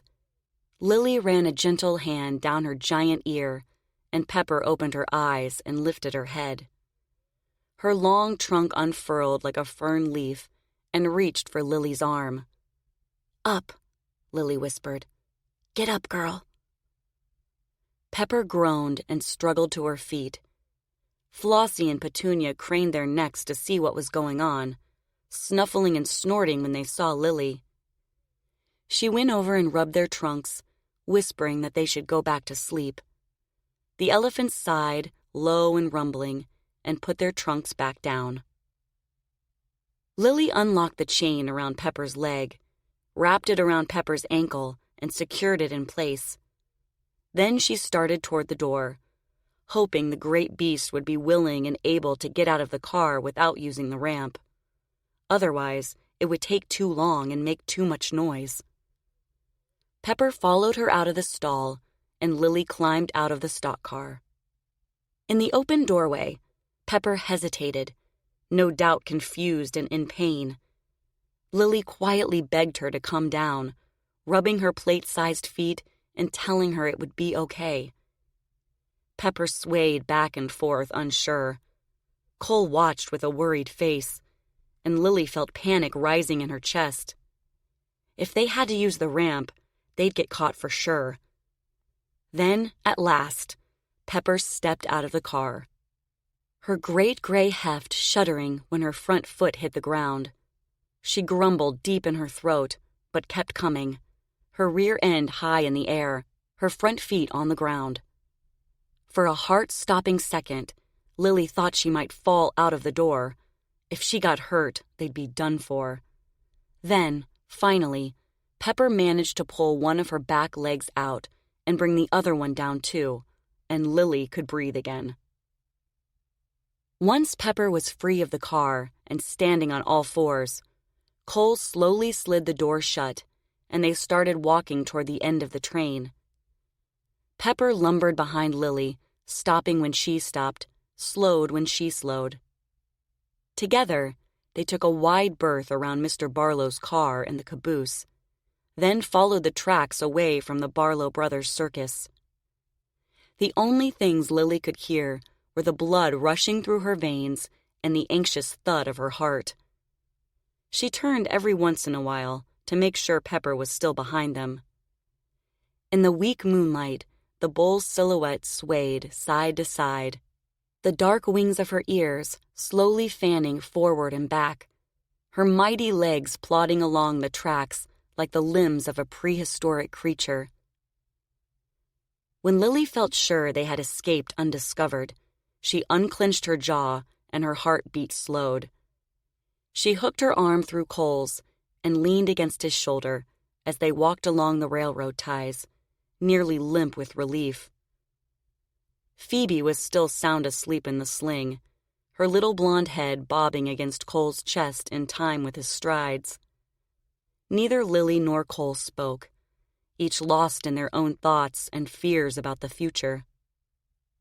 The only thing they knew for sure was they were headed west, toward a town named Waverly, where rumor had it the Sparks World Circus was being cannibalized by Ringling.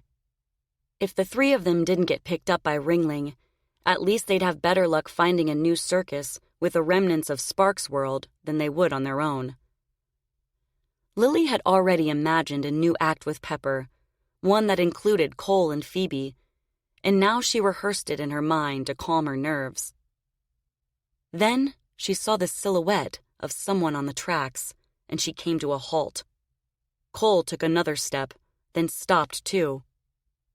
The person was quite large, with an unusually big head and broad shoulders, and he was coming toward them. It was Victor. Cole pulled Lilly off the tracks toward a line of trees. "Come," Lilly said to Pepper as loud as she dared. Pepper followed, crashing through the dry brush like a tank. "Stop right there!" Victor shouted. "That damn bull isn't getting off that easy." He turned on a flashlight and shined it in their direction. Lilly and Cole froze, and she grabbed his arm, her blood running cold. Victor had a gun. Chapter 30. Julia. The morning after finding the hidden staircase up to the attic, Julia pulled herself out of bed and looked out the window. To her surprise, the sun was out, and Claude had already piled the broken branches and sticks from the ice storm in the side yard. She glanced at the clock on her bedside table. It was already 9:30. How in the world had she slept so long? Then the memory of finding the attic bedroom hit her, and she sat down hard on her bed. Her mind felt like she had lived 1,000 years, and for some reason, her body ached like it too. Either that, or she was coming down with something. No, that wasn't it. After learning she had a sister, finding the hidden bedroom, and speculating non-stop about what her parents had done, it was no wonder she wanted to sleep. It was too much to digest all at once, and she wanted it to go away. And yet, she had to know the truth. There was no other choice. She got dressed, made her way down to the kitchen, and stood at the sink, staring out the window. How in the world was she going to fit all the pieces together? Why was her sister locked in the attic? And for how long? What happened to her? Did her parents have something to do with her death? Where was she buried? Was there a birth certificate? A death certificate? Was it possible the albino woman, Lilly, had something to do with this? Or was she a separate issue altogether? Could the little girl have been Lily's child? An illegitimate baby shamefully hidden away when Mother found out about the affair? There were probably more clues in the attic, but it would take months to go through everything, and Julia couldn't wait that long. Besides, she wouldn't know where to start. Her parents wouldn't have wanted anyone to know they were hiding a child in the attic, so there probably wasn't anyone to question. But someone, somewhere, had to know something. Then it hit her. There was one person who had been here through everything. Claude. She put on boots and a jacket, went out the back door, and marched over to the barn. Claude was at the desk in the office doing paperwork. He glanced up when she came in. "Morning," he said, then looked down at his work again. "Morning," she said. She waited on the other side of the desk, her hands in her jacket pockets to keep them from shaking. She wasn't sure if she was worried he'd tell her the truth or worried he'd refuse to talk again. "I see you cleaned up the yard," she said. He kept his eyes on the papers. "Almost," he said. "There's still a few branches lying around, but most of it's ready to be burned." "I can do that." "Suit yourself." He penciled numbers into a ledger, concentrating. She bit her lip, unsure how to begin. If he didn't help her, she wouldn't know what to do next. "I know you're busy," she said, "but can you come over to the house for a minute?" "What for?" "I need you to see something." He turned the ledger page and wrote down more numbers. "What is it? I've got to finish these accounts." "I'm not sure," she said. "That's why I need you to take a look." He finally looked up at her, his forehead furrowed. "Why don't you ask Fletcher? He'll be here in a few minutes." She shook her head. "Fletcher can't help me with this, and I don't have anyone else to ask. I found something in the house, something horrible and shocking, and if I don't figure out what my parents—" Her voice caught in her throat, and she pressed her fingers against her lips for a moment, trying to stop the sudden flow of tears. When she could speak again, she said, "I just want to know the truth." He leaned back in his chair and studied her face, as if sizing her up or judging her motives. Anger hardened his features, but she held his gaze, refusing to look away. If he read the determination in her eyes, so be it. She needed him to tell her what he knew. After what seemed like forever, he sat forward, took off his cap, and scrubbed a hand over his graying hair. He set the cap on the desk and clasped his hands together against his mouth, thinking. Then he looked her in the eye. She thought he was going to refuse to help again, but his brow relaxed and his unyielding eyes softened. Defiance turned into something that looked like sadness, or maybe it was regret. "You found a way into the attic," he said. It wasn't a question. Her legs went watery. "Mm-hmm," she managed. "And the hidden bedroom." She nodded, pulled a stool away from the wall, and sat down before she fell. "What do you know about it?" He scratched the back of his neck and frowned, hesitant to go on. When he finally spoke, his voice was tight, as if the words were hard to say. "Your parents had another child." She nodded again. She wasn't normal." Julia swallowed. "What do you mean? Was she deformed or something?" He stood and made his way around the desk, then headed toward the door. She thought he was going to leave, and she got to her feet, ready to beg him to stay. But he stopped and stared out the window next to the door. She sat back down, studying his profile. He looked troubled. It's what people did back then, he said. His voice sounded different, sad almost. Or maybe it was weary. I suppose it was better than being put in an institution somewhere. I don't know, she said. Maybe if she had gotten help. It wasn't my business. She wanted to ask why a child being locked in an attic wasn't his business, but refrained herself. If she made him mad, he might clam up again. What was wrong with her? I'm not sure. Some sort of skin condition, I think, but your father said she had other problems. Julia stiffened. Skin condition? What kind of skin condition? Albinism? Her mind reeled. Was it possible Lilly was her sister, not her father's mistress? Is that why her father went to the circus all the time? But if her sister was locked in the attic, how and when did she get out? How did she end up joining the circus? It didn't seem possible. Did you ever see her? Claude pressed his lips together and shook his head. He was lying again, she could tell. Was she an albino? She said. I don't know. Your father didn't say much about her. He and Mrs. Blackwood were... Ashamed? He turned to look at her. I was going to say private. Mr. and Mrs. Blackwood were very private people. And I can't be sure, but their decision might have something to do with Mrs. Blackwood's religious beliefs. In what way? He shrugged. It's just the feeling I got. What was her name? I don't know. Was it Lilly? I'm not sure. What happened to her? He shrugged again and went back to his desk. Is she dead? Julia pressed. He sat down and shuffled through the papers. Listen, that's all I know. Like I said, your father didn't talk about her much. I think it was too hard for him. He put his cap back on and picked up a pencil, his face guarded again. Now, if you don't mind, I've got work to do. Julia dug her fingernails into her palms, struggling to stay calm.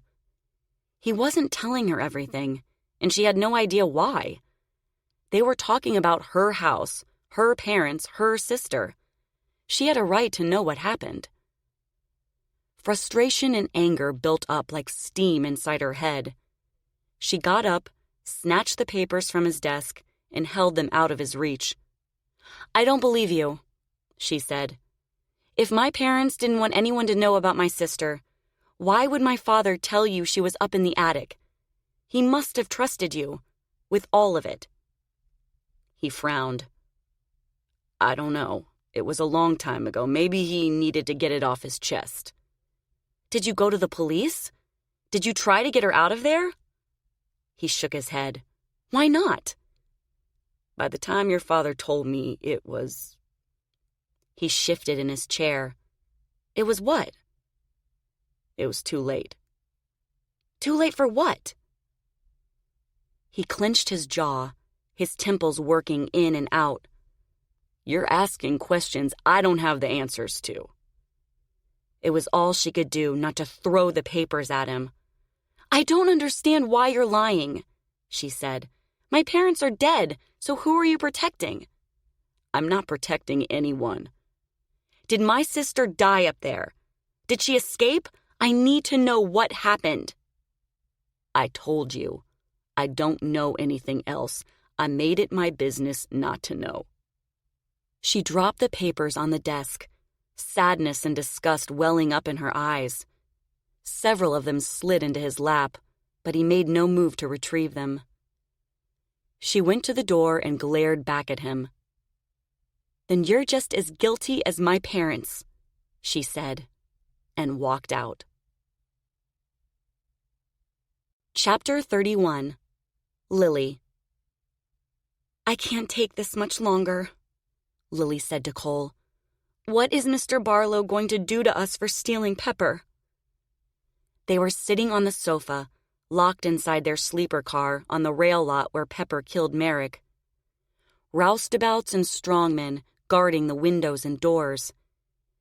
It had been nearly 15 hours since Victor forced them back to the train by gunpoint, and she couldn't stop thinking about the 3 birds in the big top during the tornado. 3 birds, 3 deaths. Merrick was dead, so who was next? Her and Cole? "I don't know," Cole said. "If he was going to call the cops and have us arrested, he would have done it by now. Knowing him, he's coming up with his own punishment." Lilly hugged her daughter to her chest and kissed the top of her head, tears burning her eyes. "If something happens to us, who will take care of Phoebe?" Cole put an arm around her. "Try not to worry. I'll talk to Mr. Barlow. Maybe he'll let us work without pay for a few years, or I can take the punishment for both of us.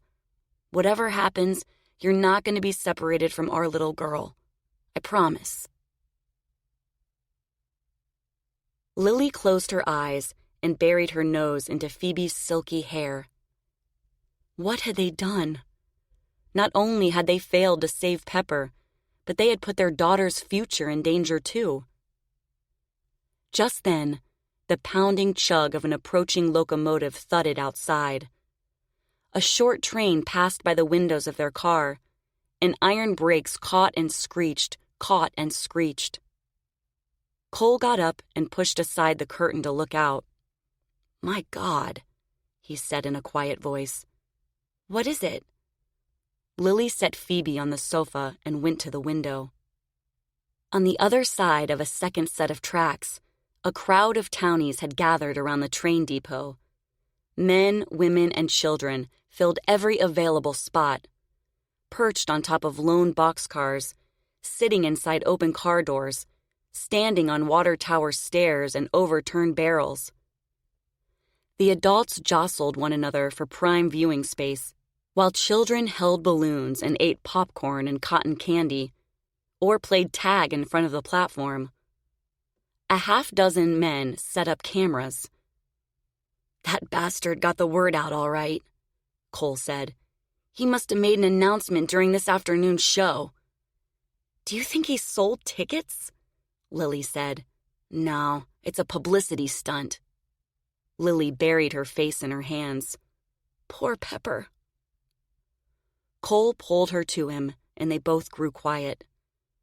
When Lilly could speak around the lump in her throat, she looked up and said, "How do you think he's going to do it?"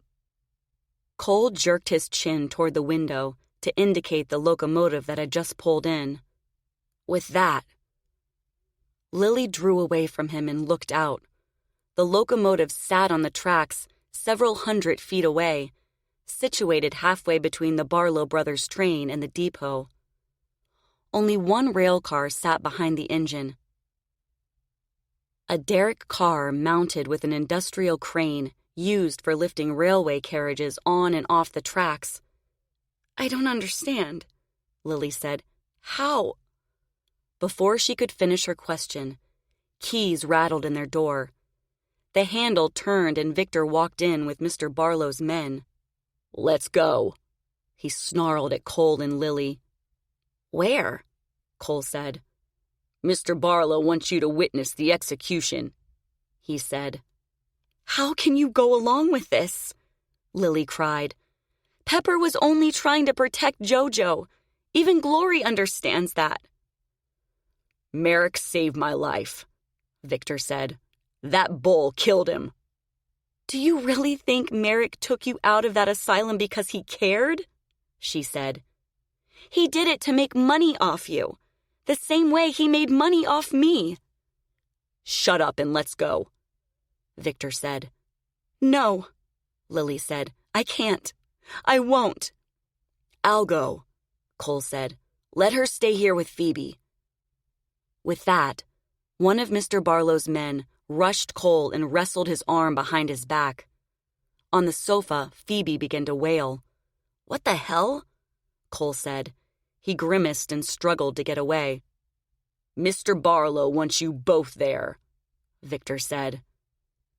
The other man made a move to grab Lilly. "Leave her alone," Cole shouted. Lilly moved away from the strong man and put up her hands. All right, I'll come." she said. "There's no need for force." She whisked Phoebe off the sofa and held her close. "Shh, sweet baby. Mommy's right here." "I said I'd cooperate," Cole said. "Now let me go."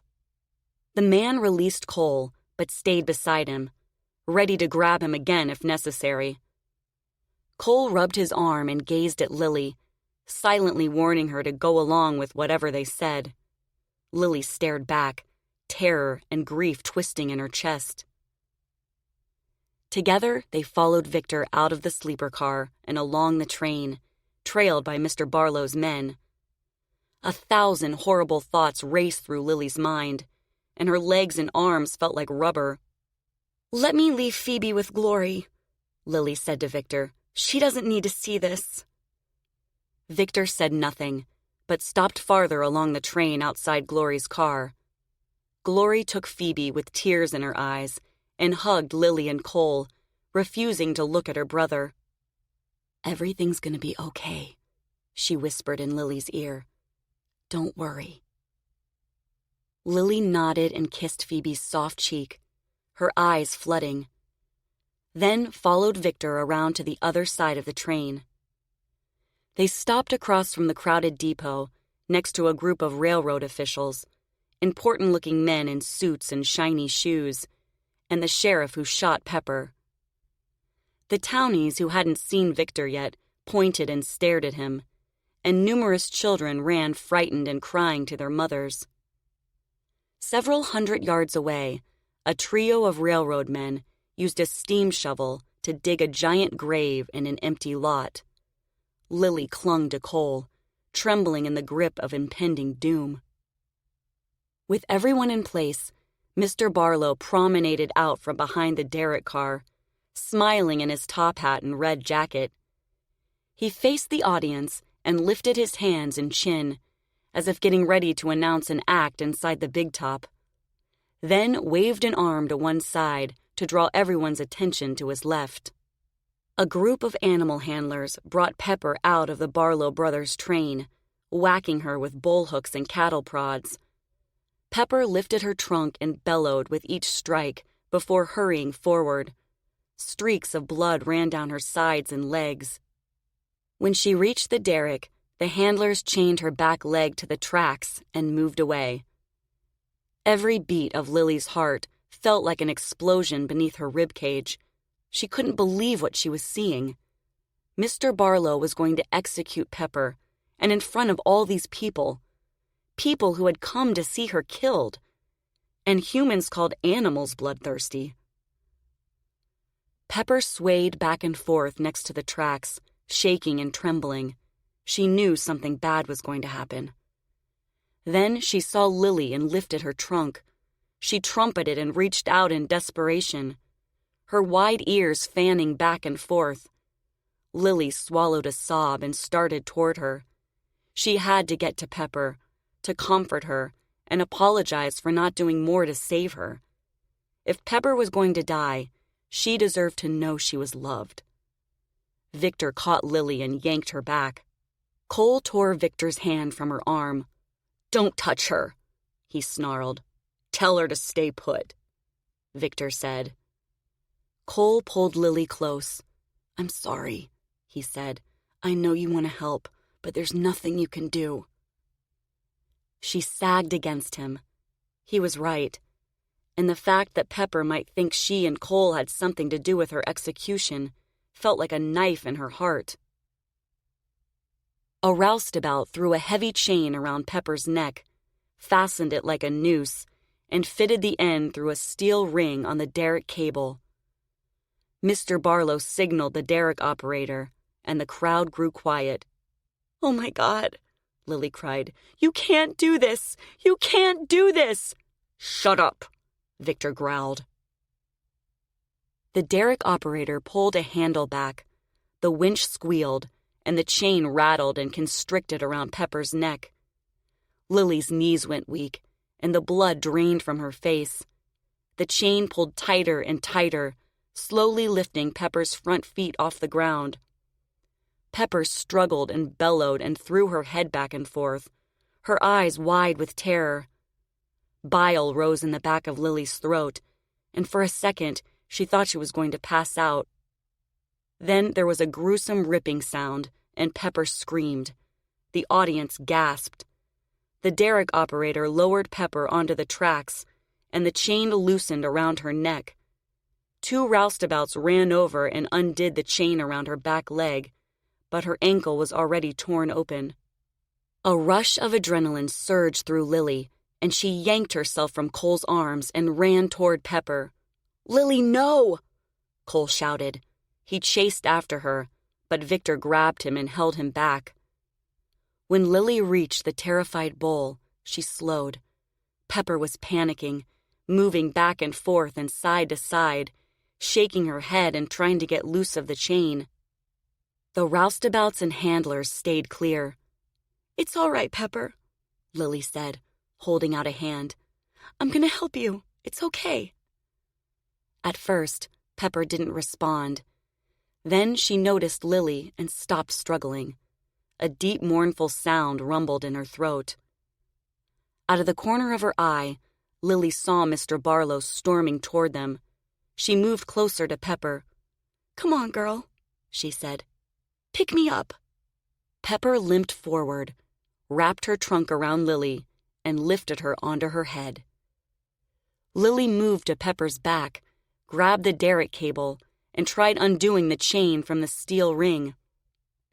If she could get Pepper free of the noose, or even if she couldn't, she was going to stay put until Mr. Barlow agreed not to follow through with the execution. He wouldn't kill Pepper while Lilly was on top of her, not in public anyway. After that, she had no idea what would happen, but she had to try something. She pulled down on the steel ring, struggled to loosen the cable and release the chain. It was too tight. "What the hell do you think you're doing?" Mr. Barlow yelled up at her. "Get down from there!" Behind him, a group of roustabouts were closing in. Cole had gotten away from Victor and was running toward her, Victor on his heels. Mr. Barlow signaled the derrick operator again. Despite the fact that Lilly was standing on top of the bull, the winch powered up, the operator pulled the handle, and the cable tightened. Lilly lost her balance and fell to her knees. She nearly slipped off Pepper's back, but held onto the chain around her neck. Women gasped and pulled their children into their skirts, while men craned their necks to get a better look. Cole ran over to the derrick car, scrambling up the side, grabbed the operator by the shirt, and hauled him out of the cab.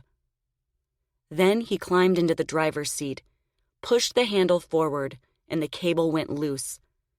Lilly stood and struggled to undo the chain again. Victor climbed up the derrick car, seized Cole by the collar, and punched him hard in the face.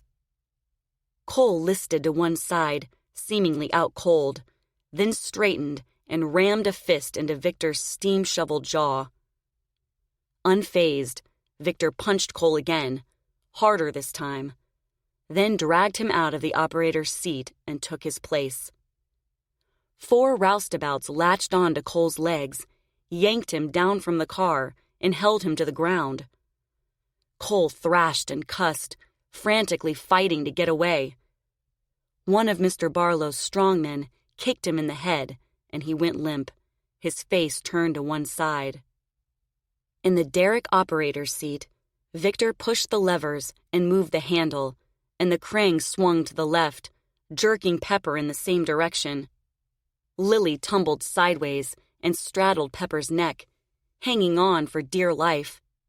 When the crane slowly swung back again, she scrambled to her feet, reached for the steel ring, and tried to pull down on the chain at the same time. Victor jostled the handle forward and to the right, and the crane lowered and swung to the other side. The cable loosened, and Lilly yanked down on the steel ring and struggled to undo the chain. A whooshing noise sounded above her head, and she looked up. The boom of the crane dropped down and over, then switched direction and headed straight at her. Before she could react, it slammed into her stomach, cracked her ribcage, and knocked her off Pepper's back. In what seemed like slow motion, She flew through the air, her lungs empty and useless, her arms and hair out like the limbs of a falling doll.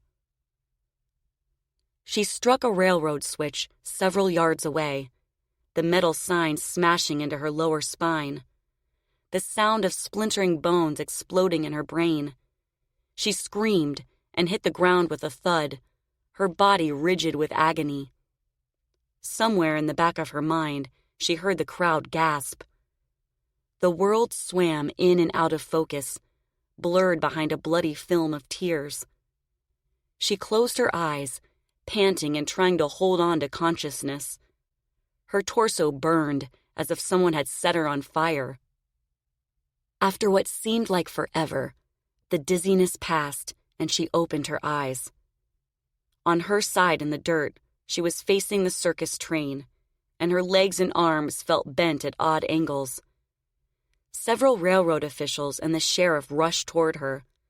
Behind them, Mr. Barlow's strongmen dragged Cole away. She gritted her teeth and tried to sit up. Her arms worked, but she couldn't push herself off the ground. The pain in her middle was like nothing she had ever felt before. Every breath like 100 twisting blades in her spine. She tried to roll over, but no matter how hard she struggled, she couldn't move. She looked down at her stomach. A gore-streaked bar stuck out of her lower abdomen, and blood oozed from the wound. Oddly, she felt no pain. She touched the area around the metal bar, and sticky blood coated her finger. Once that's out, I'll be fine, she thought. A cluster of boots and shoes appeared, and the sheriff knelt beside her, his face lined with alarm. "Don't move," he said. "You're gonna be okay." Behind her, the derrick crane powered up again. The winch squealed, and the chain rattled. "No," she said, reaching for the sheriff with a bloody hand. Don't let them kill Pepper." "Just hold on and we'll get help," the sheriff said.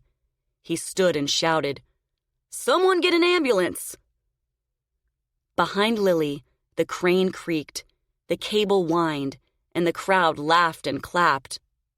Pepper bellowed several times, then let out shriek after agonized shriek. Lilly put her hands over her ears, but the sounds of Pepper struggling found its way through her trembling hands and ripped into her brain. She sobbed and gagged, her breath growing shallow and fast. Iron and steel creaked in protest against the heavy weight of Pepper's writhing body, until little by little, the cables stopped squeaking and the crowd grew quiet. Lily's arms went limp and her vision started closing in, like a dark curtain drawing in around her.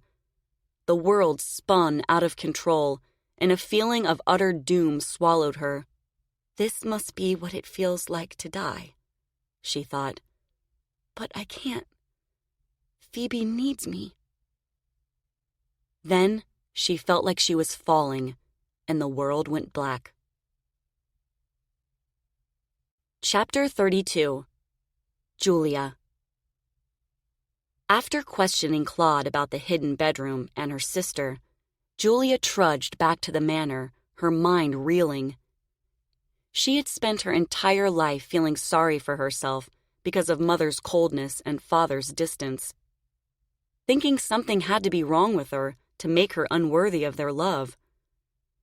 And even though she knew deep in her heart her father's car accident wasn't her fault, she'd always blamed herself for that too. Sure, he was the one who chose to drink and drive, but she was the one who had skipped church to go swimming. The burden she carried was real. Now she realized she was the lucky one. She had been able to live a relatively normal life and leave Blackwood Manor, unlike her sister, who had been kept prisoner because of the way she looked. Sadly, it came as no surprise that Mother was ashamed of her firstborn, because despite her pious ways in private, outward appearances had always mattered most to her. Hence the fancy dresses and furs when she went out in public, and the happy family charade for the outside world. But locking up a child was unimaginable.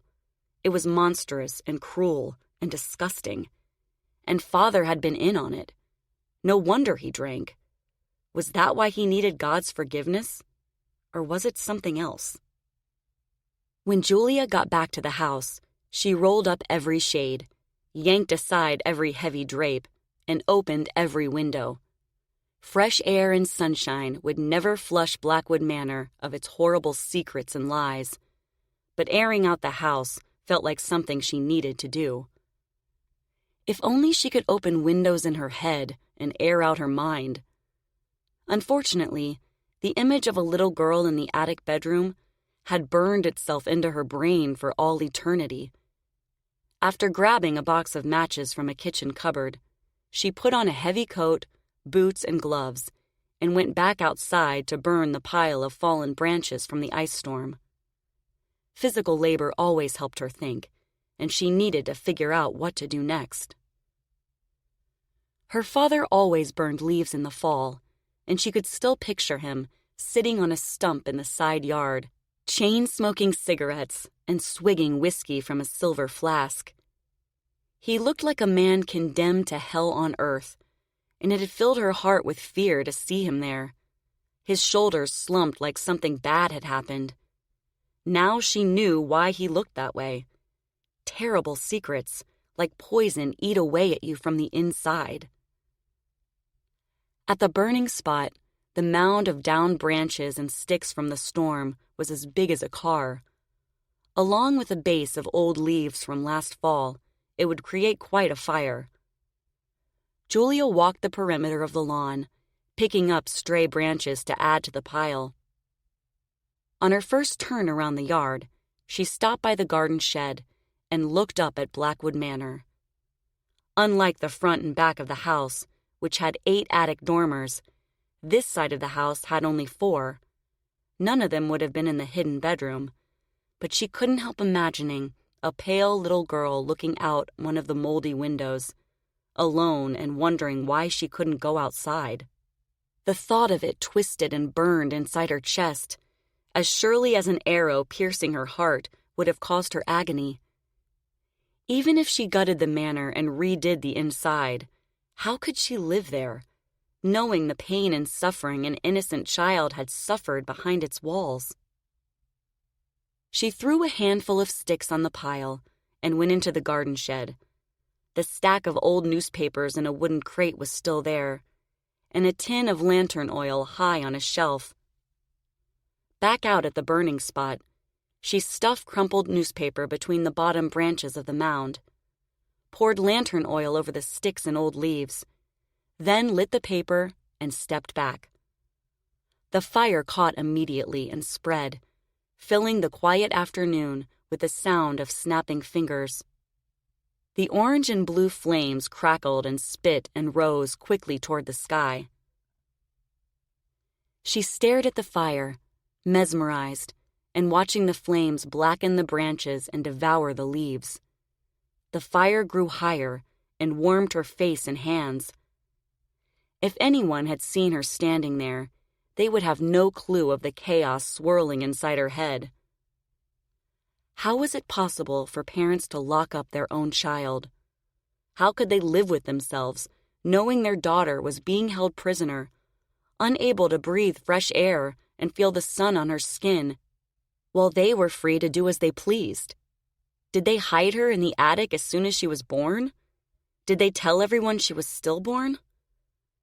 A memory flickered in her mind. Someone saying how happy they were to see Julia had grown up healthy and strong after Mother spent her entire pregnancy in bed. Who was it? She couldn't remember. Were they worried because they'd been told Mother lost her first baby? Was there a birth certificate in the house with the name of Mother's doctor? Was Lilly her sister? What happened to her? Was she dead? Did her parents need forgiveness for locking her up? Or something else? Did she die in the attic, or did she escape and join the circus? Was it possible the circus was still in business? How did Lilly's camera get in Father's desk, not to mention her hairbrush and jewelry? Hundreds of questions boggled Julia's mind and made her sick to her stomach all at the same time. She blinked and stepped back, the skin on her face burning as though she'd been out in the sun too long, and panic suddenly tightened her chest. While she'd been in a trance, the fire had grown taller and wider and hotter. It singed the lower branches of a nearby tree and inched into the yard, blackening and destroying the brown grass like water eroding a sand beach. She looked around for something to put out the errant flames. Her father used to use a shovel and pitchfork to keep the fire in check, but she realized too late that she had neither. She looked over at the barn to see if Claude was watching. Maybe he could help. She didn't see him anywhere. Desperate, she stomped the burning ground to put out the spreading flames, but the intense heat burned her skin and throat, forcing her back. She held her breath and kept trying, but couldn't get close for more than a second or two.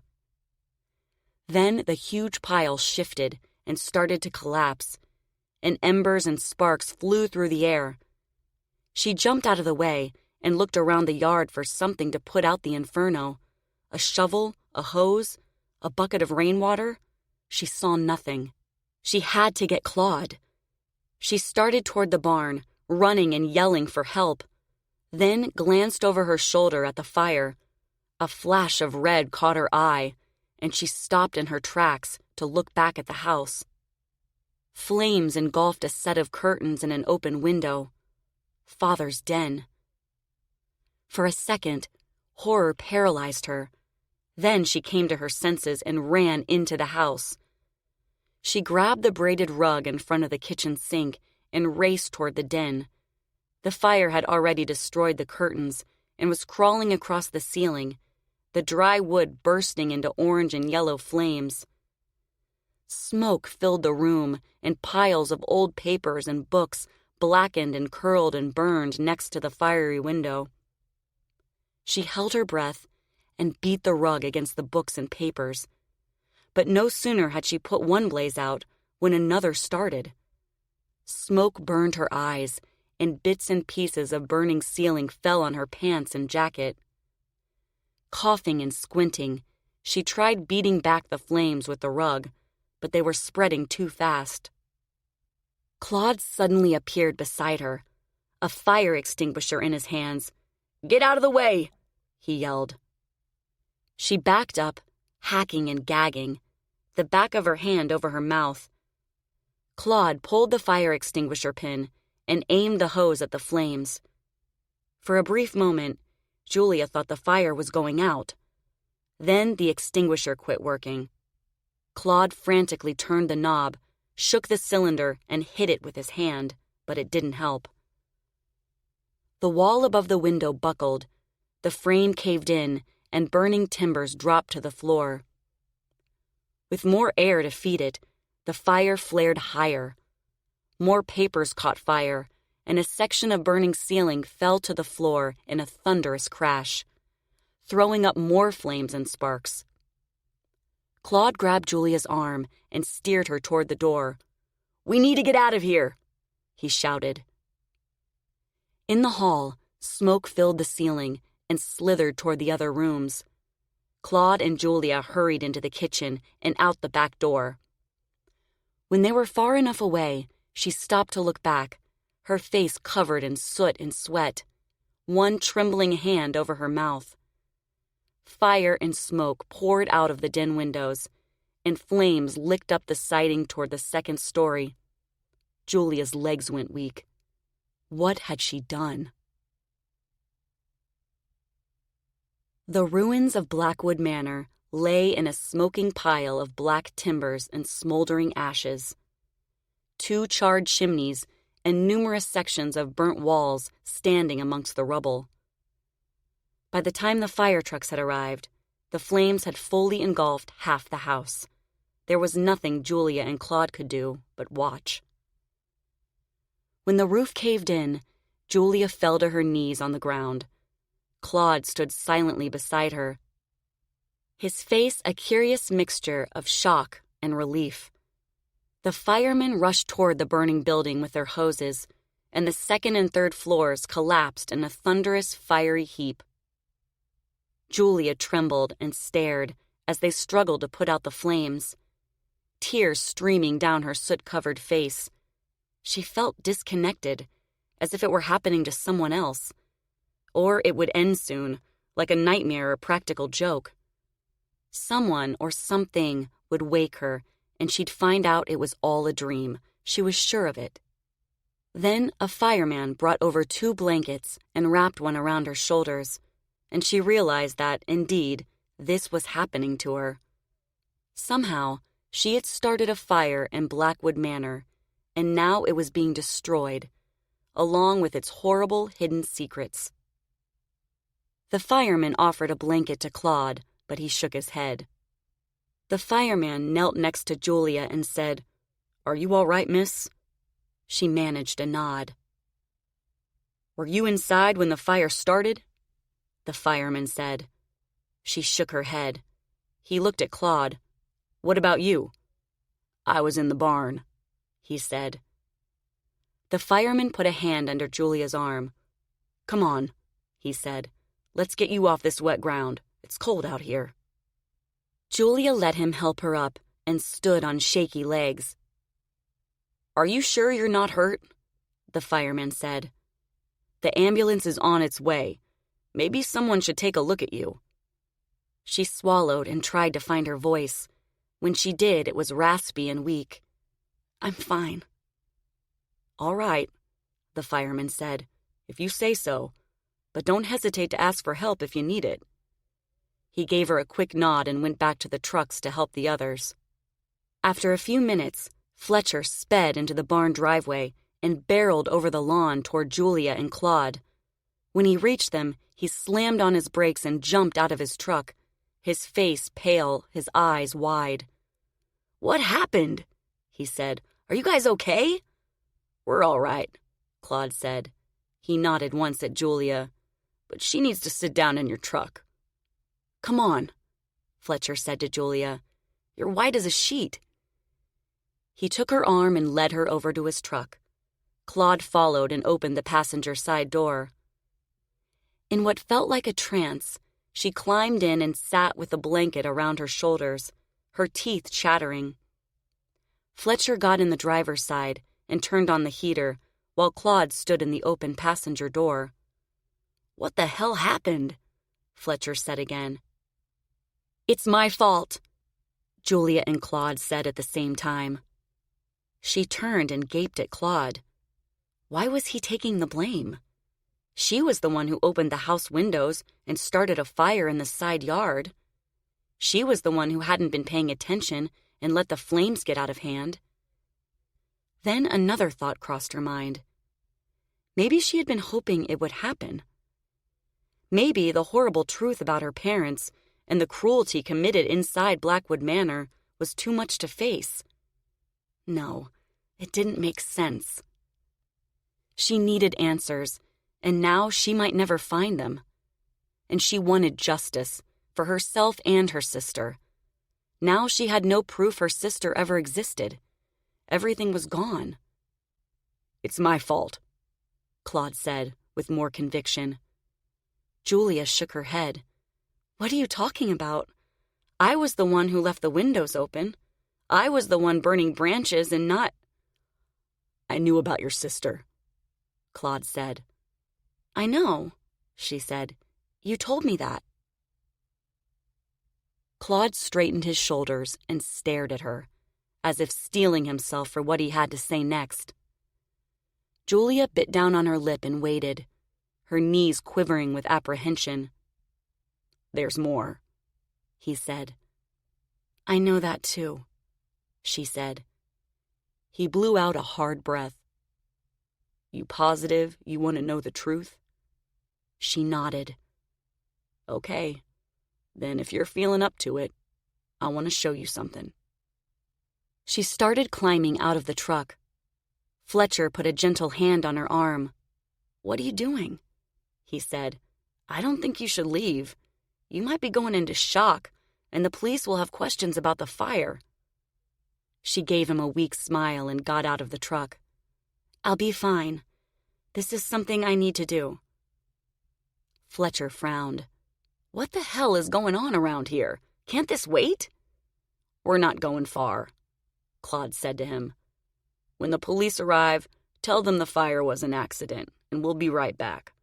Do you have a flashlight?"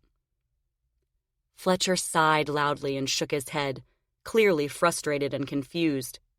There was no arguing with Claude, and he knew it. He swore under his breath, got out, and rummaged around behind his seat. He pulled out a flashlight, came around the front of the truck, and handed it to Julia, worry written on his face. "Julia, please," he said. "You can do this later." "No," she said. "I can't. I have to do it now. I'll explain everything when we come back." She shook off the blanket and looked at Claude, gripping the flashlight with both hands. "Lead the way." Claude turned and started toward the woods. In the backyard, behind the still-burning remains of Blackwood Manor, Julia followed Claude to the far edge of the lawn, through a narrow space between clipped hedges. Together, they crossed a swath of dead weeds and icy puddles, then entered the woods and ducked between gangly saplings and pine trees. There was no need for the flashlight yet, but Julia was glad they had it just in case. When they followed what looked like an animal path deeper into the forest, a memory played around the edges of her mind. As a child, she wasn't allowed to leave the yard or go into the woods, but at age 14, she had ventured into the dark interior to smoke her first cigarette. Curious why the kids at school and her father found them so appealing. After the first puffs made her cough and nearly throw up, she put the cigarette out, waited for the dizziness to pass, and started back the way she came. The sun was setting, the sky between the overhead foliage had turned purple, and within minutes she was lost, imagining her father finding her body, her arms and face gnawed by wild animals. She stumbled through the brush in a panic, mother's warning that bad things would happen when you misbehaved playing over and over in her mind. When at last she found her way out, she burst through the hedgerow into the yard, her face covered in scratches and tears, and vowed never to go into the woods again. And yet, as she followed Claude on the winding path between tree roots and boulders, it seemed as though there was something else she should remember. Something more than sneaking a cigarette, more than disobeying her parents, more than the fear of getting lost and eaten by wild animals. High-skirted evergreens and branches rustled overhead, and the charred smell of the burning house filtered in through the woods, where sunlight barely broke through to the musty forest floor. Patches of snow and ice remained here and there among the scrubs and bushes. Damage from the ice storm disfigured the larger trees, their high limbs splintered and hanging, or broken and scattered on the ground. Claude cleared debris from the trail several times, and they had to climb over an old fallen oak in their path. The farther into the woods she and Claude went, the more the old fear of getting lost returned. The shattered trees and the death-like stink of smoke reminded her of a war zone or a post-apocalyptic wasteland, mirroring her frame of mind. Her entire world had been turned upside down and destroyed. She had no idea where she was going. But there was no turning back now. She had to know the truth. Besides, Claude seemed to know the way. Near what looked like the end of the path, he pushed aside the boughs of a tall spruce, held them back, and waited while she stepped through. On the other side of the spruce, hawthorn and juniper encircled a clearing full of tussocky, snow-covered grass, leaves and brambles, and moldering logs encased in ice. In the center of the clearing, an iron fence surrounded a single headstone. Julia stopped in her tracks, and another memory came to her, vague and blurry. Her father carrying her into the woods, the two of them planting flowers inside a fence, then picking dandelions and laying them beside a square gray stone. A hollow draft of dread moved through her bones. "Who is this?" she said. Claude said nothing and continued over to the fence. He kicked aside wet leaves and broken branches in front of the gate, lifted the clasp and opened it. The metal hinges screeched in the quiet forest, and a rustle sounded nearby as some small creature scurried away. Claude gazed at her, waiting, his eyes tired, his face worn. She swallowed, stepping warily through the gate, and read the simple stone. Above a carved cross, it read, "Beloved daughter." Julia blinked back tears and moved closer, trembling fingers over her mouth. Claude followed and stood beside her. "How did you know she was here?" Julia said. "I helped your father bury her." She drew in a sharp breath. A million questions raced through her mind, but she had to be careful and not push too hard. She needed Claude to tell her everything. What happened to her? "I've never told anyone about this. I've had to live with it all these years." "Live with what?" "I was working late that night because a buyer was coming early the next morning and I had to get the horses ready." She looked at him. "What night?" "The night I saw your mother, Mrs. Blackwood, take the girl out of the house." The hairs on the back of Julia's neck stood up. The girl? The feeling that she was about to learn a horrible truth fell over her like an icy shroud. "So my sister got out of the attic? And you knew about her all along? How long was she up there?" He held up a hand. "Please, just hear me out. I need to get through this." She clenched her jaw and waited. "It was nearly midnight," he said.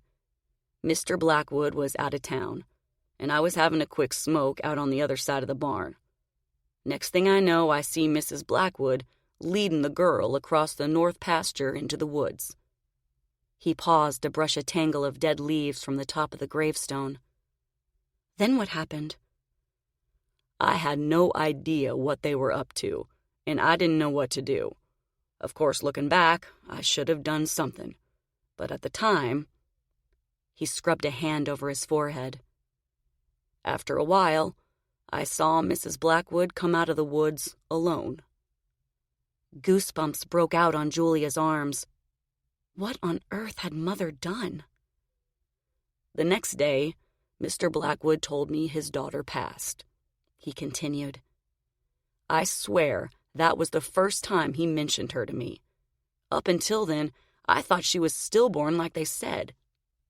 His eyes grew glassy. "Oh my God," Julia breathed. She gaped at the tombstone and ground.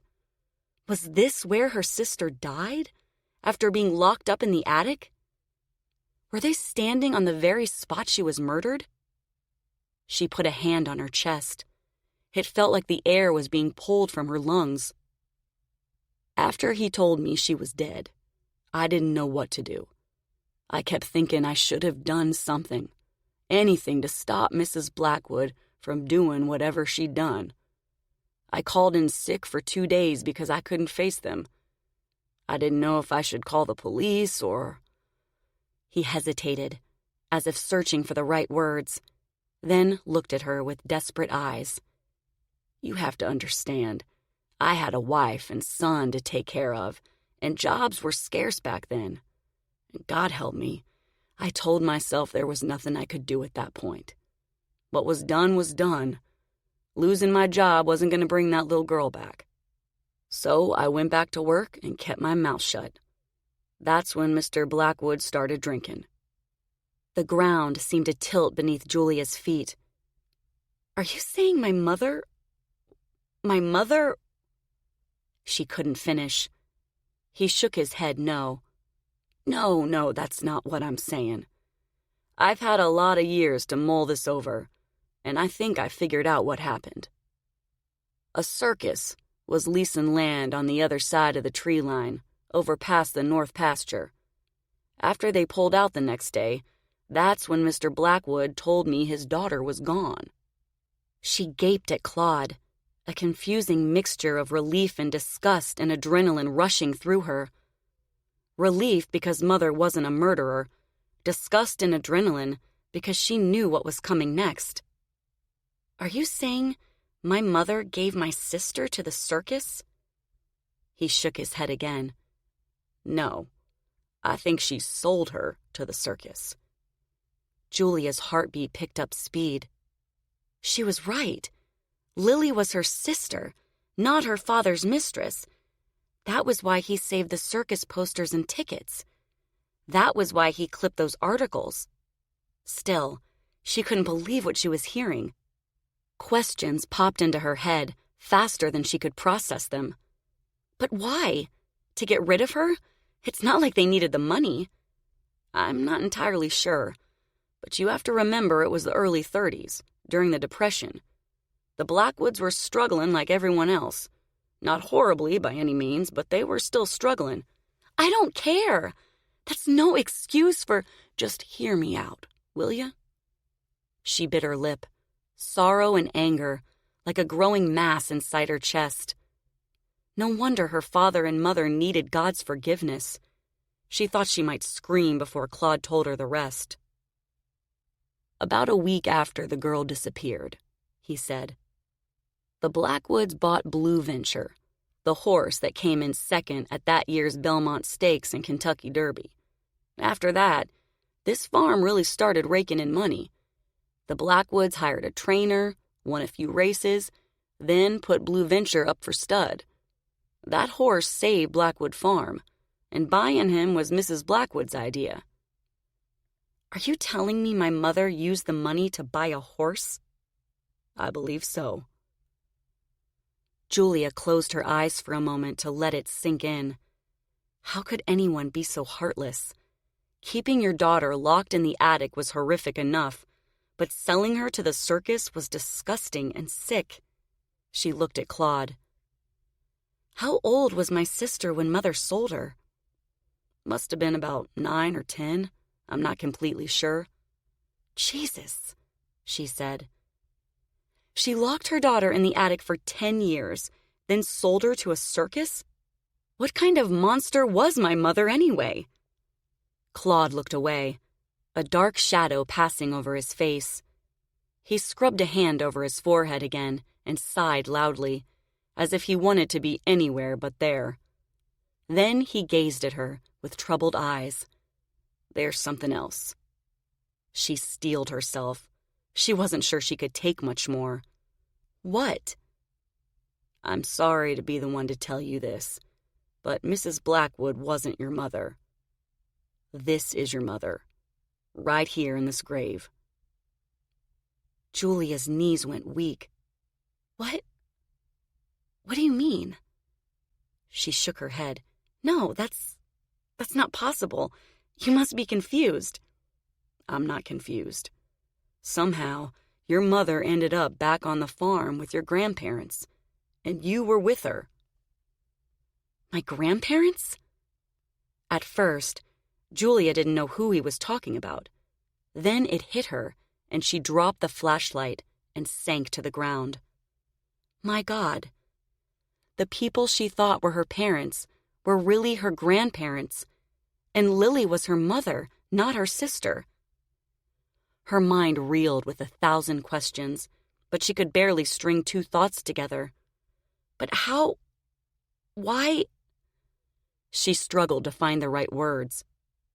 Why on earth would she ever come back here?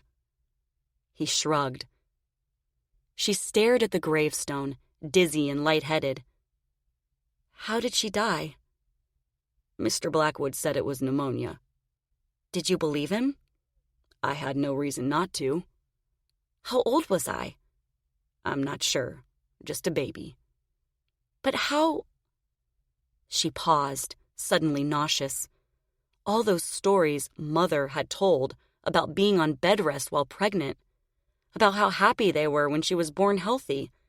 They were lies, nothing but lies. And what about her memories? What about Mother singing lullabies and tucking her in at night? Were they real, or just a figment of her imagination? So my grandparents, told everyone I was theirs?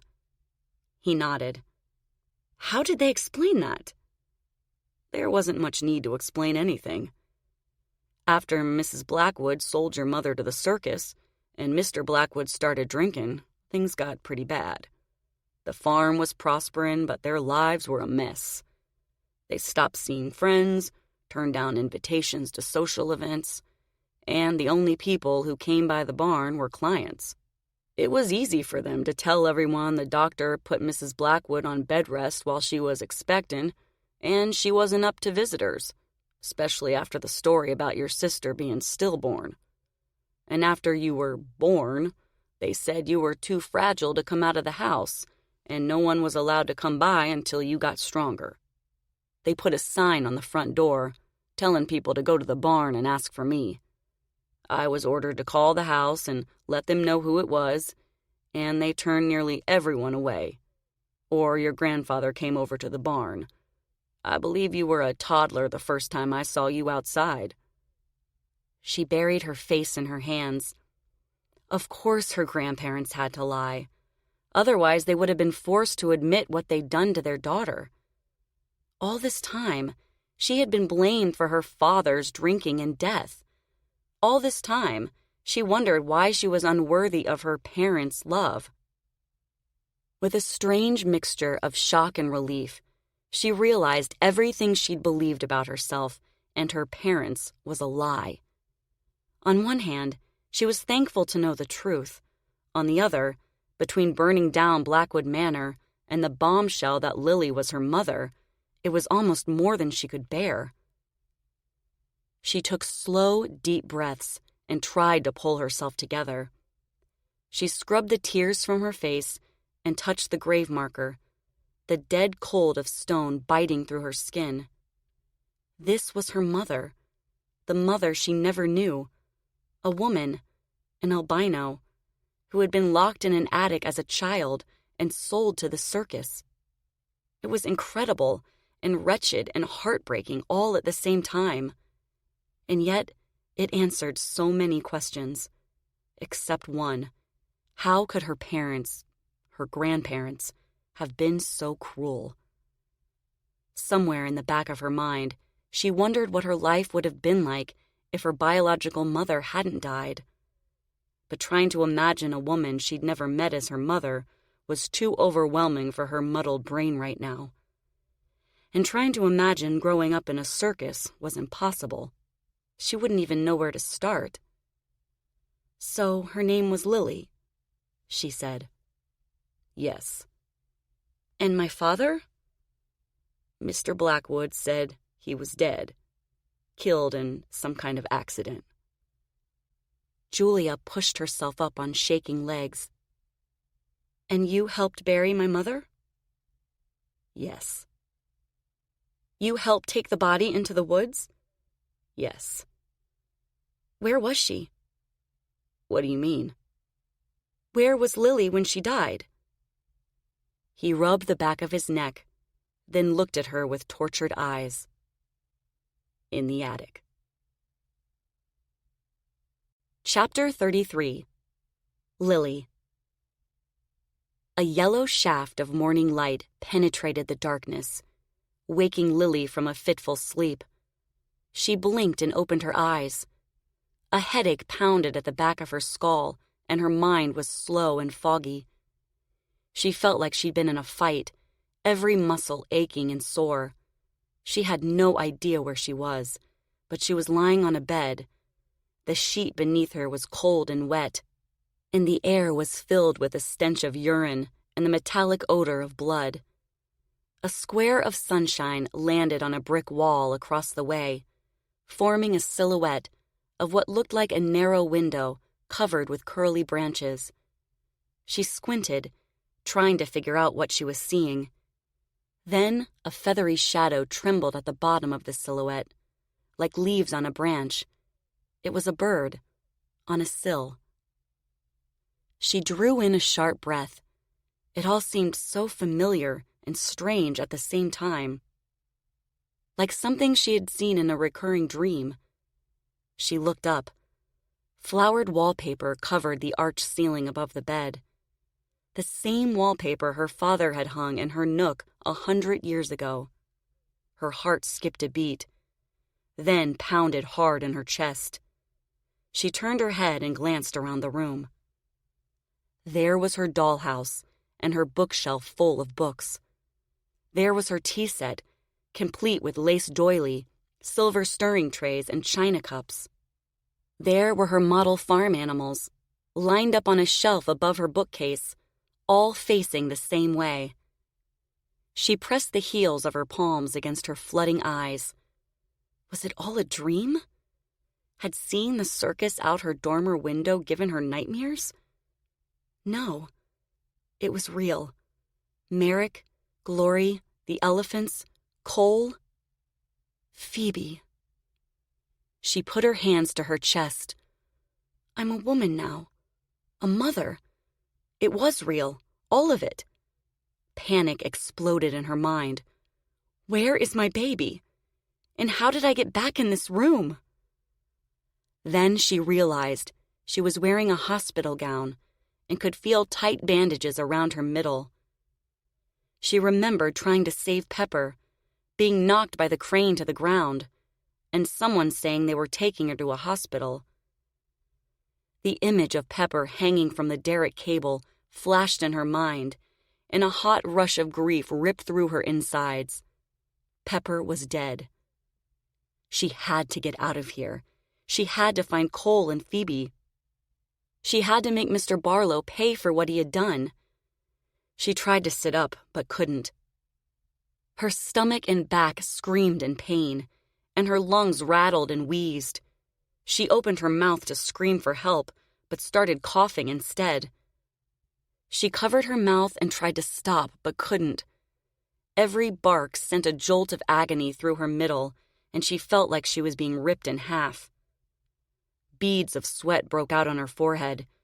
When she could finally take a breath without hacking, dark blotches of blood splattered the palm of her hand, and a warm, coppery taste filled her mouth. She touched her forehead with shaking fingers. She was burning with fever. A key rattled in the door lock. The handle turned, and a woman entered the room. It was Mama. Using every ounce of strength she had, Lilly pushed herself up on her elbows, her heart thundering in her chest. Mama looked exactly the same, except for a sprinkle of gray hairs throughout her perfectly coiffed head, and the crepey, pinched skin around her eyes and mouth. She was tanned and slender, with rosy cheeks and shining eyes, with the self-assured poise of a woman who had lived a happy and guilt-free life. The sight of her burned like acid in Lily's gut. Mama approached with a familiar keyring attached to her apron, her face void of emotion. "You're awake," she said. "Where's my daughter?" Lilly said. Her voice was raspy and weak, and her throat felt like she had swallowed shredded glass. She started coughing again and had to force words out. "What am I doing here?" "Your daughter is safe," Mama said.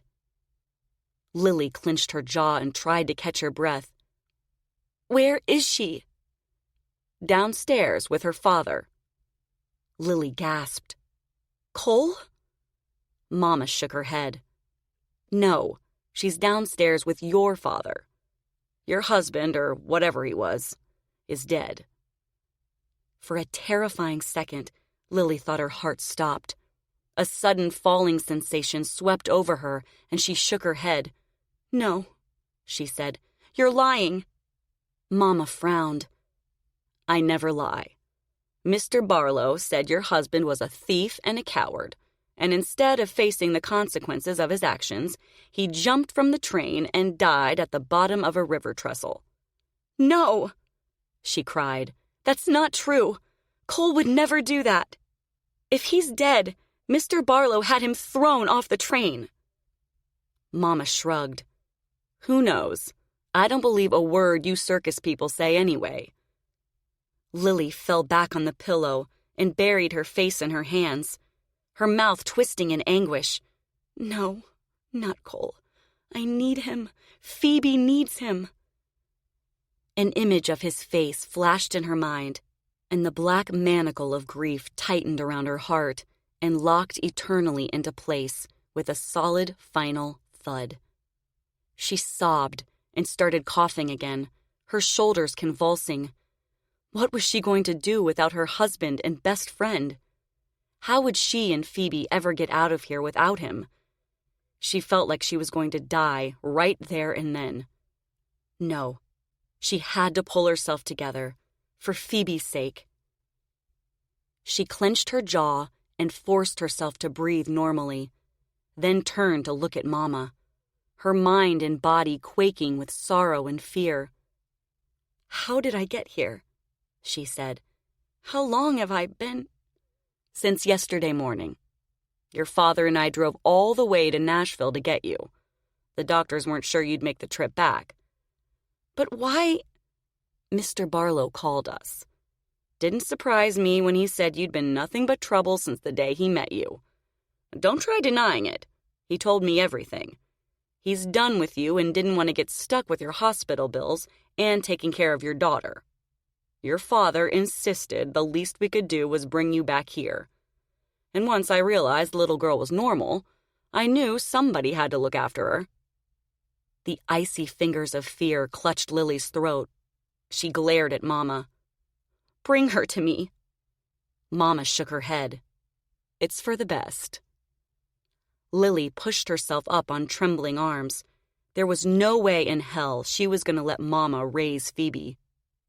She'd kill her before she'd let that happen.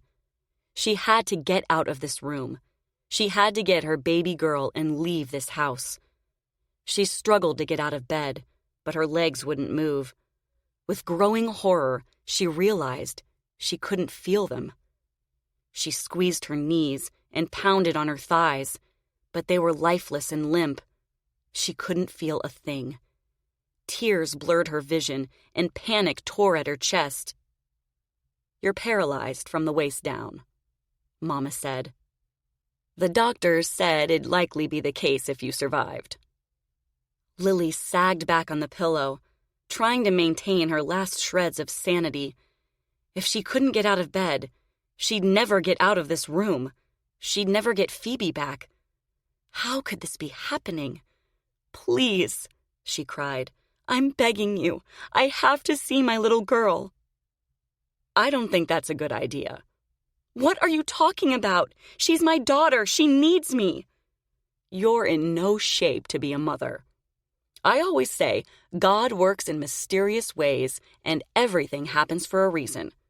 And finally, after everything you put us through, your father and I are getting the daughter we deserve. She's taken to us like a fish to water, as she should. We're her grandparents, after all." Terror and rage burned beneath Lily's ribcage. "You're nothing to her," she cried. "She's mine." She coughed again, and a sharp pain ripped through her middle, like 1,000 daggers stabbing her sinew and muscle and veins. She sobbed and retched, growing weaker and dizzier with every passing second. "I won't let you have her. Please, you have to bring her to me." "I'm sorry, but what's done is done."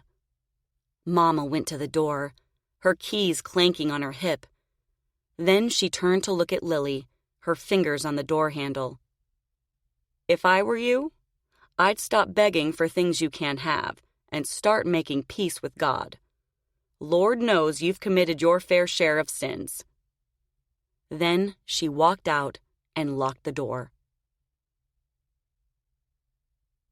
Lilly wasn't sure how much time had passed since she woke up to find herself back in the attic of Blackwood Manor, but the window silhouette slowly made its way across the brick wall as morning turned to afternoon, then evening, night, and morning again. A deep but fragile sleep kept her mind from further torture, but it only protected her for short periods. Every few hours, she startled awake, coughing and instantly assaulted with the knowledge that Cole was dead, Mama had taken Phoebe, and she was trapped in the attic again. Every time she opened her eyes and remembered where she was and why, a sudden avalanche of grief and anger threatened to crush her. But she had to hold on for her daughter. In between periods of exhausted oblivion, she used every ounce of strength she had left to try moving her legs, willing her brain to make them work. If she could get out of bed, she could hit Mama over the head, escape, and get Phoebe back. She tried lifting her thighs with her hands, and a brutal twist of pain ripped through her middle.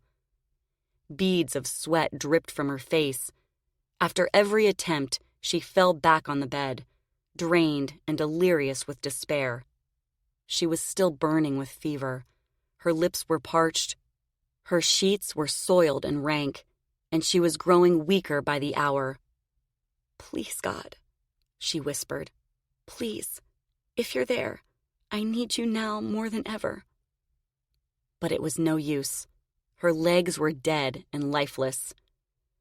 No one brought her water or food, and she was beginning to think Mama was going to let her starve. How was it possible that her lungs still drew in air and her shattered heart was still beating? Agony nearly swallowed her.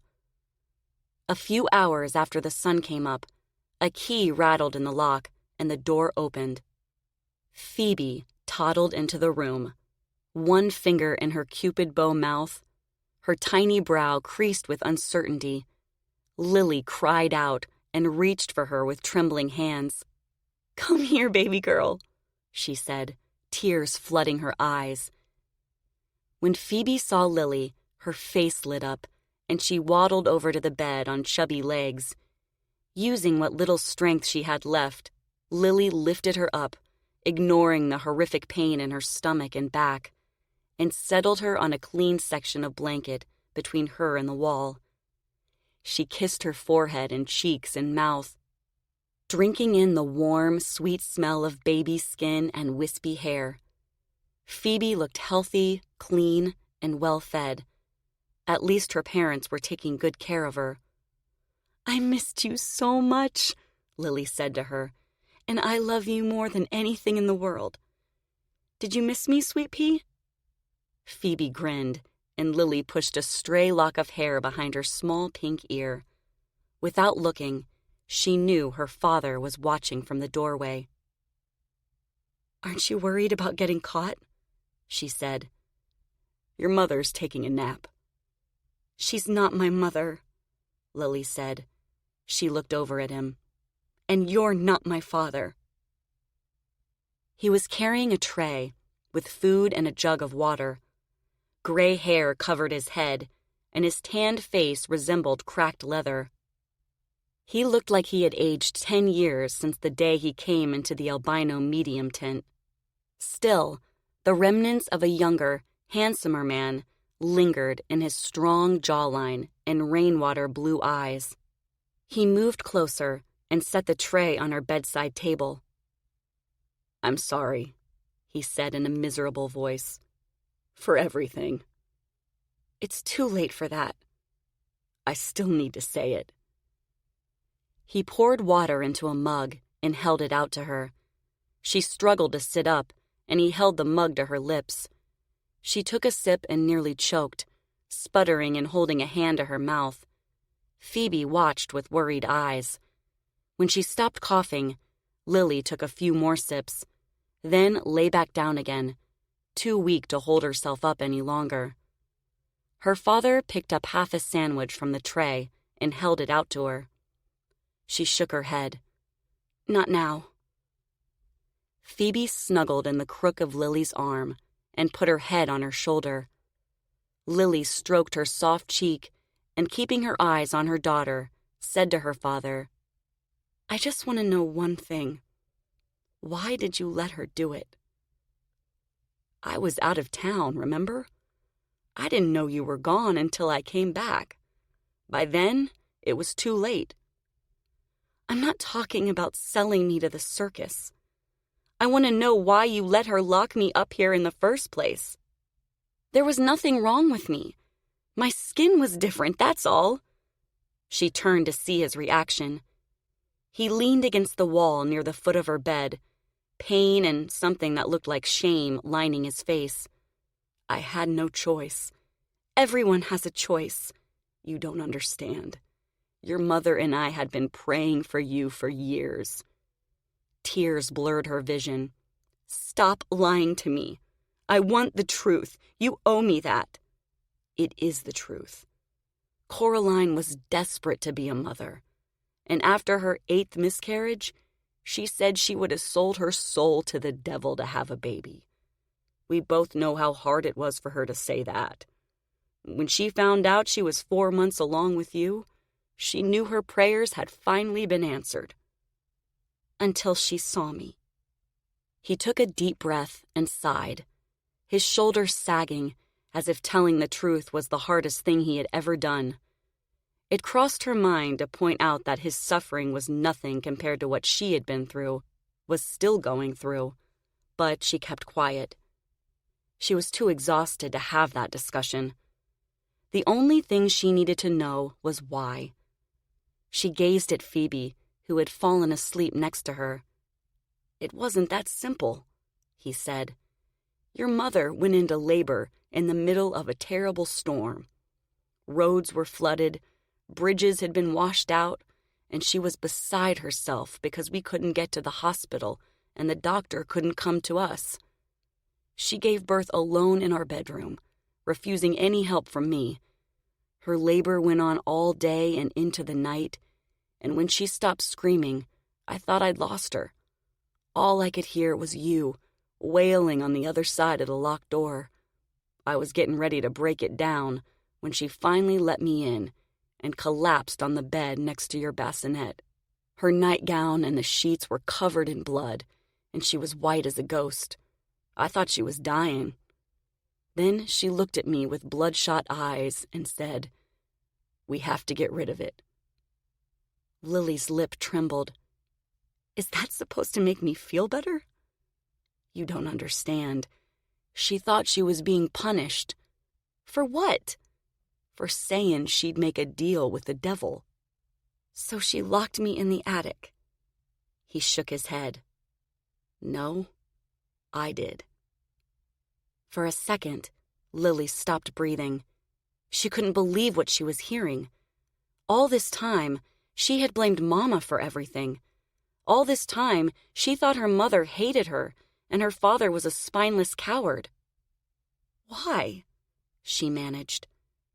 She wanted me to take you into the woods and leave you there. Lily bit her bottom lip and closed her eyes. What little strength she had left seemed to slip away. Her mother never meant to lock her away.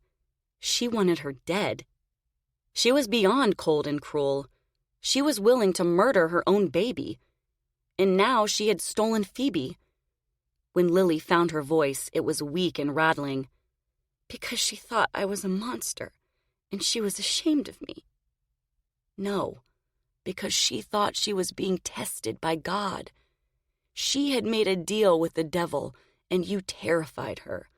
Not because you were a monster, but because you were perfect. You were without a blemish or a spot, like the sacrificial lamb.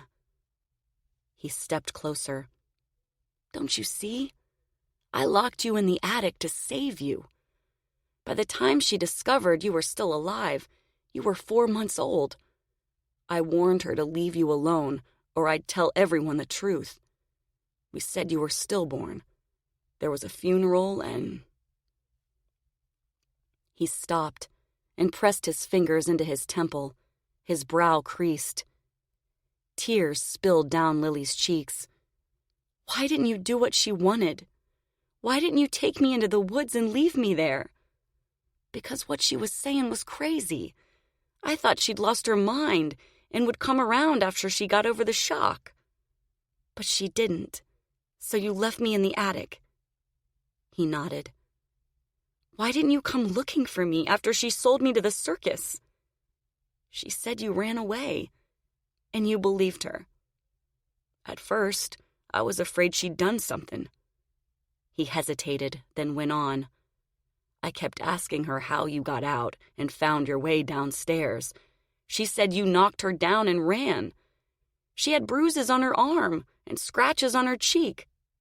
She was lying. I realized that when I saw a circus poster in Pennsylvania with your picture on it. You knew where I was then, she said. All this time. Yes. You didn't want to know if I was all right? If I was happy? He sighed. Of course I did. That's why I came to see you in the medium tent. That was 6 years after I disappeared. What took you so long? He shook his head. You're wrong. I went to a show at least once a year. You never knew I was there, but I saw you in the freak show. I saw you on the white elephant. A sad smile played around his lips. You looked so beautiful and happy. Lilly put her hands over her face. She had been happy. Finally. But then the tornado took the big top, and Mr. Barlow sold Jojo, and... She couldn't think of anything else to say. She could barely string 2 thoughts together. The longer they talked, the weaker she grew. You must hate me, her father said. She took her hands from her face and shook her head, weeping openly now. I loved you, and Mama too, because I didn't know any better. But when I saw myself in a mirror for the first time and realized there was no reason to lock me up, I hated you both for a long time. Now, you're not important enough to hate. I'm sorry, he said again. For everything, I still love you. I never stopped, not for 1 minute. On watery arms, she pushed herself up again, trying not to disturb Phoebe. If you still love me, take me to the hospital. Give me back my daughter, please. You can't let Mama take her. She's all I have. He clenched his jaw, his temples pulsing in and out. And then what, Lilly? What do you think the police would do if they found out we locked you up? What do you think would happen if they found out your mother sold you to a circus sideshow? I won't tell them, she croaked. Her voice was giving out. She fell back on the pillow, breathing hard. You have to give me a fighting chance. You owe me that much. He moved closer, slowly shaking his head. I hope you'll forgive me someday, but right now, the only thing I can do is promise to give your daughter the life you never had. If something happened to me and your mother, who would take care of her? He reached over Lilly and lifted Phoebe from the bed. Lilly tried to hold on, but she was too weak. Her father pulled away and stood over her, Phoebe asleep in his arms, tears shining in his eyes. You wouldn't want her sent to an orphanage, would you? Before Lilly could say anything else, he walked out of the room and locked the door behind him. Lilly threw her head back and screamed until she tasted blood. Chapter 34. Julia.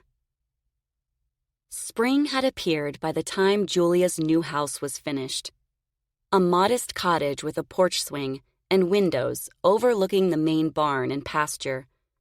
The daffodils were up, the apple trees were covered in white and pink blossoms, and the lilac trees were budding. Robins bounced along the muddy grass, and sparrows lined the fences and barn roof. On her way across the lawn to the new barn construction site, Julia turned her face toward the sun, hopeful about the future for the first time in her life. But there were still so many things that needed to be done. The new barn was being built where Blackwood Manor once stood. The new fences needed to be put up, and the electricity was being turned on today, and she was thinking about getting a dog or two, maybe a yellow lab and a chocolate one too. It was relief in the end to have the manor gone. Now that she knew the truth, she wanted nothing more than to put the past behind her and start over. Living in the manor would have felt like living in a mausoleum. Every little thing a reminder of the hurt and fear she felt as a child, of the guilt she felt when her father was drinking, and mostly of the suffering her mother, Lilly, had endured. It would have seemed wrong to live there, not to mention too hard to live in a place that had witnessed such overwhelming sadness and cruelty. Besides, going through everything would have taken forever. Reading all her father's papers, selling off the antiques, clearing out the attic. More importantly, making a loving home in the same house her mother had been kept prisoner and died in would have been impossible. Now the house and everything in it was gone, destroyed and purified by fire. Although she tried not to, she thought about her grandparents a lot. When she told Fletcher what had happened, he said people who were cold and aggressive were not happy people. They treated others the way they did because they were unhappy within themselves. She wasn't sure if she believed him, but she appreciated his efforts to help. After all, she had been unhappy most of her life, and she always tried hard, maybe too hard, to be kind to others. She had heard the saying that those who hurt others had been hurt themselves, but she didn't believe that either. She'd been hurt and knew how awful it felt, so she tried not to hurt anyone. Maybe some people never learned. It was hard to feel sympathy for her grandfather, who let such horrible things happen under his own roof, then drank himself to death trying to forget what he had done to his daughter. It was even harder to find sympathy for her grandmother, who had got rid of one child and raised another without love. She supposed her grandmother didn't know how to love, that she was born flawed. It was the only explanation that made sense. She supposed it was only natural to think often of Lilly, but her heart ached imagining the nightmares she endured and the life they could have had together if things had turned out differently. She wished she had the picture of herself as a baby on her mother's lap, smiling and holding the calico elephant, but it was destroyed in the fire. Claude had no idea how long Lilly survived in the attic after her accident, but a heavy, nauseous feeling came over Julia when she realized it could have been weeks or months or even years. And she had been eating and sleeping and playing all that time, with no clue her mother was living in misery right upstairs. She wondered, too, what kind of mother Lilly would have been after being treated so cruelly by her parents. She liked to imagine her as a loving, affectionate woman who, like Julia, had learned to be gentle and kind as a result of what others had done to her. While waiting for the new house to be built, she stayed in an inn on the interstate and went to the barn every day to work with Claude, Fletcher, and the horses. Bonnie Blue's foal, Samantha, was growing fast and strong, as was her best friend Molly, the filly Fletcher had brought home. Julia planned to keep them both on the farm for the rest of their lives. And after doing research on the racing industry, she made the decision that no more Blackwood Farm horses would be sold into racing. When she wasn't at the farm, she was at the library, doing research on the Barlow brothers' Circus and Lilly. Along with the same clippings she had read in her grandfather's den, she found an article about two circus performers who had tried to steal an elephant. One was her mother, Lilly, and the other was a performer named Cole Holt. They were husband and wife. She also found a horrifying article about the execution of an elephant named Pepper, the same elephant her parents had been trying to steal, and another article about Lilly being injured while trying to save her. But she found no record of what happened to her father, Cole, and he remained a mystery. After reading about Lilly trying to save Pepper, she tried to think of a way to honor her mother's courage, and the solution came to her a few weeks ago. Now, as she reached the new barn, Fletcher pulled in with a horse trailer. She went over to the driveway and waited, trying to ignore the nerves fluttering in her stomach. He got out of the truck and shut the door, grinning like a schoolboy. "Do you have them?" she said. "Sure do," Fletcher said. "And there's more where these came from." He went around the back of the trailer and she followed. He unlocked the ramp, let it down, and reached for her hand. She smiled and took it, and he pulled her up the ramp. Together, they peered into the trailer.